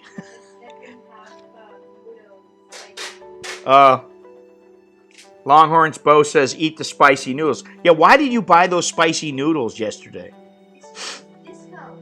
It's 39 baht a pack again. Yeah, well, they were, what, 48 or something? Yeah, they went down like 10 baht, 48, 49 baht. They were 48, 49 baht. The Samyang noodles, like the first noodles I ate that weren't spicy at all. So Bo bought like 25 packs of them yesterday. Because they were like 35 baht or whatever. What'd you buy, like 50 of them or so? 25, 50? I don't know. She bought a whole shitload of them. I was like, what'd you buy these for? The thing is that if you eat the spicy food, you might be able to burn away the Wuhan. When it exits, the exit burn might kill the Wuhan. I'm laughing at my own jokes. You know, I'd actually like to have the tiny little piece of that chocolate in there that's 13 million Scoville units. I'd like to have just a tiny little bit just to see, is it as spicy as all these people say? So I might just have to grab a little piece. You know that? Well?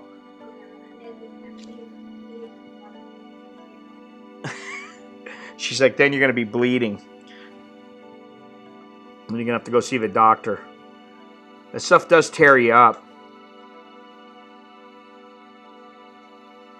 Jono is Chef Boyardee, man. He's the Italian version of Chef Boyardee. He's a very good cook. Now, the thing is that he makes the stuff look pretty good.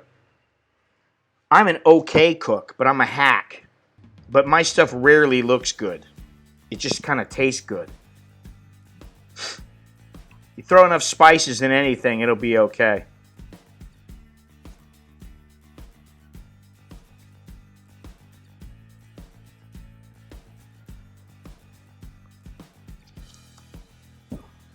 Where'd my glasses go? Oh.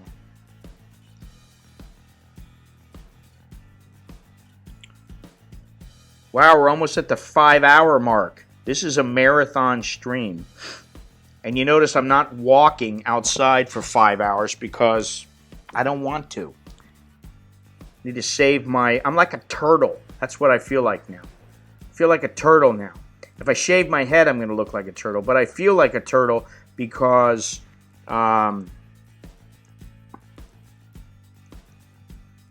you know, turtles move slow, do things slow. They save their energy. And that's kind of what I feel like doing. Oh, the city where you pay rent, a year's rent up front. I think that's Jakarta.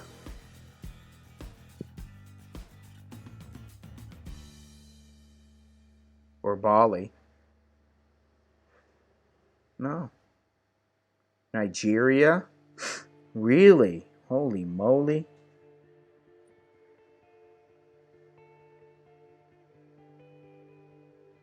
Wow, I didn't know that.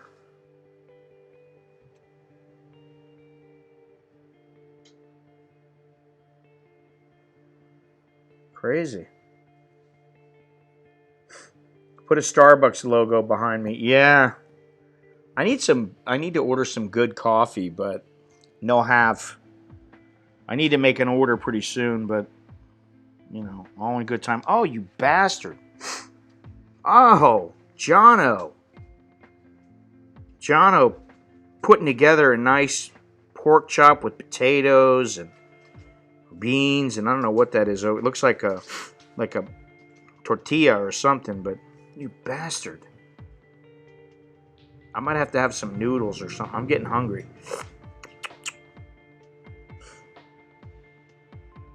That looks really good.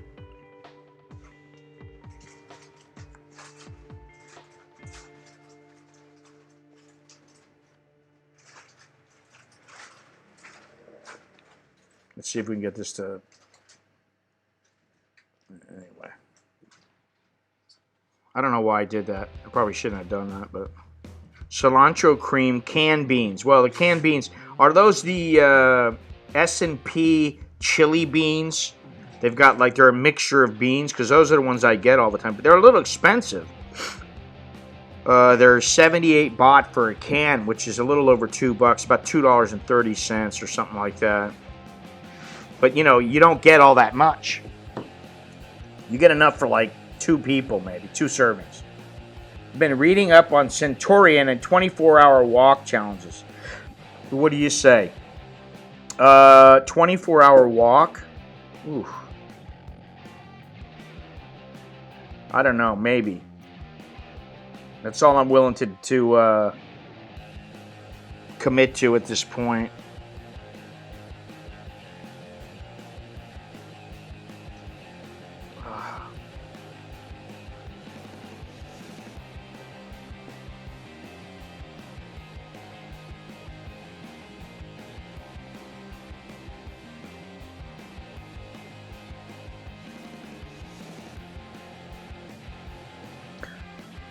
A 24-hour walk would be something. Even if you walked at a mile an hour, that's a 24-mile walk. You know, I'd still like to consider the walk to Pattaya. It's not all that big of a deal because it's not really that. If depending on how fast you walk and everything, it's possible. It's just a matter of where to stop and everything. I still haven't done any of that stuff where, you know, Mr. Tom and I were going to take the trip, and then now he's in the United States. Been there for a couple of months. I don't think he's coming back until next month. Who knows when he'll be coming back now? I don't know. 100 miles in 24 hours. That's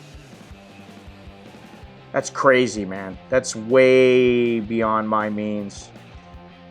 I can't walk more than 4 miles an hour for that long. I mean, maybe for an hour or two. My hip would bother me.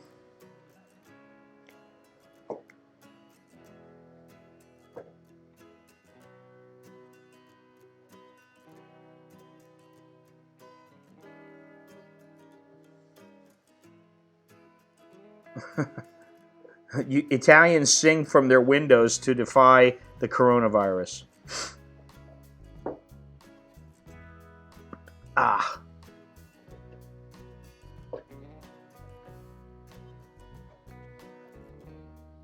You know, I heard that the James Bond movie, the release date's been pushed back until like September. A lot of things have been pushed back. I think what was it, Mulan or whatever that Disney show is, got pushed back. I think Frozen 2, I think I remember that is going to come out. But the Bond movie, I was looking forward to that. You know, I mean, like, it's the last one of... Yeah, I don't think I could do that, Fidelity Quester. Maybe 10 years ago before hip surgery I could have, but I don't know about now. That's a steep challenge, man.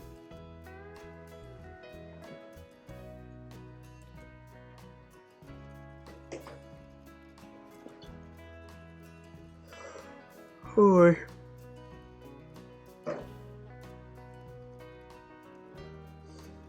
See, what I want to know is... Oh, man. I want to know...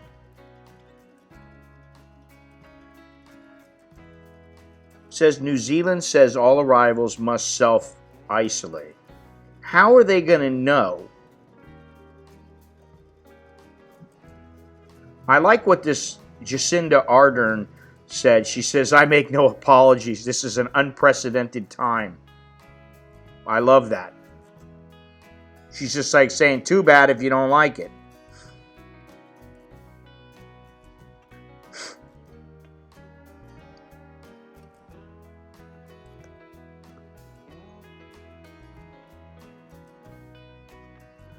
Let's see here.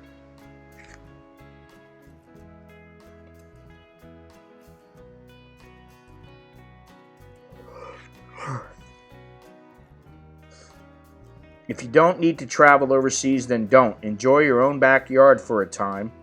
Stop handshakes, hugs, and hongi, a traditional Maori greeting in which people press their noses together. We are a tough, resilient people. We have been here before. I don't know if you've been right there before, but they are some tough people.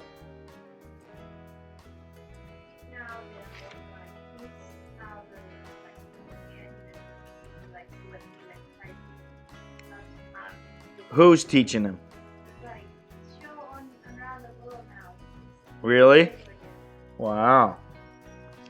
So my wife just said that there are people being taught or teaching the why nowadays so that people don't have to touch each other. They don't have to shake hands or whatever. I mean, what's this going to do? Is this going to force handshakes, the extinction of handshakes? What's it going to do? You know, this is what I mean. It's going to change the way that people interact with one another. For the life of me, I don't know what is so necessary about going to a school on a regular basis. Why can't you do it from home? A large number of homes now have computers. If they don't, then there should be some kind of a plan to give computers or secondhand computers to students.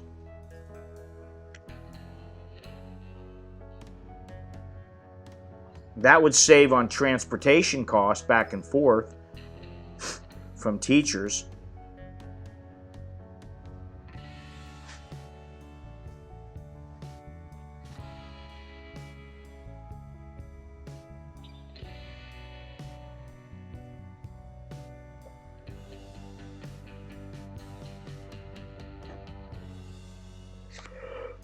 Boy.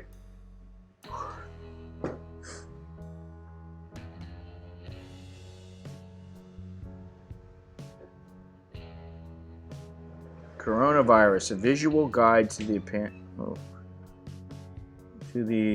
pandemic. Okay. This doesn't look too... Huh? What? All right.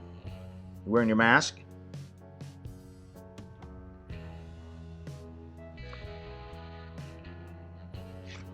Still raining? You got an umbrella? All right. See you later. You're not going to be gone long, right? All right.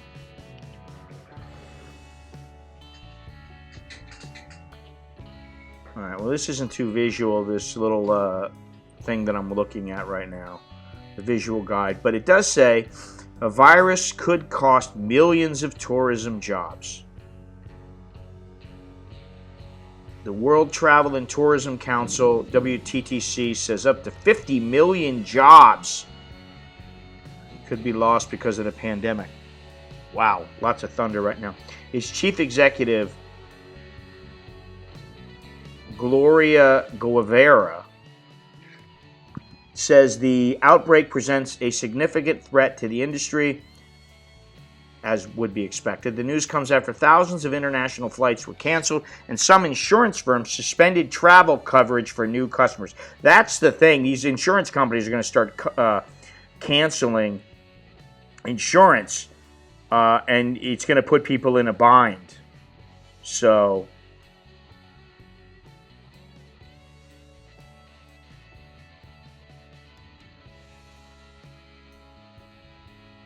let's see here. New figures from the WTTC suggested that the travel sector could shrink by up to 25%.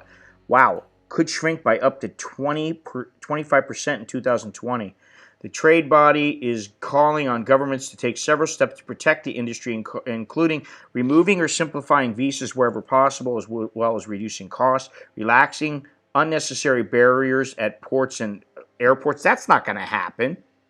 Reducing travelers' taxes such as air passenger duty, increasing budgets for promoting travel destinations. I'd like to know where all this money is going to come from.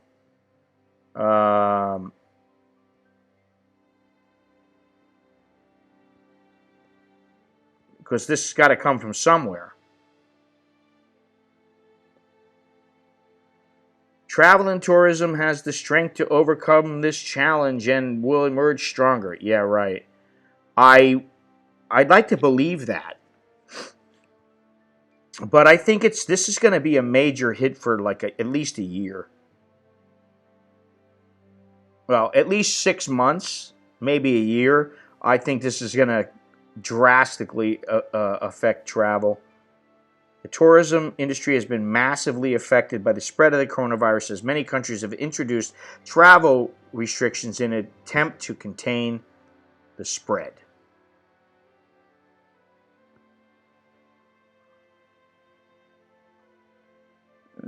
Cruise ship firm Princess Cruises is suspending all operations for 60 days. Wow. I wonder how much that really cost them.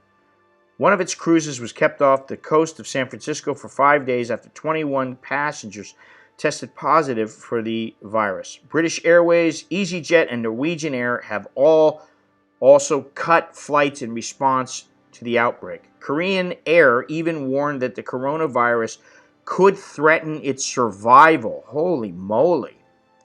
That's terrible.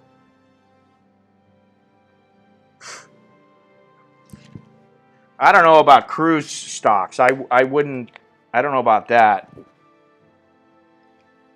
I think people would much rather fly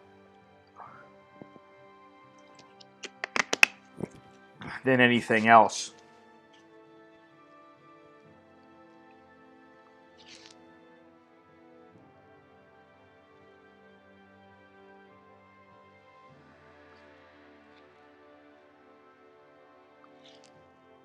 You bought some cruise line stocks. Wow. I don't doubt that they'll eventually recover, but I think like most stocks, you should view it as a long-term investment. It'll go up eventually. You know what? Where's my Nikki? Nikki. He's always listening to his headphones, so he never hears me. Yeah, I'm sure it will go up eventually.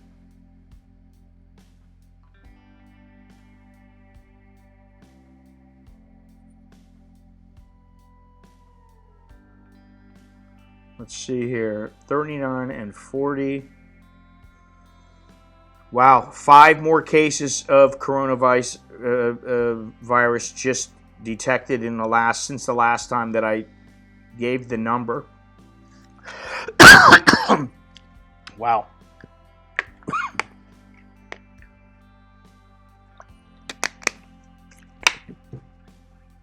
Uh-oh, I'm gonna start coughing.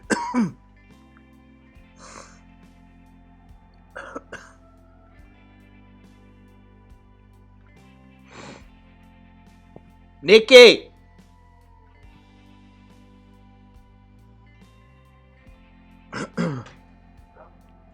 Be a favor, come here.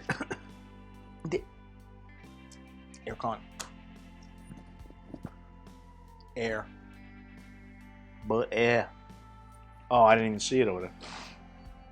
You gonna watch Barry with me? Yeah. Once I'm done with the stream, we'll watch Barry. We're gonna check it out. This show that Nicholas. You want to come here? You want to be in the? You want to say hello? No. Not looking handsome enough. You got to put your makeup on.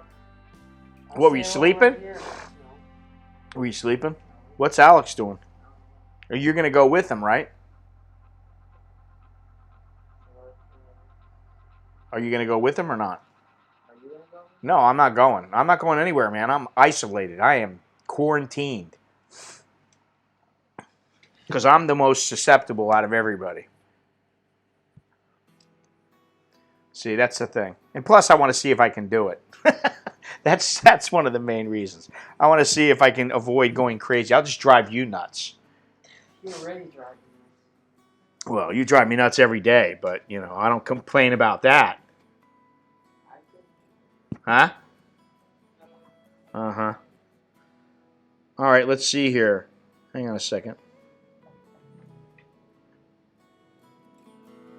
We need a little more happy music. Wow. Chinese airline passenger numbers dropped by 84.5% last month, highlighting the huge economic impact on the country where the virus originated. Its aviation regulators said on Thursday that the drop had caused a 21 billion yuan fall in revenue. That's about 2.35 billion pounds, British pounds. Crazy. In the UK, for example, there were 415,000 visits from China in the 12 months to September 2019, according to Visit Britain. Chinese travelers also spend 3 times more than the average visitor to the UK at £1,680 each. As more large-scale events are canceled and the number of flight cancellations increases, there are fears the industry could take a bigger hit. You're telling us something we already know. What is this?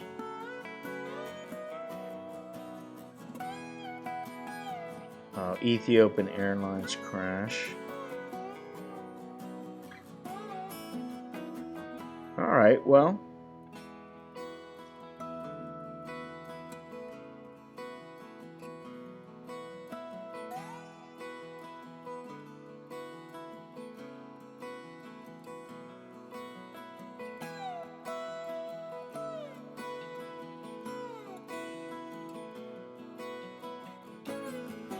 Very mellow Sunday afternoon here. Is it still raining out?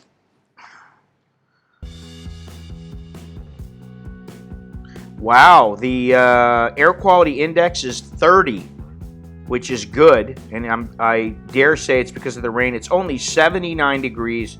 It is raining. 90% humidity.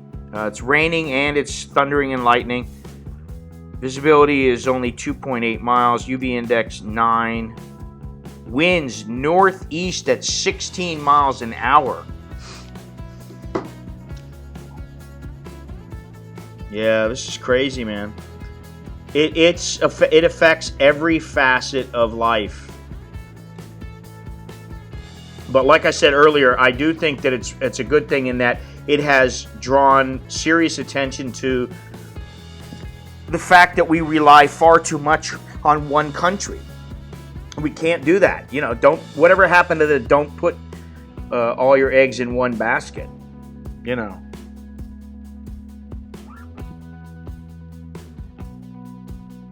Sometimes I wonder, you know, it's like the government treats the people like they have no clue about what's going on, and yet the government acts as if they're a bunch of morons.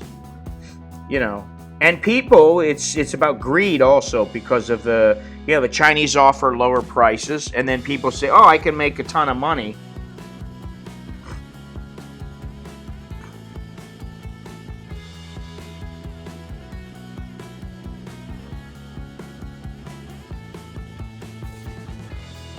Boeing stock is out of my range. I don't even know how much it costs. Wouldn't be able to tell you.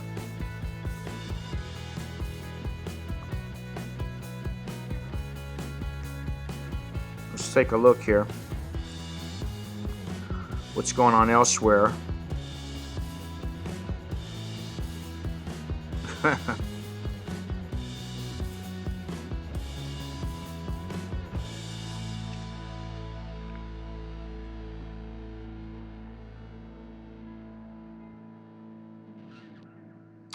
Oh, Jesus Christ.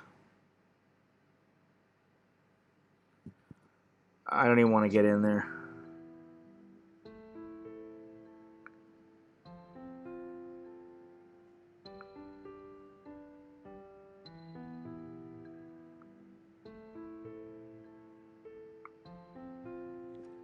Huh. Pharmaceutical companies are the places to invest. Okay. I wouldn't doubt that. or I don't doubt that.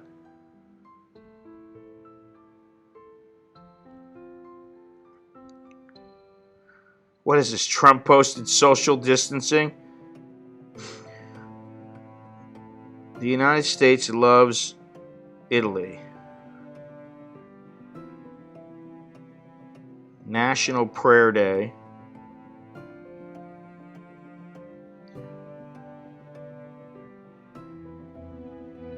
Oh yeah, I guess they have a website now, coronavirus.gov.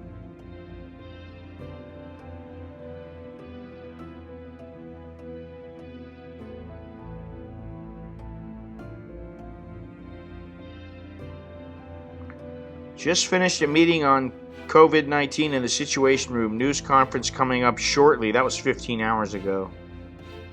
So he's already had that.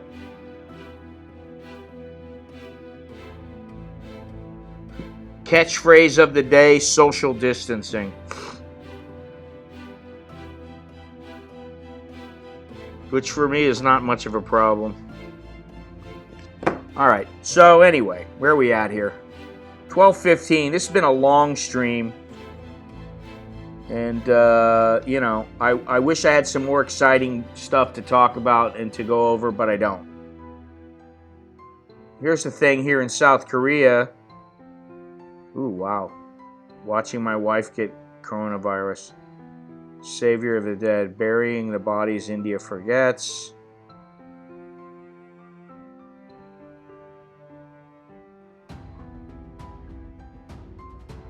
Coronavirus hits tourism in Teflon, Thailand. Oh, Jonathan Head. I know that guy. Over the past 25 years, Thailand has experienced a spectacular economic crash. Let's see here. 1997, a tsunami, 2004, coups, 2006, 2014. The occupation of its main international airport by protesters, 2008. Damn, 10 years ago, 12 years ago already. I can't even believe that. And serious political violence, 2010. I was here for all of those. Yet the statistics speak for themselves. In 1960, around 80,000 foreign tourists came here. Last year, it reached 39 million, earning more than $60 billion for Thailand, and indirectly contributing around 1/5 of the nation's economy, of the country's national economy. The country's tourism sector was considered so robust that the country got the nickname Teflon Thailand. Yet of those 39 million tourists last year, more than 10 million were Chinese.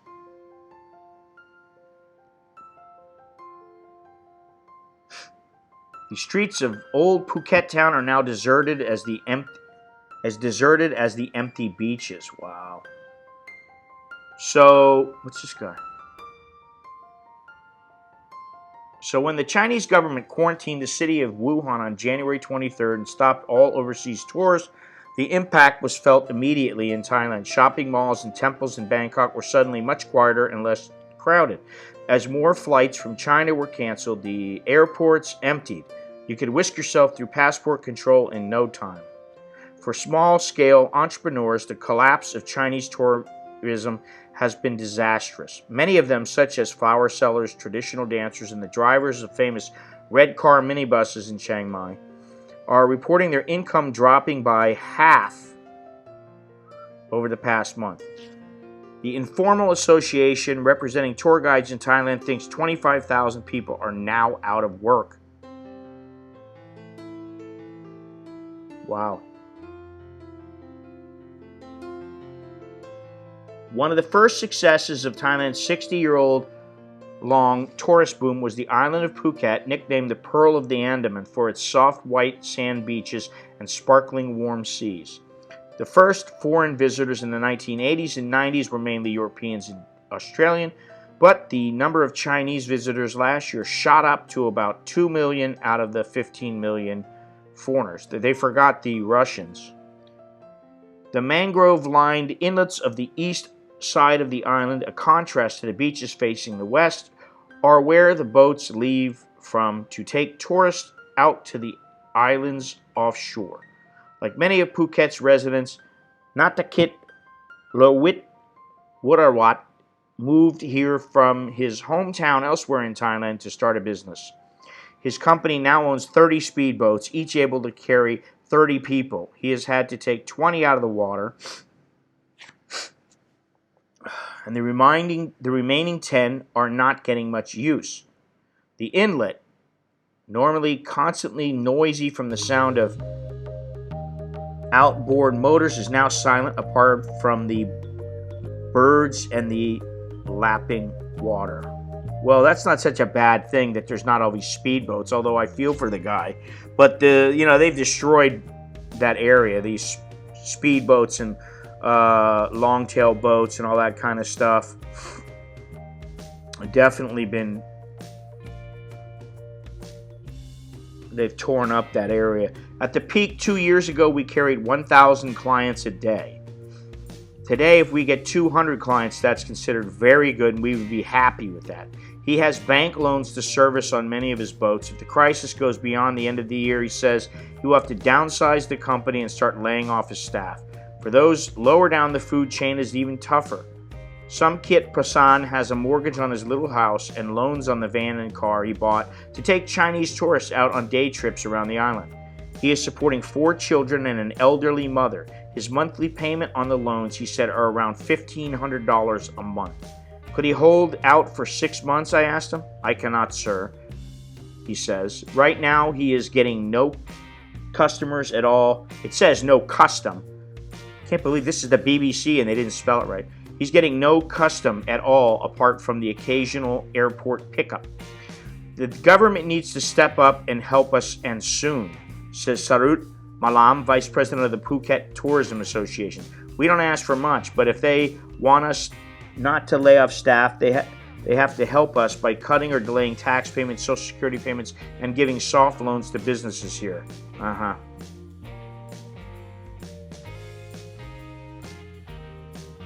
This is the pause the world needs. Yeah, probably.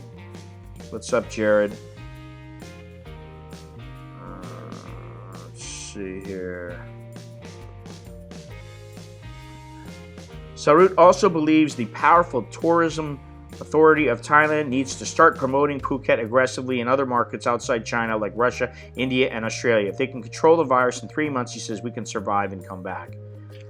You know, I wish I could say that I, empathize, and I do empathize as far as the virus goes and what it's doing to these people. I do. But like the tourism authority of Thailand, they've known for a long time that it's not like they don't know that if they put all their eggs in one basket again and they just rely on all the Chinese tourists or the Indian tourists, that they're not going to. What happens if they go away? They know this. They're not stupid. They do know this, but they count on them not going away. They count on keeping them. But that's not enough. Will I have a daily live stream? It's a good question, but I don't know, I got other things I could do with my time that are a little more, that are also important, I guess I could say.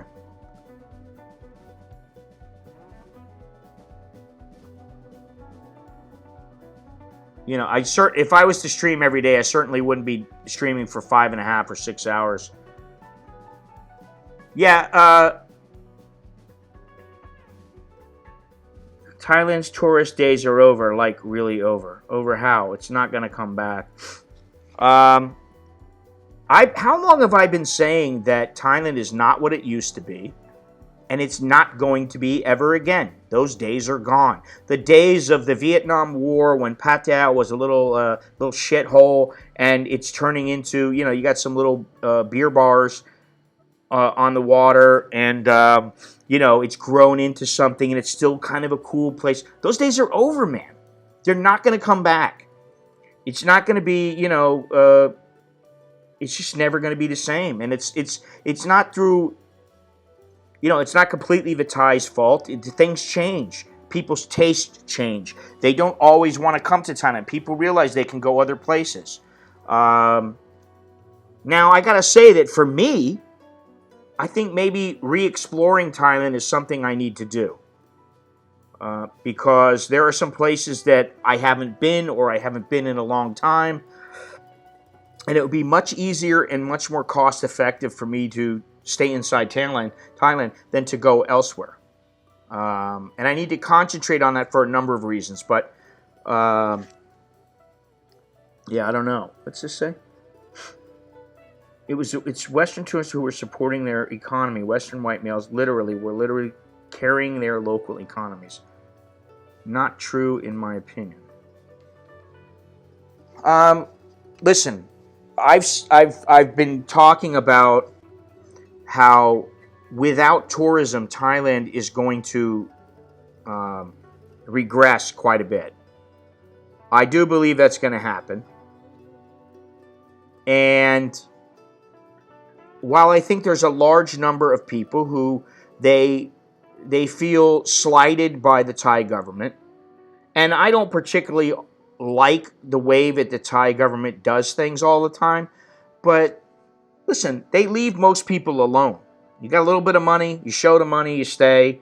You show a reason to stay, usually they let you stay. They're not totally heartless like some people think. Go back in the fall, maybe. Yeah, you see, you want to come back. Billy wants to come back. Jono's still here. There's a number of people. And as I said a while ago, I think that tourism is extremely important to Thailand. Now, would they survive without tourism? Yes, but they're going to go through a period of hardship, just like they're starting to go through now. They've only touched the tip of the iceberg right now. So, you know,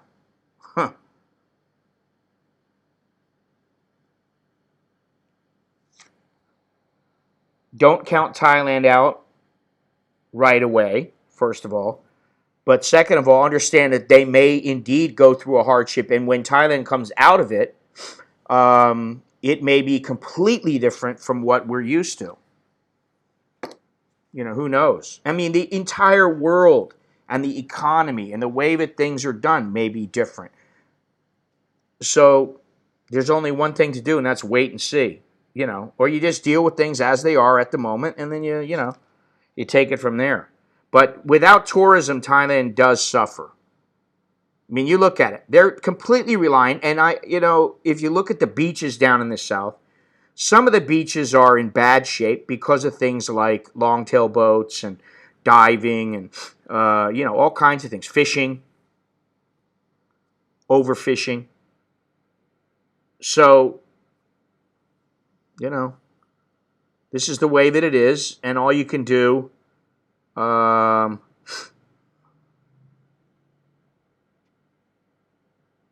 they're going to be promoted as a tourist destination for a long time. It's not going to end anytime soon. It may decrease, but they're still going to be. They still have a lot of great things and a lot of great places. It's just not what it used to be. As simple as that. There are other places popping up now. What I will say is that it's getting more and more difficult to find places where you can go where there's not that many people, or that haven't been overrun by tourists. I hate going to places with tourists.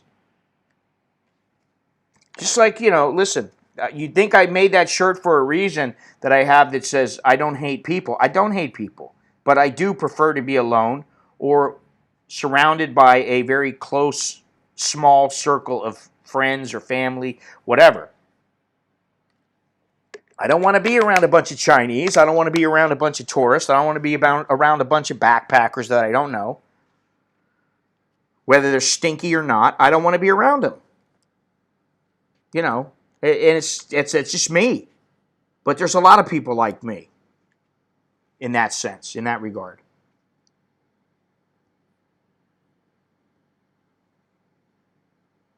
Let me see something here.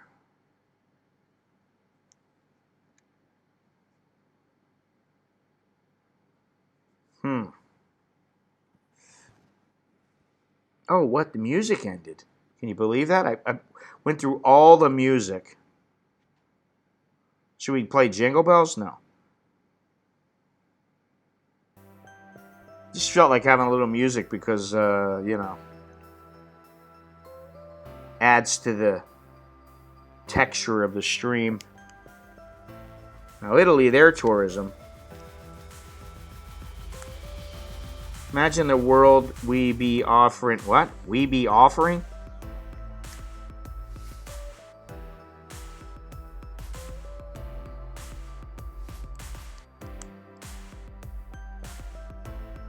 Yes, already. I see a lot of. Well, I mean, listen, if you think that Vietnam is anywhere close to Thailand as developed or friendly towards foreigners, I got news for you. It's just a temporary thing. That's it. You know, the time for Vietnam is going to be over soon. The time for Cambodia, the same thing. It's slowly but surely they change because they don't want to be overrun by a bunch of foreigners. They're not like the United States where they go, we welcome everybody. Please come in. Please come inside. That's not what they're doing. They want you until they get enough money and they think, okay, listen, you know, I don't know. I didn't have that experience. You know. I didn't really have anybody at all that didn't like me. That I got the impression, ooh, that guy doesn't like me. Nobody. Not one. And I was in 4 different cities, you know. But that's not to say, you know, again, visiting is different than living there. And finding a place there can be difficult, and they're the same way as a lot of places in Asia. They want to charge you 3 times, 4 times the going rate, and people don't like it. People get pissed off. Foreigners take offense at that. They don't seem to realize that, or they realize it and they don't seem to care. See, I don't have any problem in Vietnam. I didn't have any problem there really, and I don't have much of a problem here in that I am also conservative. I don't really care about all that. It doesn't matter to me. Just leave me this is my phrase. Just leave me the fuck alone. That's all I care about.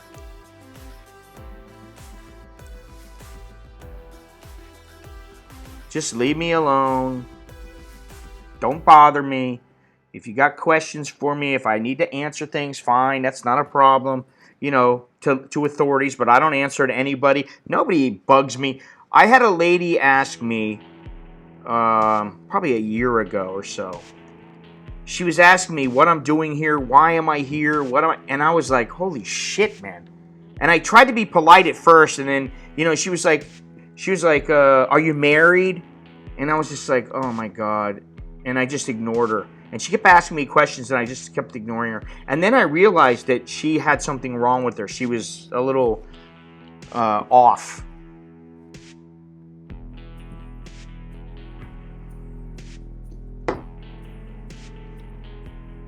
Well, this happens all the time. They changed the visa laws in Cambodia. They made it a little more difficult. And,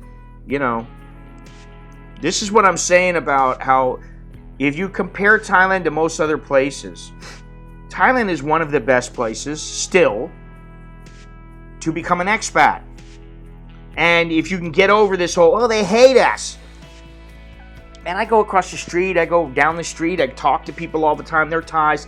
All right, listen, they're not all inviting me into their house and, asking me to come in and eat with them and anything, but I don't expect that and I don't really care. I don't want to.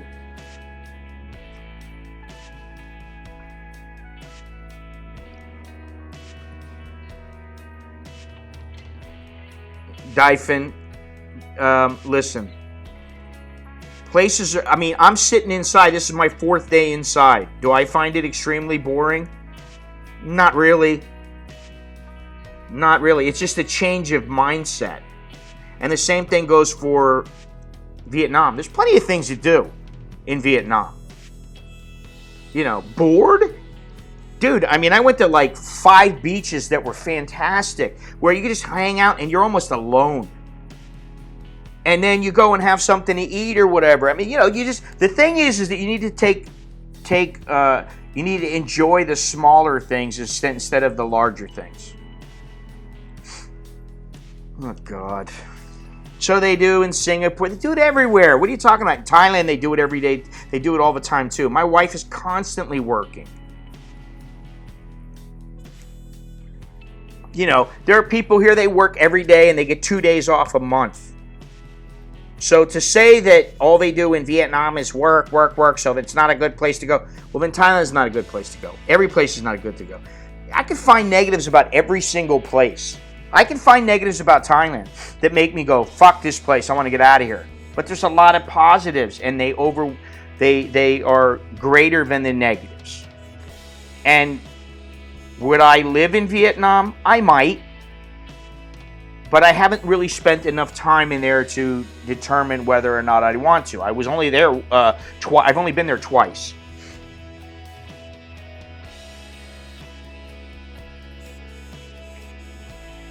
Now, you know, the thing is I'm married, so that's another thing to consider. Because for me, like to go, oh, I'm going to go live in Vietnam, I can tell you my wife wouldn't be very happy there.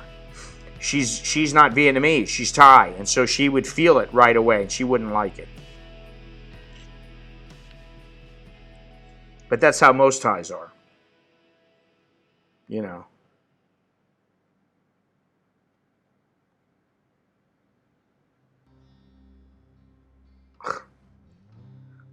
Listen, when you get to the point where I'm at, it's not all that much work. It can be work, and it can be a pain in the ass sometimes, but for the most part, it's pretty easy now. I mean, I've been married for over 20 years, man, you know? I love it when guys, you know, all these guys come with this, you know, MGTOW, and, I'm never getting married. Shut the fuck up. Seriously. Maybe what it is a lot of guys make the wrong choice because they're thinking with the little head instead of the big head. And if you ask a lot of guys who are divorced, did you make the right decision? Oh, I got married too young, or you know, she was hot and I thought she was the right one, and they weren't thinking about, you know, long term, or they weren't thinking the right way or whatever. I've only been in Thailand and not Vietnam, and I'm glad I'm not Thai. LOL, they work away too. Yeah, exactly. Vietnam was on. I'm buying an RV and taking off to the mountains with my wife and the dogs. I've been to Thailand, China, and Vietnam over 20 times each and don't need to see it anymore. Well, I can understand that too. I've been to Cambodia 50 plus times. I've been in Thailand for a long time. I've been to other countries like 20, 25 times at Myanmar. I've been to Indonesia, you know, maybe a dozen times, maybe 10 times. And, you know, this is the thing. I said it the other day in the video. Thailand is not really exotic for me. So I really have to dig deep to look at something and say, wow, that's really interesting. That's really different or whatever. I have to look now because most of the time it's like I could go through stuff here basically in my sleep. You know, I want to get around. It's no problem, man. You know. Rarely do I have any issues here with anybody.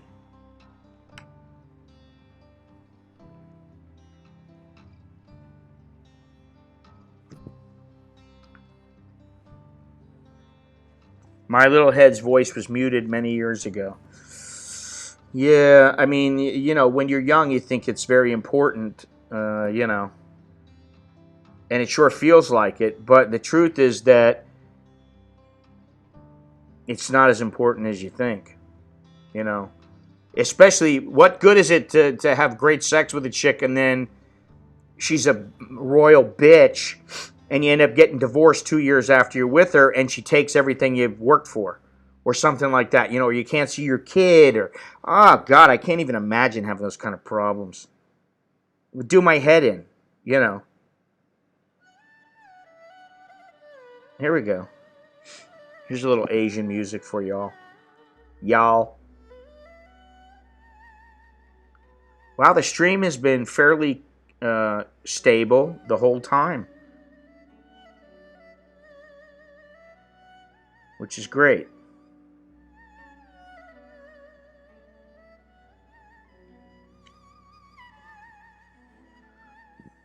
$30 minutes. No comment.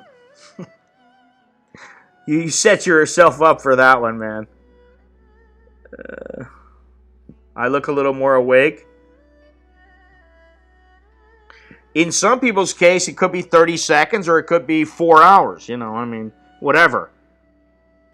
It's still short term compared to a lifetime. What am I looking for? Son of a bitch. Oh.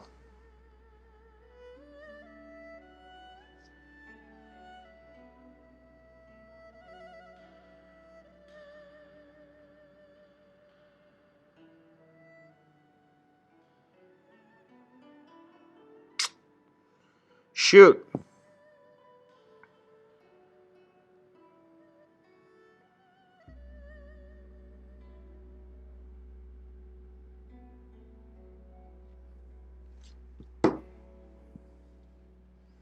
Bottom line is, home is where you make it.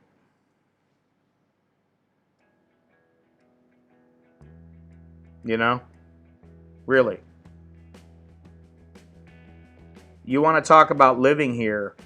Man, I've had some experiences here and in Southeast Asia I would have never dreamed of having when I was a kid. I would have never even thought of some of these things that have happened. And I'm talking about a wide variety of things.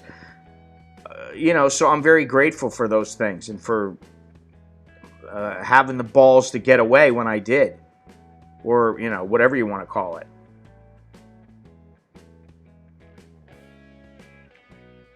Well, I would ask you this. If I remember correctly, you've moved around a few times and you've had some, I don't remember if it was you who had to deal with the women or whatever, but, or with a couple different women. But you're 42 and you're ready to leave North America. You're that well off that you want to move and you think you'll be stable and there won't be any problems? Because now is not a good time to come if you are like, you got 20 grand in the bank and you're making, $1,500 a month. Ugh.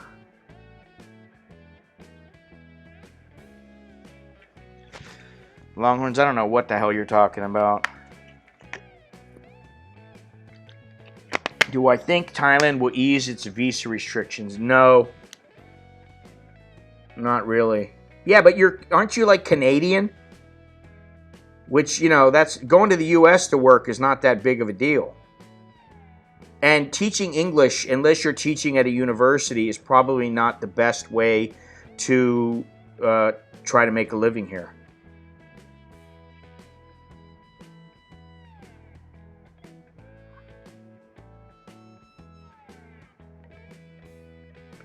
Okay, so, being in the United States, I don't know really what it entails to start working in the United States when you're a Canadian.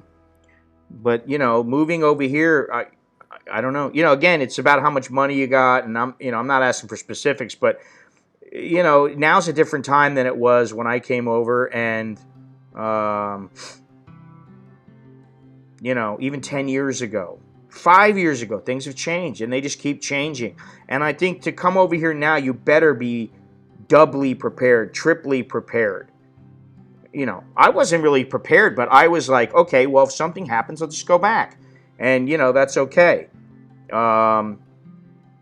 Okay, but you're 42, so how are you going to get a visa? What are you going to do here as far as a visa? You're going to get an elite visa? You're going to try to work here and, that doesn't matter. All that doesn't matter. I mean, it's important, but it's not the most important thing, which is visa. Yeah, visa. Because you're not old enough for a retirement visa. So if you're not working at a school, what are you going to do? You're going to get an elite visa? A 10-year elite visa?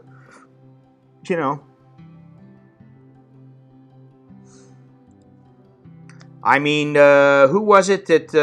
Niall.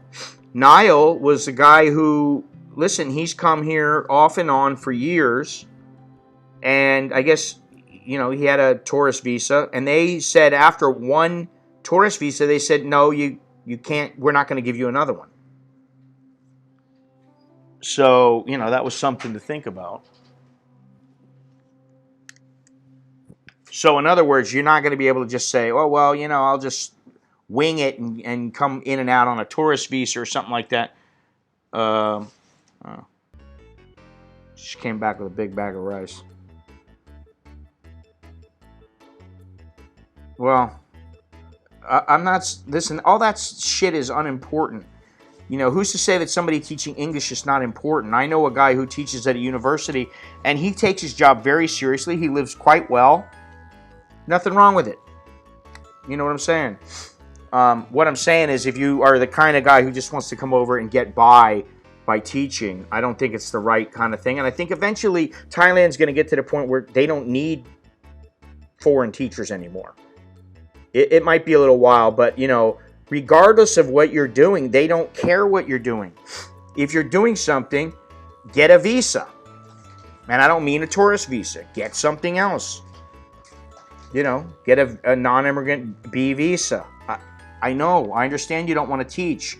Whatever you're doing online, figure out some way to get a visa. Because if you don't have a visa, you're not going to be allowed to come in and out of the country.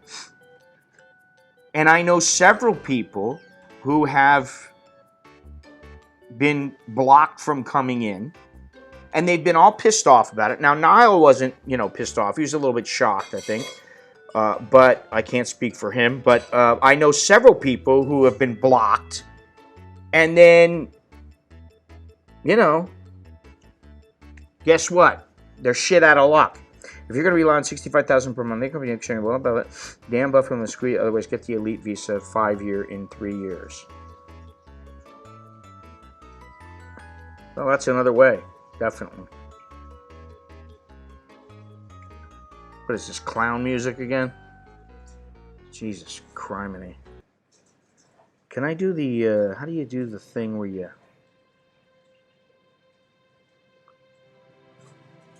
Random, that's what we want. What are you doing, making rice? Huh? Oh. She's got a big bet. What is that, 5 kilos, 6 kilos? How much is that? How many kilos? 7 kilos, plus we have another 5 kilo bag, plus we got a couple bricks. We got about 15 kilos of rice alone. Yeah, that's another, you know, again, you're missing the point, Dyphon. I mean, I think you know it when you say you're going to wait 8 years. But all that is unimportant. It doesn't really matter. They don't give a shit, and that's how you have to think about it.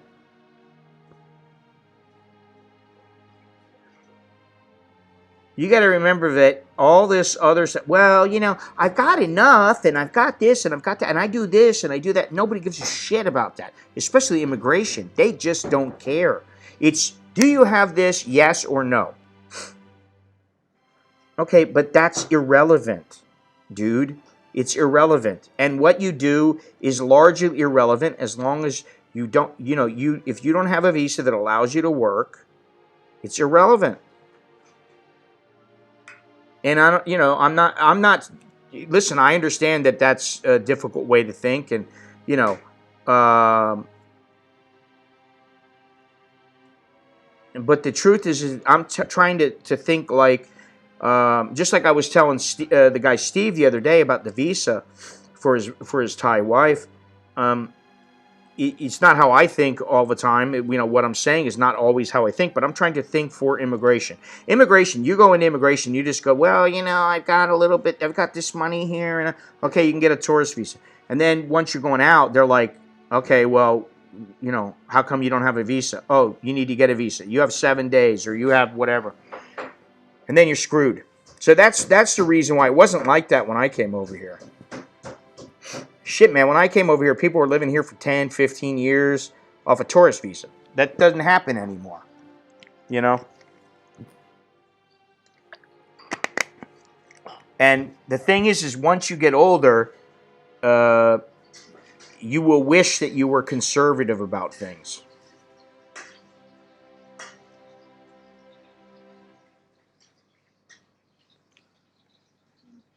Well, he needs 8 years.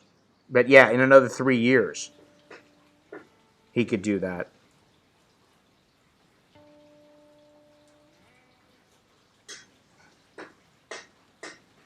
People are booking holidays for later in the year, including the traditional high seasons of July to August and December through New Year in Thailand. Families with children from Europe or Australia are likely to think twice before traveling so far, and Thailand is now imposing its own restrictions, requiring 14-day quarantine from visitors from some countries, a list that may well expand. So, oh man, that smells good. Is that garlic? It smells good.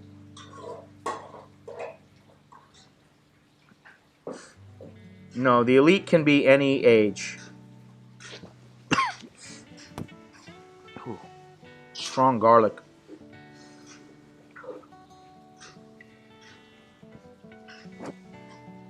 What is it? Mutad Katiam? Gai Todd Katiam? Oh. Oh. I like that. Let's see if she makes it like the place that I get at the Happy Land Market. I like it because I like the little sauce that they have. Kalkul kapi. But man, it's strong. You can smell it cooking up, man. It's strong. Garlic and kapi. It's that shrimp paste. Whew.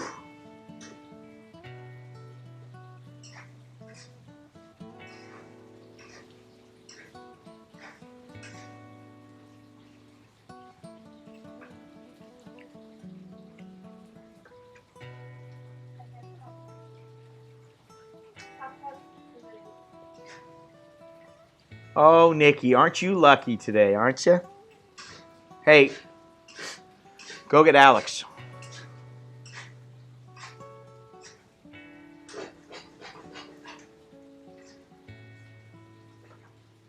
A golfing buddy did IT in Thailand in like 99 minutes. No, it's definitely not, Jono, because I know somebody. He's been on this stream before, or in a video. His name was Scott. I think you hung out. We all hung out. I know that Longhorns did. But he used to be, they used to consider his job IT.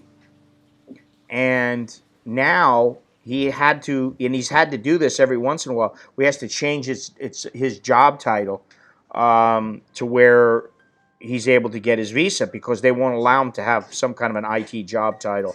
Hang on a second here. What was I going to ask you? Oh, did you talk to Yod? I haven't. Don't you think you should? Huh? You have his money? Okay.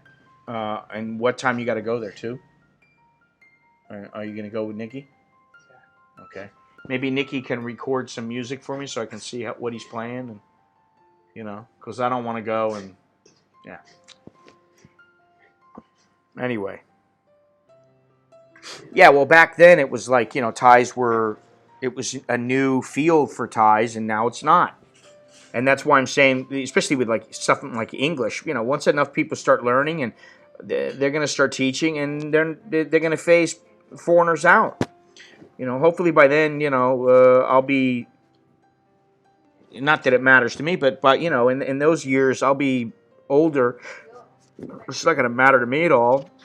It'll mean even less to me because, if things came down to it right now, I guess I could teach, but I don't want to. I've always thought about that. Ooh, look at that. Is it just rice? No, it's right. Oh yeah. A little bit garlic. A little bit of garlic. Maybe onions. Uh-huh. All right, I feel better now. We have a big, huge bag of rice. We have a couple huge bags of rice, and we have some bricks of rice, and we have all kinds of noodles, so I feel better now. Now all we need is, I'll have to get some meat this week.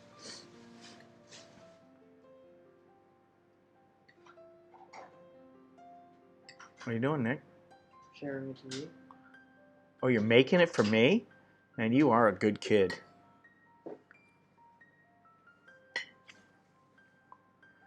What is it that Thais can't do now, if anything besides teach English, and I'm just guessing? Not many things, you know.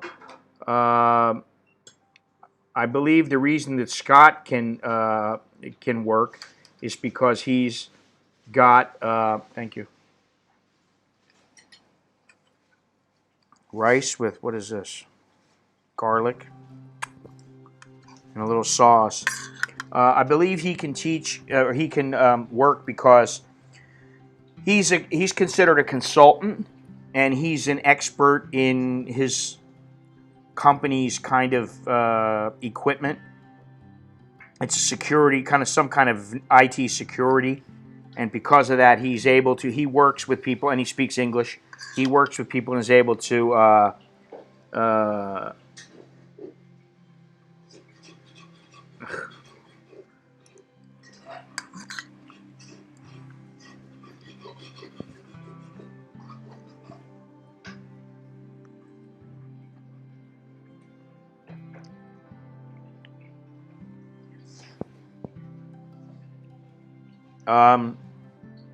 Well, G-Man, are you 65 right now or over?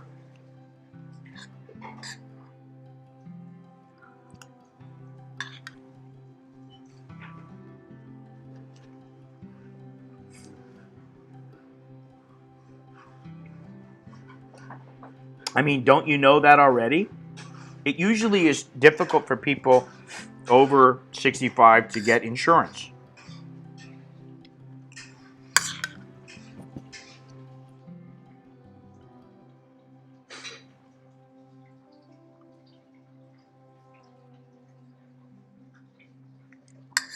So, in answer to your question, yes.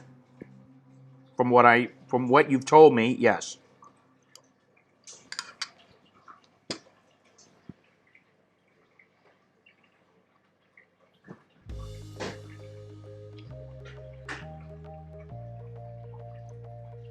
Oh man. No meat in this or what?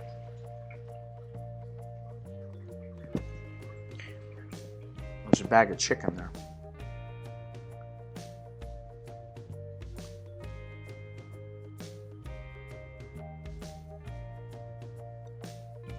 Let's see here.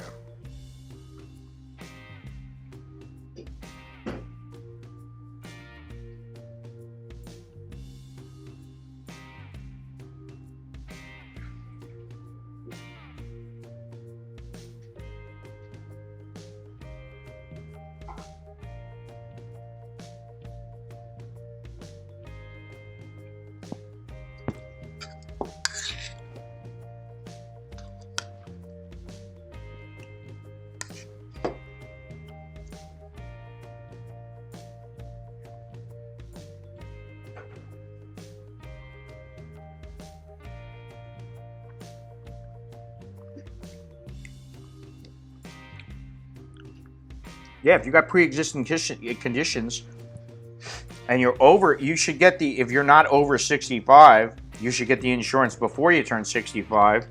But it's still going to cost more because you have pre-existing conditions. And although you can get insurance after 65,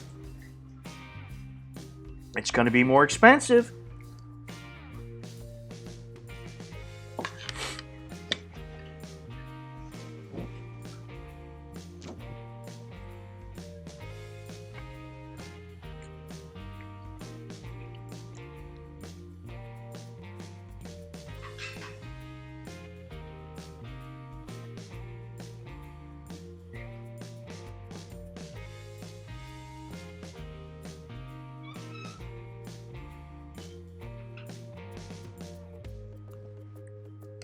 Good luck. I think some won't even let a person get insurance unless they're already with it. Well, that is true, but there are companies that you can get insured by, but they're going to charge you a freaking premium, man.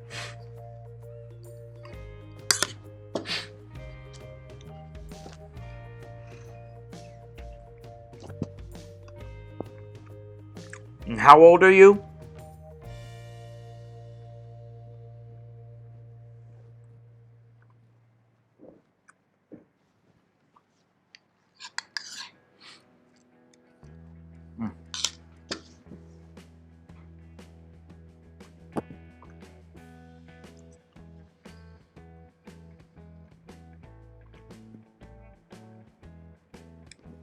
This is good stuff, man. All it is rice with garlic and shrimp paste.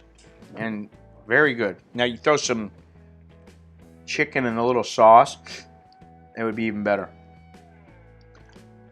But that's not what she made up and not what she gave me, so I'll eat what I got. Fried egg on top would be good.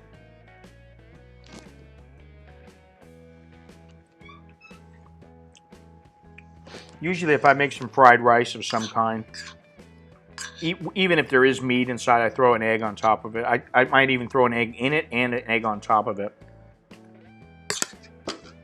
That's a good idea.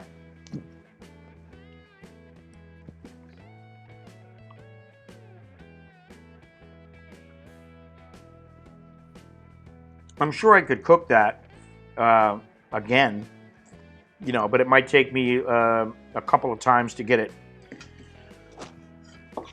you know, to get it nailed down.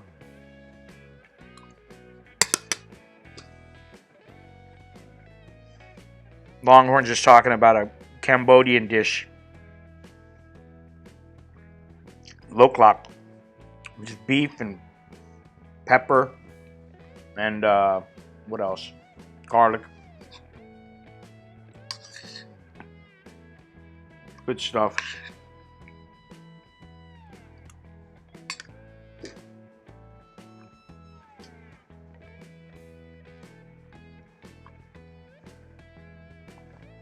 Wow. I think this is probably the longest stream I've ever done. 6 hours. I don't really want to go back. Even without the zombie apocalypse.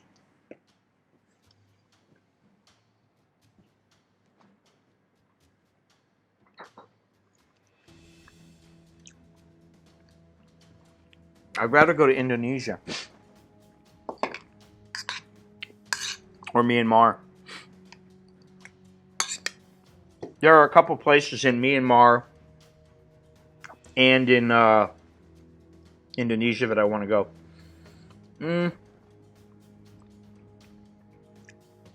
If you're 65 and a half, you better see about the company, whatever company you have or companies you have insuring you in the United States, if they'll insure you in Thailand. Because if you come to Thailand, it depends on how much money you got and whether you want to pay it, but it could be quite expensive. And I mean, you know, $300, $400, $500 a month just for insurance.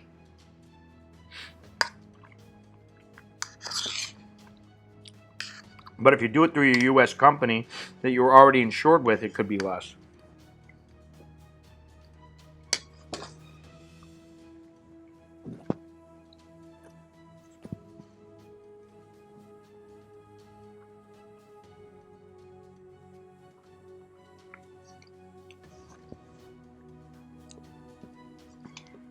Man, this is good.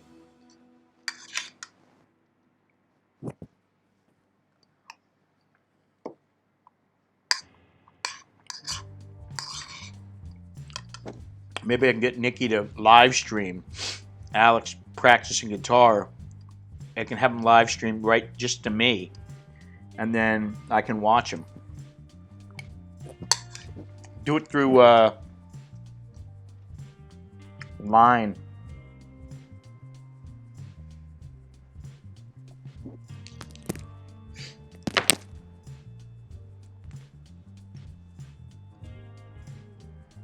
I mean, you know, I'm not opposed to going, but like the first place I'd rather go is like Indonesia or Myanmar or something like that. But, you know, there are places to go there that, you know, I haven't gone. Plenty of places.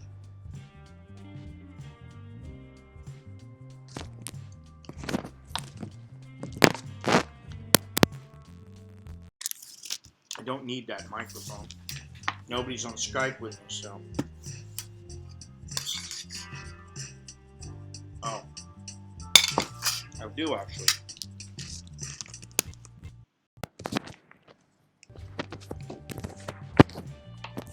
Forgot about the music.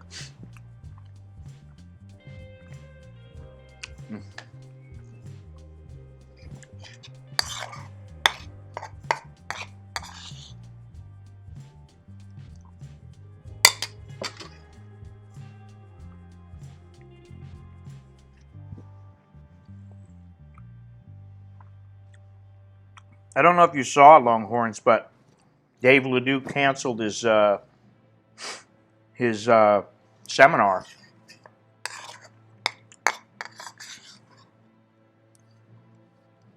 I believe he's canceled quite a few of them.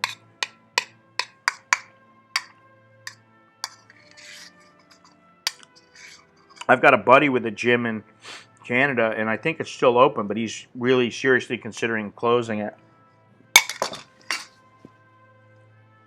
The end.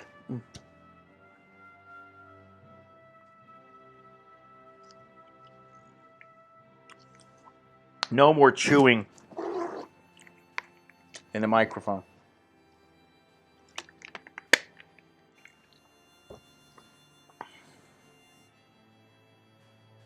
Yeah, I think he's canceled most of them, if not all of them. What I want to know is when he's going to fight again.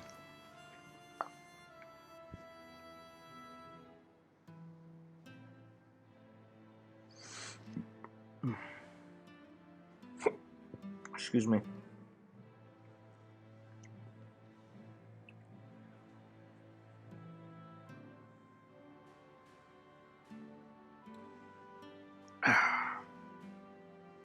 Well, I think this stream has run its course. I think we're about done. You know, I could do a 24-hour, 48-hour stream, but I don't see the point of it.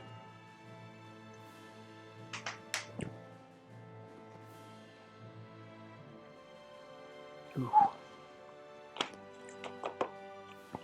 Hang on one second, man. Whew. Let's see here. Boy. Where's it at? What's the deal? Oh.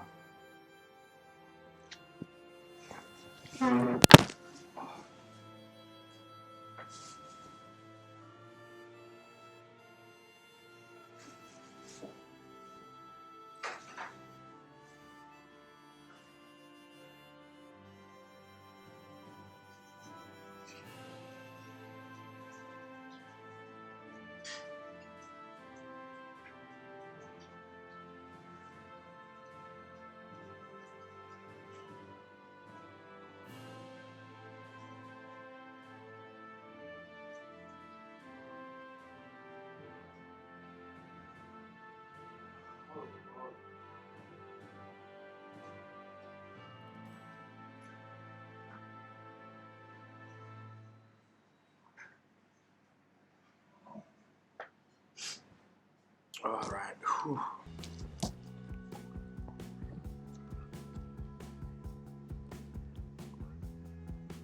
All right. Well, what is this?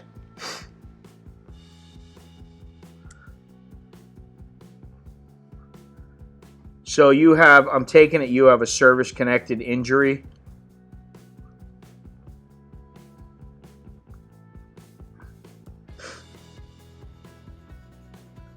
No, Medicare is not international, and most of the time, the VA, it only covers you if you got service-connected injuries. So, and you know, my father said, "Oh, that's changed," and you know, they're doing more. Yeah, they're doing more. They're making it a little bit easier, but I think it depends on what the time you were in, and you know, there's all kinds of other factors. But anyway, oh yeah.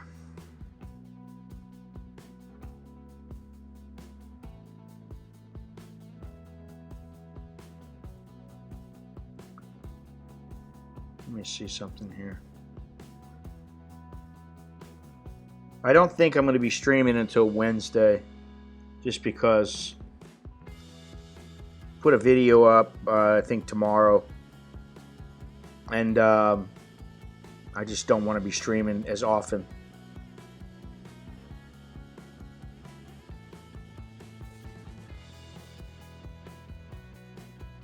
Less is more. So, like I said, I think this stream has run its course. Good night. Good night.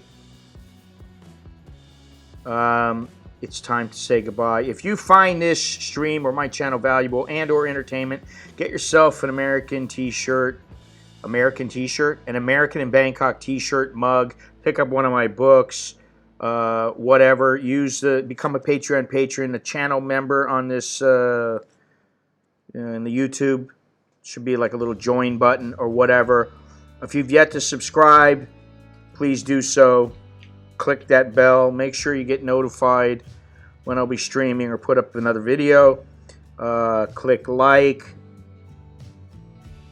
share, leave a comment, yada, yada, yada. You know the drill. Most people know the drill if they've been watching YouTube at all. So thank you very much for watching. I really appreciate the support. And I guess until next time, that's all I got. All right. So good night. Stay safe.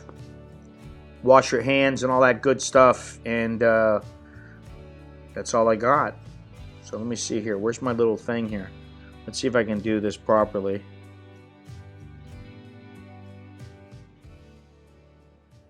Where's it at here?